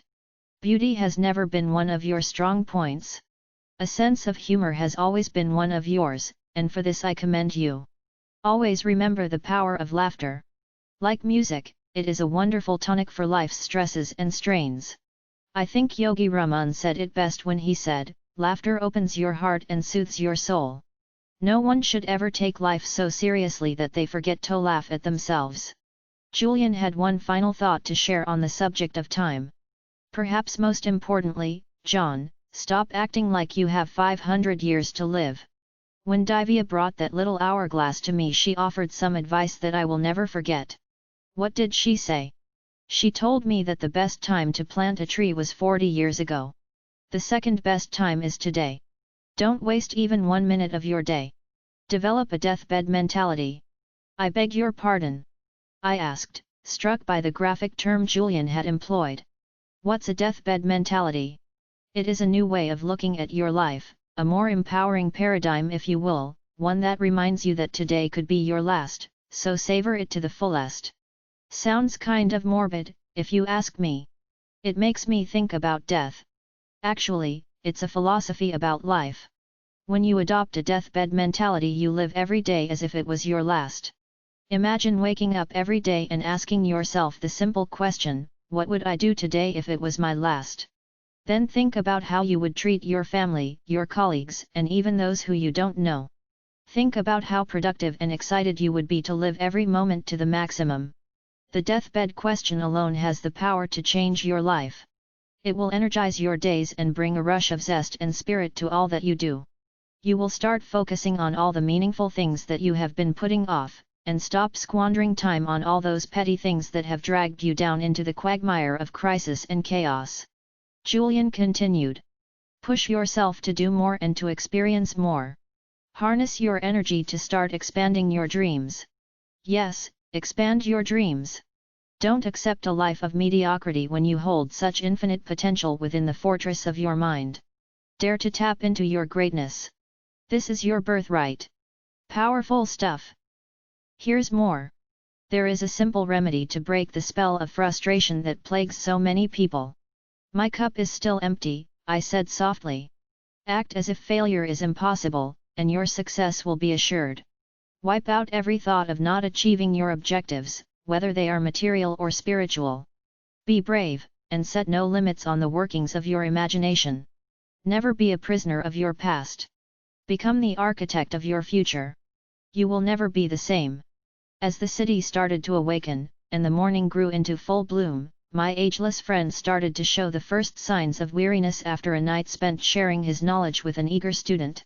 I had been astonished by Julian's stamina, his boundless energy and his endless enthusiasm. He not only talked his talk, he walked his walk. We are moving to the end of Yogi Raman's magical fable and approaching the time when I must leave you, he said gently. I have much to do and many more people to meet. Are you going to tell your partners that you have returned home? I asked, my curiosity getting the better of me. Probably not, Julian replied. I am so different from the Julian Mantle they knew. I don't think the same thoughts, I don't wear the same clothes, I don't do the same things. I am a fundamentally changed person. They wouldn't recognize me. You really are a new man, I agreed, chuckling inwardly as I pictured this mystical monk adorned in the traditional robes of Sivana stepping into the striking red Ferrari of his former life. A new being is probably even more accurate. I don't see the distinction, I confessed. There is an ancient saying in India, we are not human beings having a spiritual experience. We are spiritual beings having a human experience. I now understand my role in the universe. I see what I am. I'm no longer in the world. The world is in me. I'm going to have to chew on that one for a while, I said in total honesty, not quite comprehending what Julian was talking about. Sure. I understand, my friend. A time will come when you are clear on what I am saying.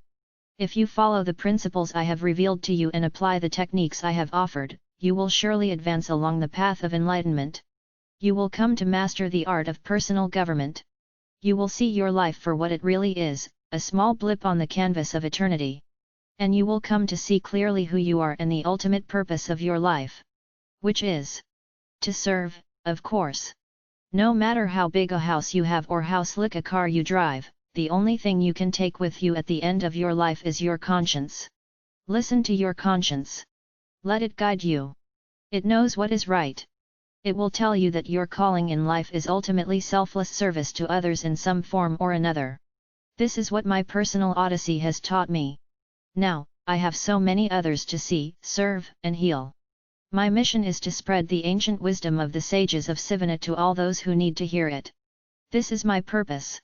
The fire of knowledge had kindled Julian's spirit. This was obvious, even to an unenlightened soul such as myself.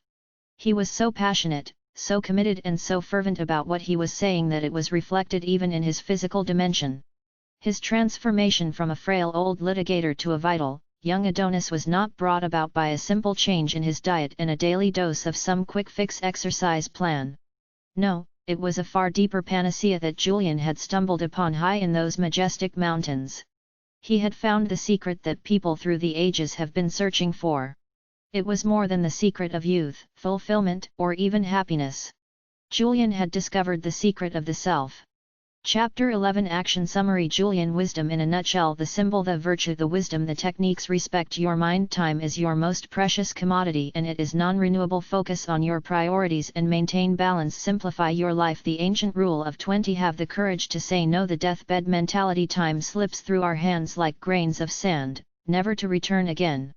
Those who use time wisely. Quotable quote from an early age are rewarded with rich, productive, and satisfying lives. The monk who sold his Ferrari. Chapter 12 The ultimate purpose of life. Everything that lives, lives not alone, not for itself. William Blake. The sages of Sivana were not only the most youthful people I have ever met, observed Julian, they were also, without a doubt, the kindest. Yogi Raman told me that when he was a child, as he waited for sleep, his father would step softly into his rose-covered hut and ask him what good deeds he had performed through the course of that day. Believe it or not, if he said that he hadn't done any, his father would request that he get up and perform some act of kindness and selfless service before he was permitted to go to sleep. Julian went on. One of the most essential of all of the virtues for enlightened living that I can share with you, John, is this one: when all is said and done, no matter what you have achieved, no matter how many summer homes you own, no matter how many cars sit in your driveway, the quality of your life will come down to the quality of your contribution. Does this have something to do with the fresh yellow roses in Yogi Raman's fable? Of course it does. The flowers will remind you of the ancient Chinese proverb, a little bit of fragrance always clings to the hand that gives you roses. The meaning is clear: when you work to improve the lives of others, you indirectly elevate your own life in the process. When you take care to practice random acts of kindness daily, your own life becomes far richer and more meaningful. To cultivate the sacredness and sanctity of each day, serve others in some way. Are you suggesting that I get involved in some volunteer work? That's an excellent starting point. But what I'm speaking of is much more philosophical than that. I'm suggesting that you adopt a new paradigm of your role on this planet. You're losing me again. Shed some light on the term paradigm. I'm not really familiar with it. A paradigm is simply a way of looking at a circumstance or at life in general. Some people see the glass of life as half empty. The optimists see it as half full. They interpret the same circumstance differently because they have adopted a different paradigm. A paradigm is basically the lens through which you see the events of your life, both external and internal. So when you suggest that I adopt a new paradigm of my purpose, are you saying that I should change my outlook? Sort of. To dramatically improve the quality of your life, you must cultivate a new perspective of why you are here on Earth. You must realize that, just as you entered the world with nothing, you are destined to leave with nothing. This being the case, there can be only one real reason for your being here. And that would be to give yourself to others and to contribute in a meaningful way, Julian replied. I'm not saying that you can't have your toys or that you must give up your law practice and devote your life to the disadvantaged, although I have recently met people who have taken this course of action with great satisfaction. Our world is in the midst of great change. People are trading in money for meaning. Lawyers who used to judge people by the size of their pocketbooks are now judging people by the size of their commitment to others, by the size of their hearts. Teachers are leaving the wombs of their secure jobs to nurture the intellectual growth of needy kids living in the combat zones we call inner cities. People have heard the clear call for change. People are realizing that they are here for a purpose and that they have been given special gifts that will aid them to realize it. What kind of special gifts? Exactly the ones I have been telling you about all evening: an abundance of mental ability, boundless energy, unlimited creativity, a storehouse of discipline and a wellspring of peacefulness.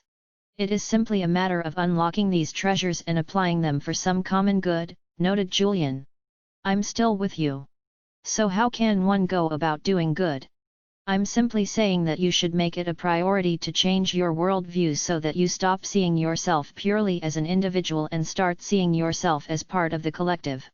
So I should become kinder and gentler. Realize that the most noble thing you can do is to give to others. The sages of the East call it the process of shedding the shackles of self. It is all about losing your self-consciousness and starting to focus on a higher purpose. This might be in the form of giving more to those around you, whether this means your time or your energy. These truly are your two most valuable resources. It could be something as major as taking a one-year sabbatical to work with the poor, or something as minor as letting a few cars pass in front of you in the middle of a crushing traffic jam. It might sound corny, but if there is one thing that I have learned, it is that your life moves to a more magical dimension when you start striving to make the world a better place. Yogi Raman said that when we are born, we are CRYMG while the world rejoices. He suggested that we should live our lives in such a way that when we die, the world cries while we are rejoicing. I knew Julian had a point. One of the things that was starting to bother me about practicing law was that I didn't really feel I was making the sort of contribution I knew I was capable of making. Sure, I had the privilege of litigating a number of precedent-setting cases that had advanced a number of good causes. But law had become a business for me rather than a labor of love. I was an idealist in law school like so many of my contemporaries. Over cold coffee and stale pizza in our dorm rooms, we had planned to change the world. Almost 20 years have passed since then, and my burning desire to advocate change has given way to my burning desire to pay off my mortgage and build up my retirement fund. I realized, for the first time in a long while, that I had ensconced myself in a middle-class cocoon, one that sheltered me from society at large and one I had grown accustomed to. Let me share an old story with you that might really hit home. Julian continued. There was once a feeble old woman whose loving husband died. So she went to live with her son and his wife and daughter. Every day, the woman's sight grew worse and her hearing grew worse. Some days her hands trembled so badly the peas on her plate rolled onto the floor and the soup ran from her cup. Her son and his wife couldn't help but be annoyed at the mess she made, and one day they said enough was enough. So they set up a little table for the old woman in a corner next to the broom closet and made her eat all of her meals there, alone. She would look at them at mealtimes with tear-filled eyes from across the room, but they hardly talked to her while they ate, except to scold her for dropping a spoon or a fork. One evening, just before dinner, the little girl was sitting on the floor playing with her building blocks. "What are you making?" her father asked earnestly. "I'm building a little table for you and mother," she said, "so you can eat by yourselves in the corner someday when I get big." The father and mother were moved to silence for what seemed like an eternity. Then they started to weep. In that instant they became aware of the nature of their actions and the sadness they had caused. That night they led the old woman back to her rightful place at their big dinner table, and from that day on she ate all her meals with them. And when a little morsel of food fell off the table or a fork strayed onto the floor, nobody seemed to mind any more. In this story, the parents were not bad people, Julian said. They simply needed the spark of awareness to light their candle of compassion. Compassion and daily acts of kindness make life far richer. Take the time to meditate every morning on the good you will do for others during your day. The sincere words of praise to those who least expect it, the gestures of warmth offered to friends in need, the small tokens of affection to members of your family for no reason at all add up to a much more wonderful way to live. And speaking of friendships, make sure you keep them in constant repair. A person with 3 solid friends is very wealthy indeed. I nodded. Friends add humor, fascination, and beauty to life. There are few things more rejuvenating than sharing a belly-bursting laugh with an old friend. Friends keep you humble when you get too self-righteous. Friends make you smile when you are taking yourself too seriously. Good friends are there to help you when life throws one of its little curves at you and things look worse than they seem. When I was a busy litigator, I had no time for friends. Now I am alone, except for you, John. I have no one to take long walks in the woods with when everyone else is nestled into the cocoon of a soft, hazy slumber. When I have just put down a wonderful book that has moved me deeply, I have no one to share my thoughts with. And I have no one to open my soul to when the sunshine of a glorious autumn day warms my heart and fills me with joy. Julian quickly caught himself. However, regret is not an activity for which I have any time. I have learned from my teachers in Sivana that every dawn is a new day to the one who is enlightened.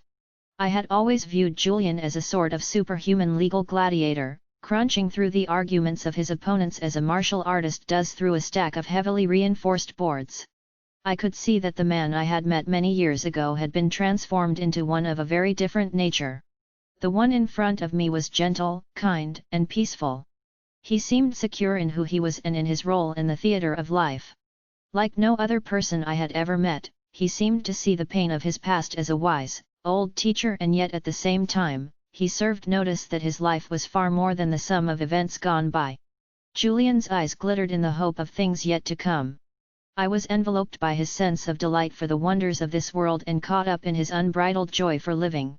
It appeared to me that Julian Mantle, hard-hitting, bone-crunching litigation counsel to Thule-heeled, had indeed been elevated from a human being passing through life without a care for anyone, to a spiritual being passing through life caring only about others. Perhaps this was the path that I too was about to walk. Chapter 12 Action Summary Julian Wisdom in the symbol the virtue the wisdom the techniques Nutshell Selflessly serve others. The quality of your life ultimately comes down to the quality of your contribution to cultivate the sacredness of each day. Live to give by elevating the lives of others. Your life reaches its highest dimensions. Practice daily acts of kindness. Give to those who ask. Cultivate richer relationships. The most noble thing you can do is to give to others. Quotable quote. Start focusing on your higher purpose. The monk who sold his Ferrari. Chapter 13 The timeless secret of lifelong happiness. When I admire the wonder of a sunset or the beauty of the moon, my soul expands in worship of the Creator. Mahatma Gandhi. It had been over 12 hours since Julian had arrived at my house the night before to share the wisdom he had gathered in Sivana. Those 12 hours were, without a doubt, the most important of my life. All at once, I was feeling exhilarated, motivated and, yes, even liberated. Julian had fundamentally changed my outlook on life with Yogi Raman's fable and the ageless virtues that it represented. I realized that I had not even begun to explore the reaches of my human potential. I had been squandering the daily gifts that life had thrown my way.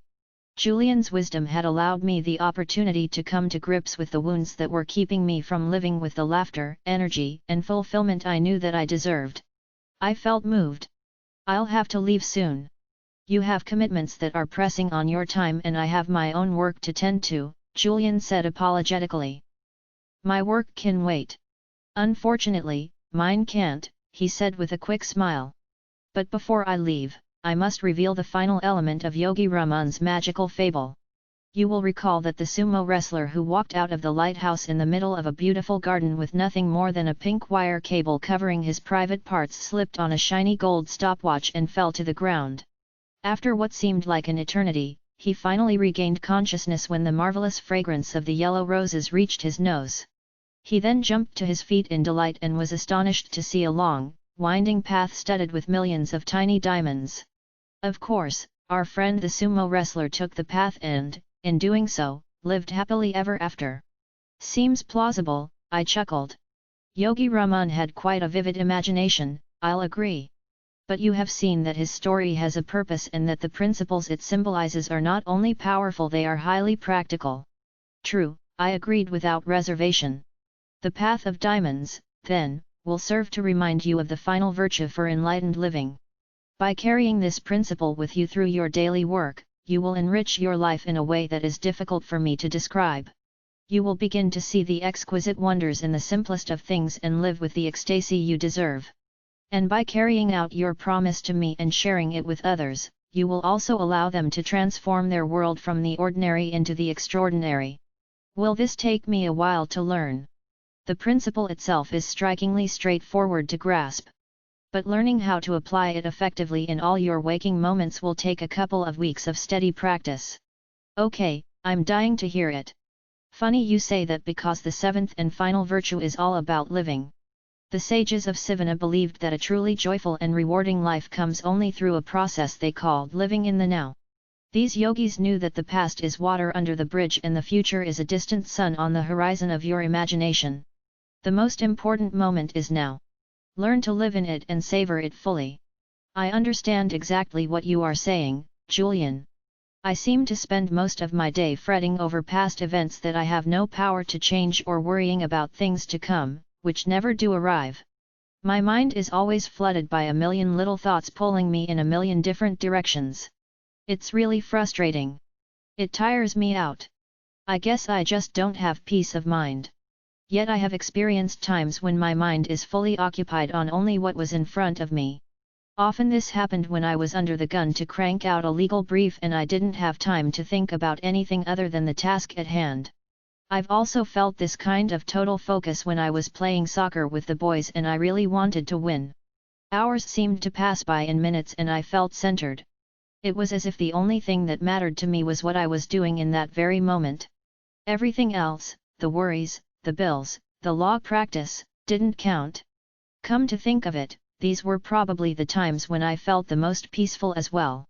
Being engaged in a pursuit that truly challenges you is the surest route to personal satisfaction. But the real key to remember is that happiness is a journey, not a destination. Live for today, there will never be another one quite like it, stated Julian, his smooth hands coming together as if to give a prayer of thanks for being privy to what he had just said. Is that the principle that the path of diamonds in Yogi Raman's fable symbolizes? I asked. Yes, came the succinct reply. Just as the sumo wrestler found lasting fulfillment and joy by walking the path of diamonds, you can have the life you deserve the very moment you start to understand that the path you are currently walking on is one rich with diamonds and other priceless treasures. Stop spending so much time chasing life's big pleasures while you neglect the little ones. Slow things down. Enjoy the beauty and sacredness of all that is around you. You owe these to yourself. Does that mean that I should stop setting big goals for my future and concentrate on the present? No, replied Julian firmly. As I said earlier, goals and dreams for the future are essential elements in every truly successful life. Hope for what will appear in your future is what gets you out of bed in the morning and what keeps you inspired through your days. Goals energize your life. My point is simply this: never put off happiness for the sake of achievement. Never put off the things that are important for your well-being and satisfaction to a later time. Today is the day to live fully, not when you win the lottery or when you retire. Never put off living.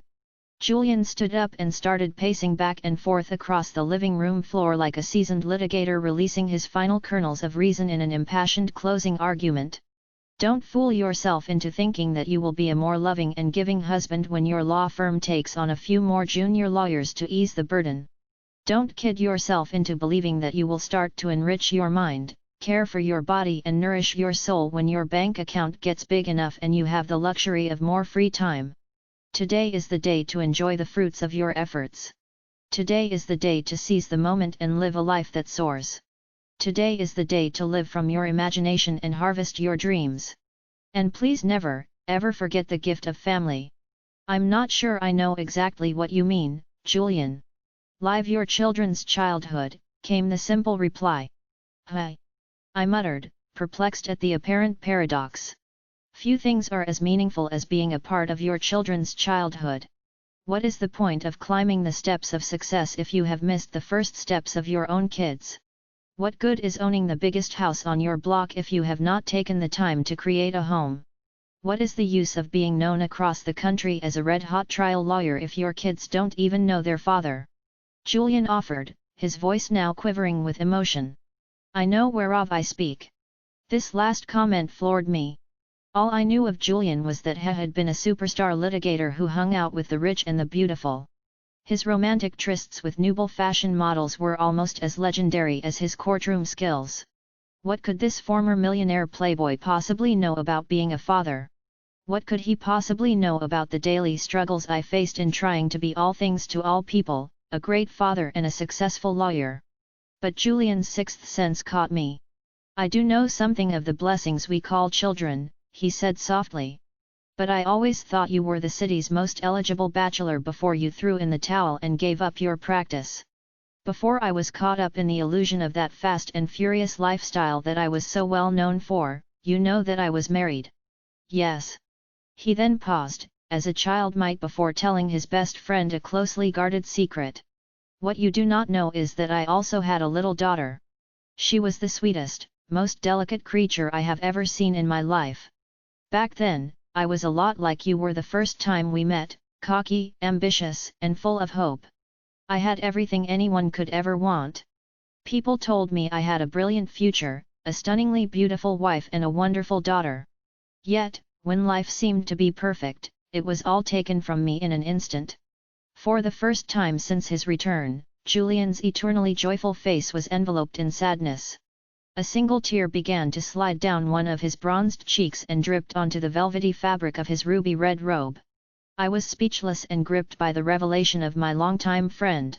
You don't have to continue, Julian, I offered sympathetically, placing an arm around his shoulder to comfort him. But I do, John. Of all those I knew in my former life, you showed the most promise. As I said, you reminded me a lot of myself when I was younger. Even now you still have so much going for you. But if you keep on living the way you're living, you are headed for disaster. I came back to this place to show you that there are so many wonders waiting for you to explore, so many moments left for you to savor. The drunk driver who killed my daughter didn't take away only one precious life on that sun-soaked October afternoon, he took two. After my daughter's passing, my life unraveled.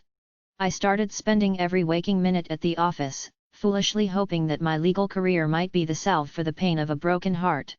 Some days, I even slept on a couch in my office, dreading to return to the home where so many sweet memories had been laid to rest. And while my career did take off, my inner world was a mess. My wife, who had been my constant companion since law school, left me, citing my obsession with my work as the straw that broke the proverbial camel's back. My health deteriorated and I spiraled into the infamous life that I was engaged in when we first met. Sure, I had everything money could possibly buy. But I sold my soul for it, I really did, Julian noted emotionally, his voice still choked up. So when you say live your children's childhood, you are basically telling me to take the time to watch them grow and flourish. That's it, isn't it? Even today, 27 years after she left us while we were driving her to her best friend's birthday party, I would give anything just to hear my daughter giggle again or to play hide and seek like we used to in our back garden. I would love to hold her in my arms and softly caress her golden hair.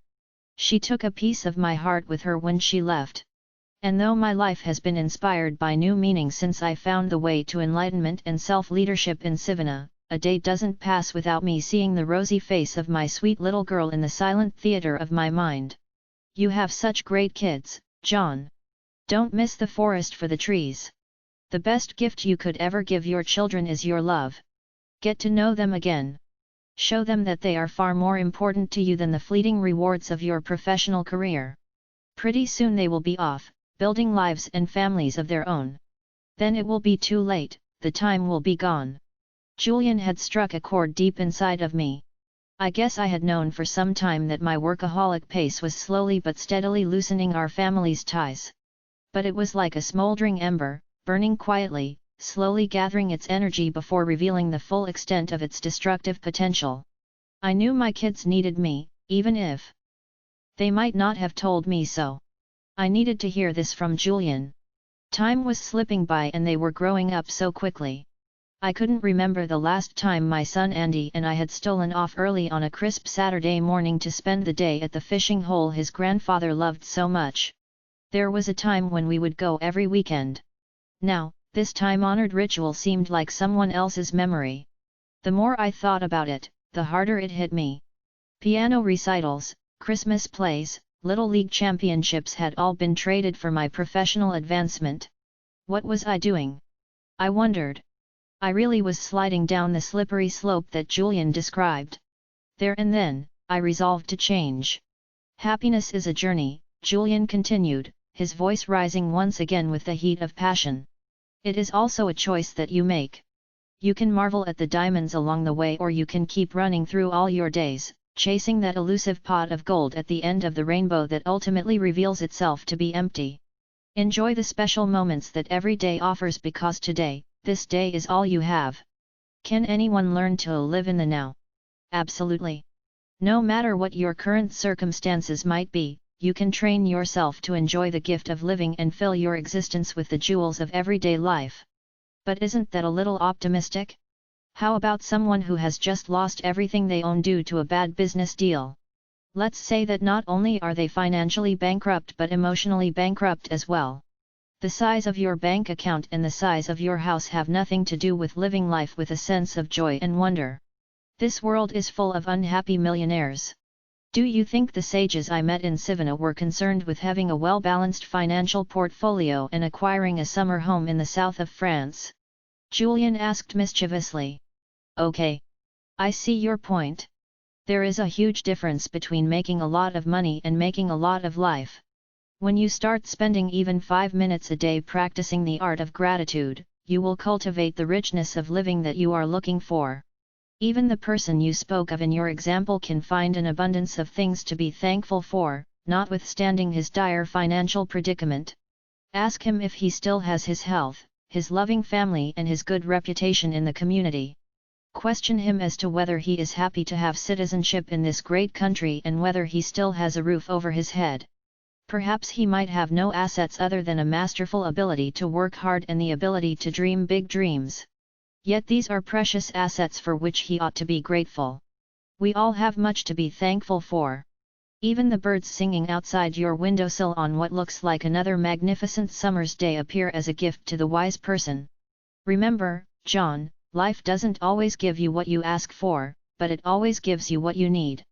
So by giving daily thanks for all of my assets, whether these are material or spiritual, I will develop the habit of living in the moment. Yes. This is an effective method for putting far more living into your life.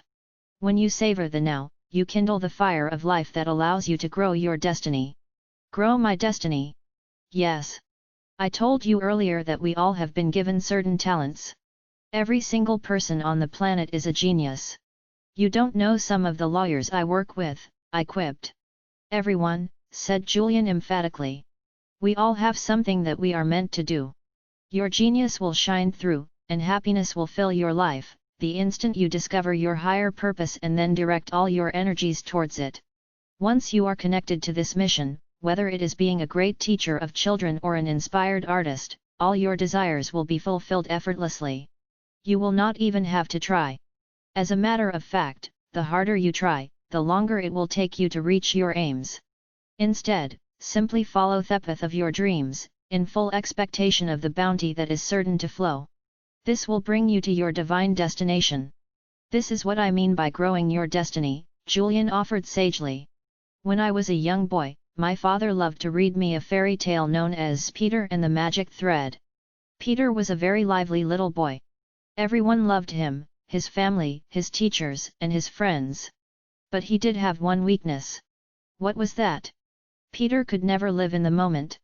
He had not learned to enjoy the process of life. When he was in school, he dreamed of being outside playing. When he was outside playing, he dreamed of his summer vacation. Peter constantly daydreamed, never taking the time to savor the special moments that filled his days. One morning, Peter was out walking in a forest near his home. Feeling tired, he decided to rest on a patch of grass and eventually dozed off. After only a few minutes of deep sleep, he heard someone calling his name. "Peter! Peter!" came the shrill voice from above. As he slowly opened his eyes, he was startled to see a striking woman standing above him. She must have been over 100 years old and her snow-white hair dangled well below her shoulders like a matted blanket of wool. In this woman's wrinkled hand was a magical little ball with a hole in the center, and out of the hole dangled a long, golden thread. "Peter," she said, "this is the thread of your life. If you pull the thread just a bit, an hour will pass in seconds. If you pull a little harder, whole days will pass in minutes. And if you pull with all your might, months, even years will pass by in days." Peter grew very excited at this discovery. "I'd like to have it if I may," he asked. The elderly woman quickly reached down and gave the ball with the magic thread to the young boy. The next day, Peter was sitting in the classroom feeling restless and bored. Suddenly, he remembered his new toy. As he pulled a little bit of the golden thread, he quickly found himself at home, playing in his garden. Realizing the power of the magic thread, Peter soon grew tired of being a schoolboy and longed to be a teenager, with all the excitement that phase of life would bring. So again he pulled out the ball and pulled hard on the golden thread. Suddenly he was a teenager with a very pretty young girlfriend named Elise. But Peter still wasn't content. He had never learned to enjoy the moment and to explore the simple wonders of every stage of his life. Instead, he dreamed of being an adult. So again he pulled on the thread and many years whizzed by in an instant. Now he found that he had been transformed into a middle-aged adult. Elise was now his wife and Peter was surrounded with a house full of kids. But Peter also noticed something else. His once jet black hair had started to turn grey. And his once youthful mother whom he loved so dearly had grown old and frail. Yet Peter still could not live in the moment. He had never learned to live in the now. So, once again, he pulled on the magic thread and waited for the changes to appear. Peter now found that he was a 90-year-old man. His thick dark hair had turned white as snow and his beautiful young wife Elise had also grown old and had passed away a few years earlier. His wonderful children had grown up and left home to lead lives of their own. For the first time in his entire life, Peter realized that he had not taken the time to embrace the wonders of living. He had never gone fishing with his kids or taken a moonlight stroll with Elise. He had never planted a garden or read those wonderful books his mother had loved to read. Instead, he had hurried through life, never resting to see all that was good along the way. Peter became very sad at this discovery. He decided to go out to the forest where he used to walk as a boy to clear his head and warm his spirit. As he entered the forest, he noticed that the little saplings of his childhood had grown into mighty oaks. The forest itself had matured into a paradise of nature. He lay down on a small patch of grass and fell into a deep slumber. After only a minute, he heard someone calling out to him. "Peter! Peter!" cried the voice. He looked up in astonishment to see that it was none other than the old woman who had given him the ball with the magic golden thread many years earlier. "How have you enjoyed my special gift?" she asked. Peter was direct in his reply. "At first it was fun, but now I hate it. My whole life has passed before my eyes without giving me the chance to enjoy it. Sure, there would have been sad times as well as great times, but I haven't had the chance to experience either. I feel empty inside. I have missed the gift of living." "You are very ungrateful," said the old woman. "Still, I will give you one last wish." Peter thought for an instant and then answered hastily. "I'd like to go back to being a schoolboy and live my life over again." He then returned to his deep sleep. Again he heard someone calling his name and opened his eyes. Who could it be this time, he wondered. When he opened his eyes, he was absolutely delighted to see his mother standing over his bedside. She looked young, healthy, and radiant. Peter realized that the strange woman of the forest had indeed granted his wish and he had returned to his former life. "Hurry up, Peter! You sleep too much. Your dreams will make you late for school if you don't get up right this minute," his mother admonished. Needless to say, Peter dashed out of bed on this morning and began to live the way he had hoped. Peter went on to live a full life, one rich with many delights, joys, and triumphs, but it all started when he stopped sacrificing the present for the future and began to live in the moment. Amazing story, I said softly. Unfortunately, John, the story of Peter and the magic thread is just that, a story, a fairy tale. We here in the real world will never get a second chance to live life to the fullest. Today is your chance to awaken to the gift of living before it is too late. Time really does slip through your fingers like tiny grains of sand. Let this new day be the defining moment of your life, the day that you make the decision once and for all to focus on what is truly important to you. Make the decision to spend more time with those who make your life meaningful. Revere the special moments, revel in their power. Do the things that you have always wanted to do. Climb that mountain you have always wanted to climb or learn to play the trumpet. Dance in the rain or build a new business. Learn to love music, learn a new language and rekindle the delight of your childhood. Stop putting off your happiness for the sake of achievement. Instead, why not enjoy the process? Revive your spirit and start tending to your soul. This is the way to nirvana. Nirvana. The sages of Sivana believed that the ultimate destination of all truly enlightened souls was a place called nirvana. Actually, more than a place, the sages believed nirvana to be a state, one that transcended anything they had known previously. In nirvana, all things were possible. There was no suffering and the dance of life was played out with divine perfection. On reaching nirvana, the sages felt that they would step into heaven on earth. This was their ultimate goal in life, Julian observed, his face radiating a peaceful, almost angelic quality. We are all here for some special reason, he observed prophetically. Meditate on what your true calling is, and how you can give of yourself to others.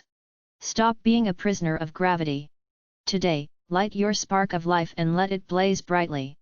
Start applying the principles and strategies that I have shared with you. Be all that you can be.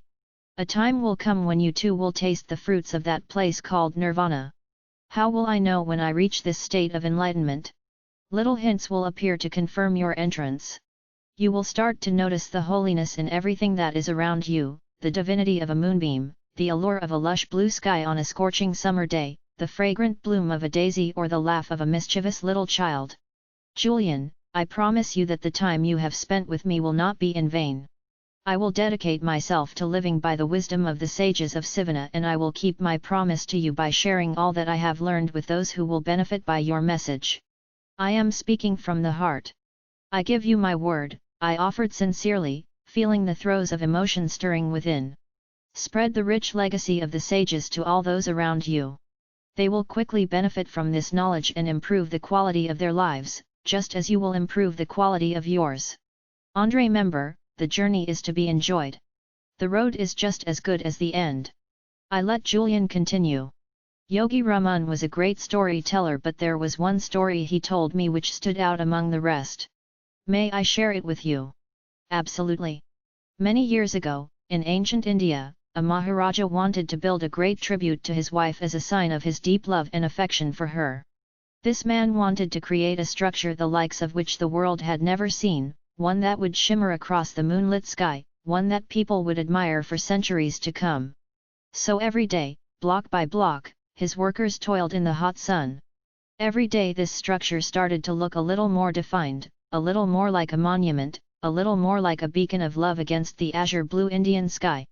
Finally, after 22 years of daily, gradual progress, this palace of pure marble was complete. Guess what I'm speaking? I have no idea. The Taj Mahal. One of the 7 wonders of the world, Julian replied. My point is simple. Everyone on this planet is a wonder of this world. Every one of us is a hero in some way or another.